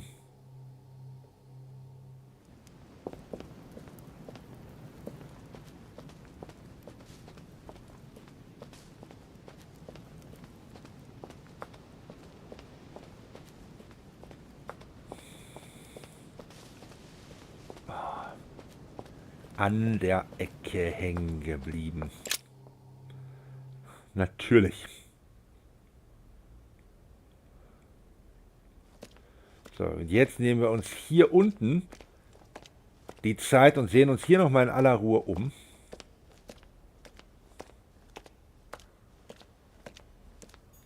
Da ist zum Beispiel noch eine Münze.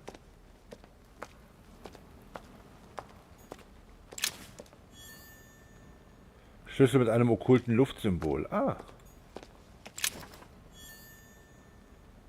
Organon. Was ist denn ein Organon? Ein Buch. Der Organon. Ja, okay.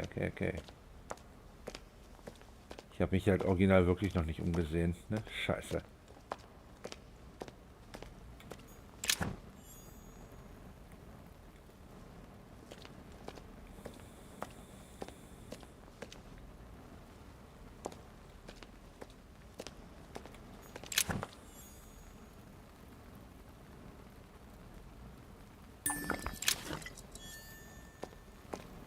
Ich nehme den einfach. Hier vorne sonst noch was? Nein. Dann tiefer rein. Ich habe ein bisschen Angst vor den Rätseln, weil die waren tatsächlich bis jetzt schon immer nicht ohne. Also da verlangen die einem einiges ab. Und wenn ich jetzt überlege, dass es um unsere Hand geht...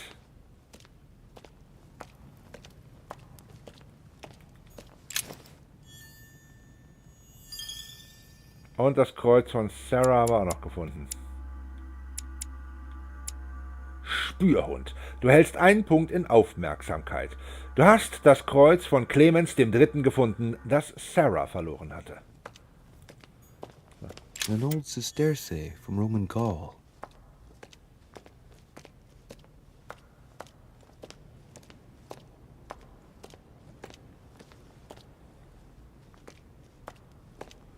Wir treffen uns gleich mit Sarah. Ich will vorher gucken. Da ist noch was. Ein Erdsternchen. A Chinese coin. An old sesterce from Roman Gaul. Ich vermute mal, dass wir diese alten Münzen für irgendwas zum Freischalten dann benutzen, oder? Irgendwelche Extras oder was weiß ich. Gelee Royal, schmeiß ich mir rein, passt. So, good. You've managed to gather all the keys. Ich glaube. Yes, that's right. I have everything. What should I start with? Place the Clement III cross on the console. Then you have to put the nails on the disc of the door.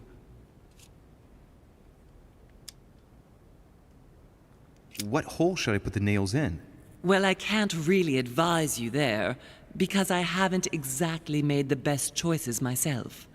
All I can say is that you have to insert 1 to choose a town, 1 to choose a chapter, and 1 to choose a verse. Those are Roman numerals on the disc. Oh, nein, nicht schon wieder sowas. What theme did you start with? As the fresco shows the birth of Christ, I placed 1 nail in Bethlehem, 1 in chapter 2, and 1 in verse 6. The iris opened a little. I thought it was normal. Behind the aperture of the iris, there is a duct in which I put my hand. I felt something like a valve at the bottom. I thought by turning it the door would open, or the iris would open completely, or something else would happen. Instead, I felt something like an axe cut off my hand. Cool. I really thought it was the end of me. What did you do then? Well, although I had made some unfortunate choices, I was lucky in that Mortimer was well stocked with drugs. I raided his supplies of medicine. All right, my turn now. Go ahead, impress me. I'll shut up and let you concentrate. Ich hatte ehrlich gesagt befürchtet, dass sie irgendwie so etwas in dieser Art sagen würde.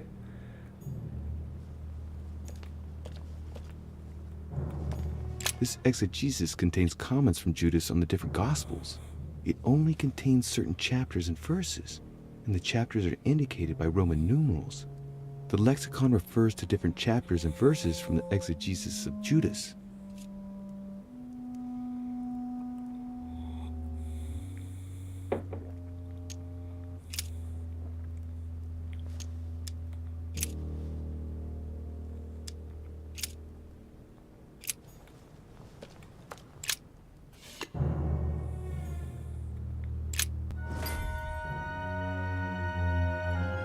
The cycle of the moons has nothing to do with what I'm doing right now.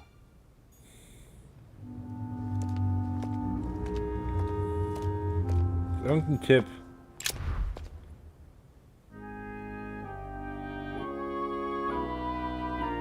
Irgendeinen Tipp. The fresco clearly shows the birth of Christ. Louis, I can assure you that that is not the solution to this enigma. This fresco's only purpose is to mislead. I know that now. Please, focus on another theme about Christ. I'll have to trust her.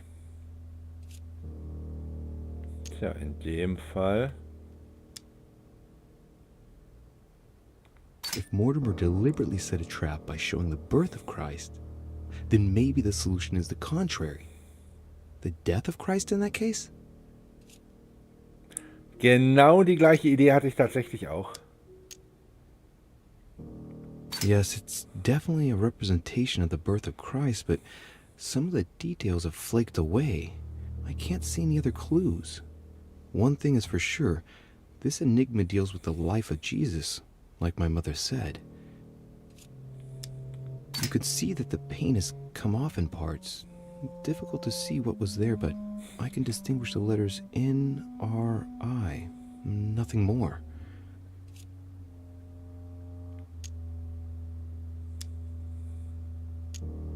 Why, of course. They're part of the initials I-N-R-I that you can find on the cross of Jesus at his crucifixion. Also die Kreuzigung.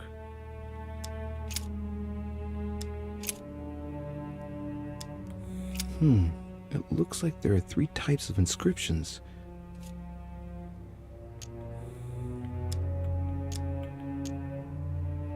Clearly, we have names of towns, Arabian numerals, and Roman numerals. These towns have one thing in common.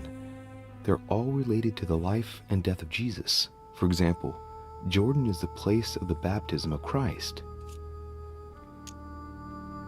There are 3 styles of writing, and I've got 3 nails. There must be a link. I must surely put in 1 nail per category.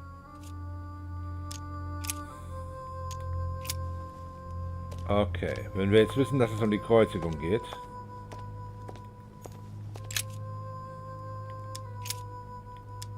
Chapter 19, verse 17. Jesus was crucified on the 8th of Nisan, 3793, in a place near Jerusalem. The Romans put a crown of thorns on his head.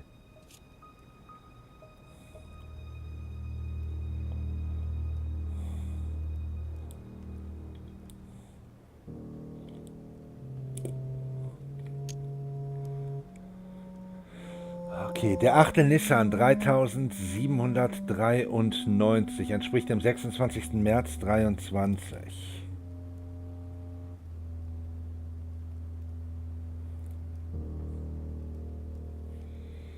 Und dem 7. Schaban minus 607.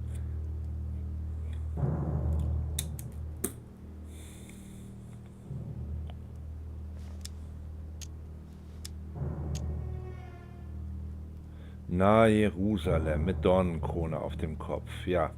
Den Ort bräuchten wir noch. Ich weiß, wie der Ort heißt, an dem Jesus gekreuzigt wurde, aber das muss man ja im Spiel auch rauskriegen können, ne? Chapter 19, verse 17.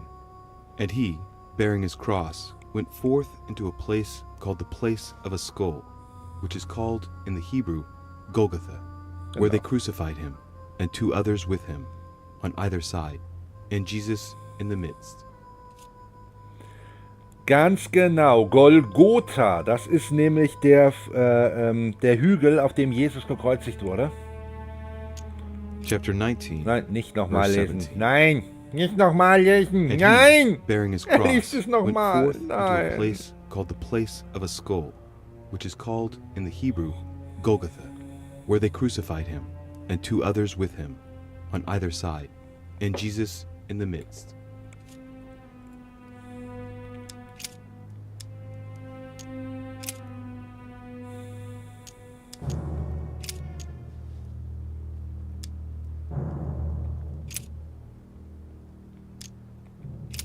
Interessant, Golgotha selber taucht da gar nicht auf bei den Orten, die wir nachschlagen können, ne? Okay, das ist der erste Part, der ist ja simpel, würde ich jetzt sagen, oder?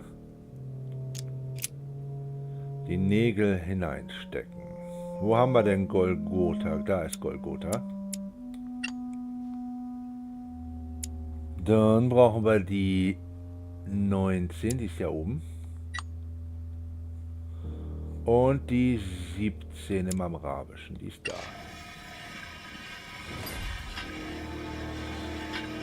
Ah, jetzt ja. Richte die Scheiben dem gewählten Thema entsprechend aus und ziehe am Hebel. It works. Well done, Louis. I hadn't seen those other wheels. Try connecting the theme to see if it goes all the way.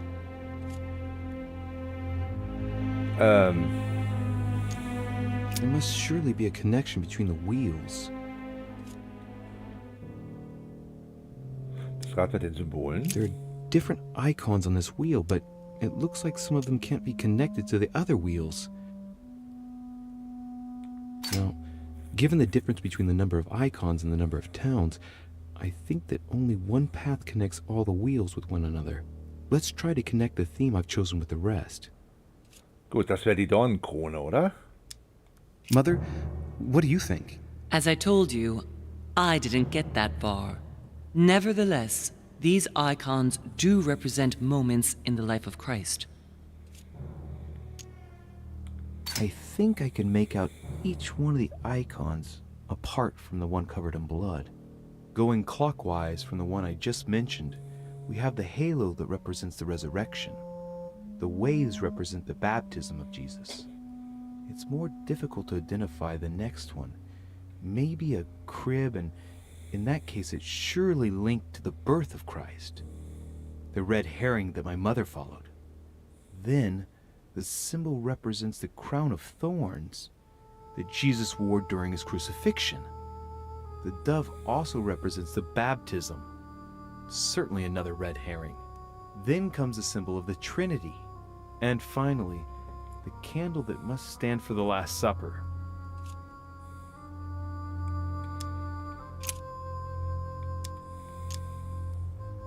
This wheel contains several symbols made up of 1 or 2 figures and 1 letter. The highest figure does not exceed 31, and each letter corresponds to a month of the year. A for April, and M for March. I think these symbols must represent a specific date.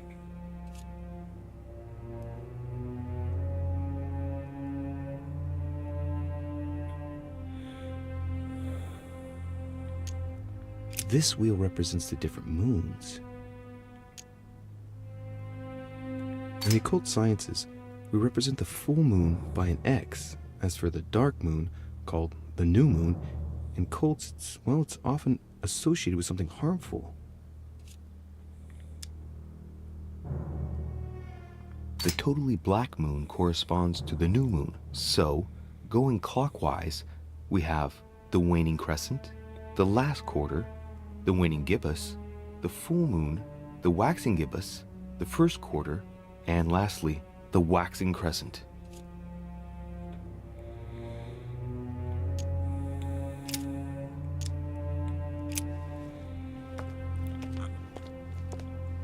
Okay, hier hat sich auf jeden Fall was Neues geöffnet.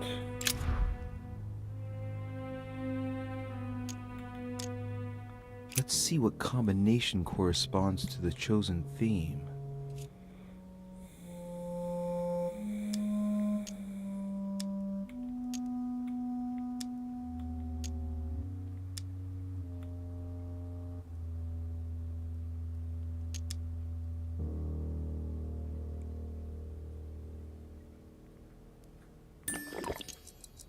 According to the architect's notes in the armillary sphere, the moon during the crucifixion was a first quarter.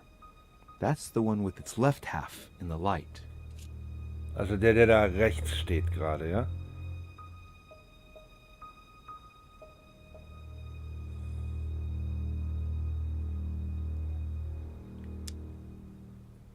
By following the clues in the Bibles and the architect's notes, the crucifixion took place on the 8th of Nisan 3793, according to the astronomers of that time.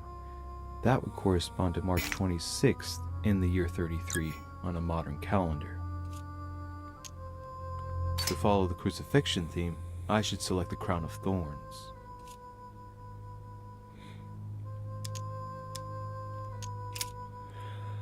So, okay, das Rad mit den Symbolen drehen.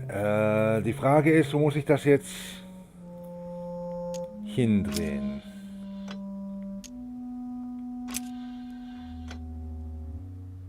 So, ne? Interface ausblenden. Warte mal.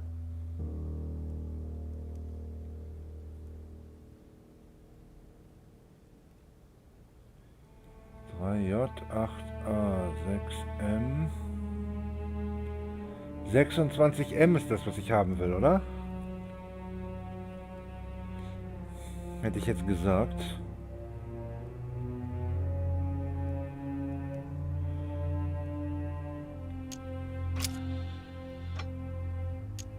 Ja, so, ne? Ist doch 26M, ne? Ich muss da nochmal näher ran. Sorry.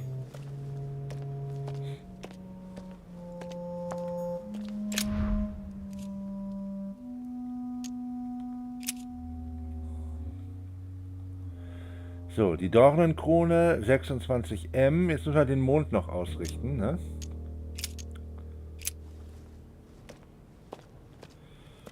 Und damit ich es nicht ganz umsonst geholt habe, gucken wir uns das hier nochmal an.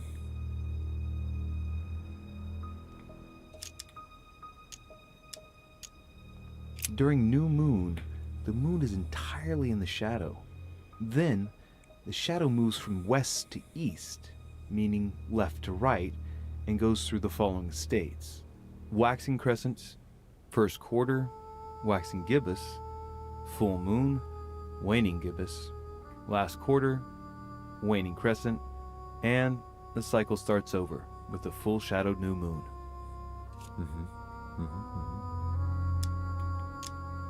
The moon shadow moves from west to east.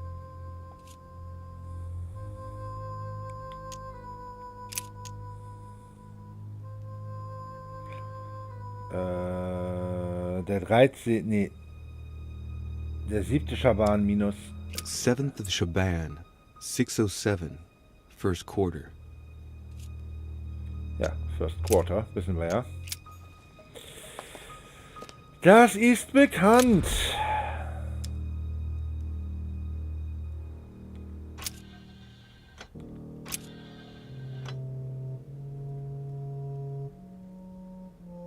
Die linke Seite beleuchtet, ne? Dann müsste es der Pfad sein, richtig? Von Golgotha mit der Dornenkrone am 26. März, das erste Viertel.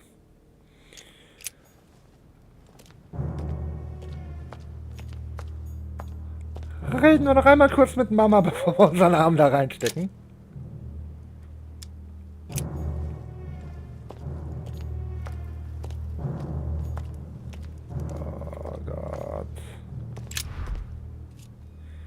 Das ist er, Leute. Das ist der Moment der Entscheidung. Habe ich alles richtig gemacht oder verlieren wir gleich den Arm?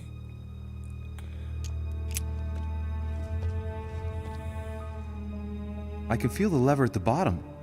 Good luck. Also. Von Golgotha mit der Dornenkrone. Das war der 8. Nissan 3793. Das entspricht dem 26. März 23. 26M ist ausgerichtet. Und mit der Armillarsphäre haben wir die Mondphase nochmal überprüft. Das ist das erste Viertel. Das erste Viertel ist dann, wenn der Mond links beleuchtet ist und rechts im Dunkeln. Und ganz genau so haben wir das eingestellt. Oh Gott. Ich kann nicht hinsehen.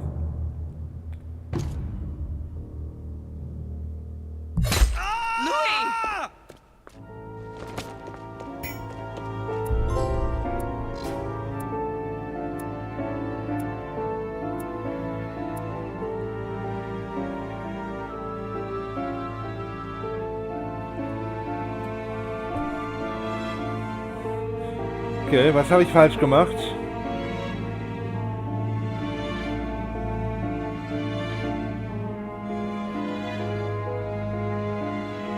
Was habe ich denn? Scheiße. Ach, das ärgert mich jetzt richtig.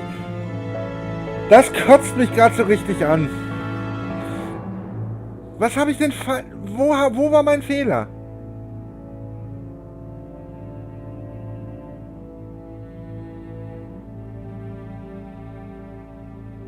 Wo war mein Fehler?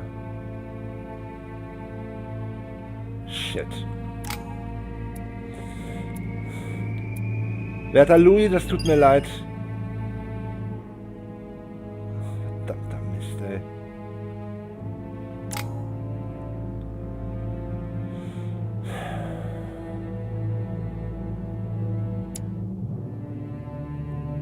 Naja.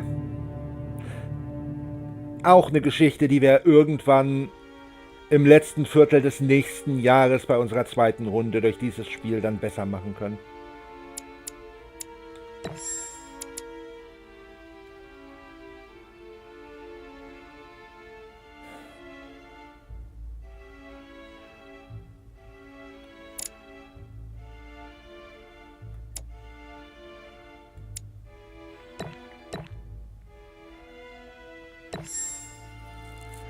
Bedauerlich.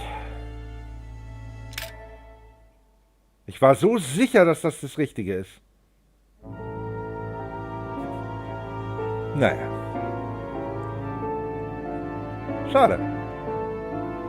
Aber wo war mein Fehler? Ich lasse den Abspann jetzt durchlaufen, ich schlage das kurz nach, ja?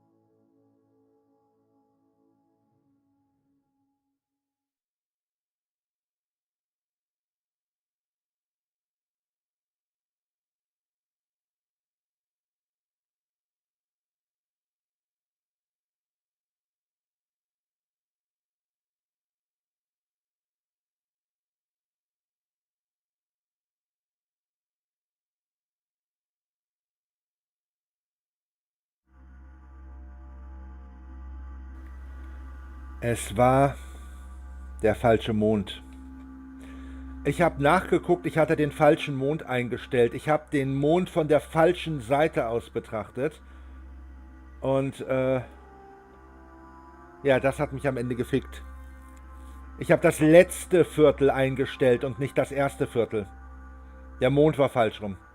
Aber eine Sache, die ich beim nächsten Mal dann halt auch definitiv beachten werde. Ich habe ja schon mal in einer der letzten Folgen gesagt, dass ich dadurch, dass es so viele alternative Pfade gibt und dass wir in den vergangenen Folgen auch schon so viele mögliche und potenziell interessante Begegnungen und Ereignisse verpasst haben, habe ich mir auf jeden Fall fürs nächste Jahr vorgenommen, wahrscheinlich wieder so Herbst-Winter rum, also etwa so um diese Zeit jetzt wieder, Oktober oder sowas, keine Ahnung, dass wir da The Council noch ein zweites Mal durchspielen werden und dann uns aber einen Guide zur Hilfe nehmen, um alles zu finden, alles zu machen, bei allem die richtigen Entscheidungen zu treffen, um uns quasi nochmal den Idealpfad durch das Spiel anzuschauen. Im Gegensatz zu unserer Initialroute, will ich es jetzt an dieser Stelle mal nennen, die durchaus an der einen oder anderen Stelle ein ganz kleines bisschen fehlerbehaftet sein kann, wie zum Beispiel, wenn man einfach mal aus Versehen den Mond auf den Kopf stellt. Blöd gelaufen. Das war auf jeden Fall das 3. Kapitel von The Council. Pi mal Daumen in ungefähr 2 Wochen, schätze ich, wird es mit dem 4. Kapitel weitergehen, denn die Geschichte rund um Louis de Richet und die Dämonen des Lord Mortimer ist noch lange nicht vorbei und ich bin tatsächlich schon sehr gespannt darauf, welche Wendungen diese Geschichte in den letzten beiden Kapiteln noch nehmen wird. Wenn es euch gefallen hat, lasst einen Daumen nach oben da, lasst mich wissen, welche Projekte euch gefallen und welche ihr vielleicht nicht so gut findet. Es steht euch natürlich auch jederzeit frei, einen Daumen nach unten dazulassen, wenn euch irgendwas nicht gefallen hat. In dem Fall würde ich euch nur bitten, vielleicht einen kleinen Kommentar zu schreiben, um mir auch mitzuteilen, was euch nicht gefallen hat, damit ich die Chance kriege, was zu ändern und vielleicht den einen oder anderen Fehler, der euch an diesem, ich nenne es jetzt an dieser Stelle mal Produkt irritiert, dann tatsächlich auch aufzubessern. Ansonsten weise ich nochmal auf den Discord-Link unten in der Videobeschreibung hin. Ne?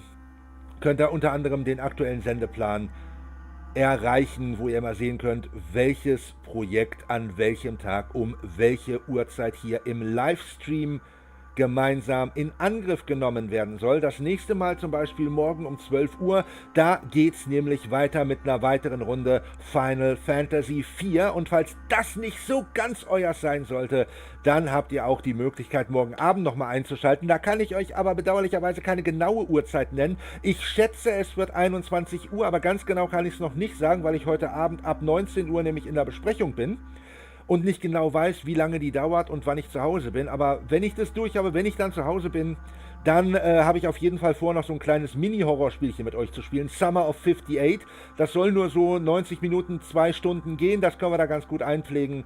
Da bin ich auch schon sehr gespannt drauf. Wenn ihr da Bock habt, schaut gerne nochmal auf dem Kanal vorbei. Ich würde mich da auf jeden Fall sehr drüber freuen. Ich bin der Rio, ich klinke mich jetzt aus, bedanke mich bei euch fürs Zuschauen, für eure Geduld und für eure Unterstützung und hoffe natürlich, ihr seid dann auch das nächste Mal wieder mit dabei, wenn es hier auf dem Kanal wieder heißt Let's Play Better. Bis dahin wünsche ich euch jetzt aber erst einmal eine gute Nacht.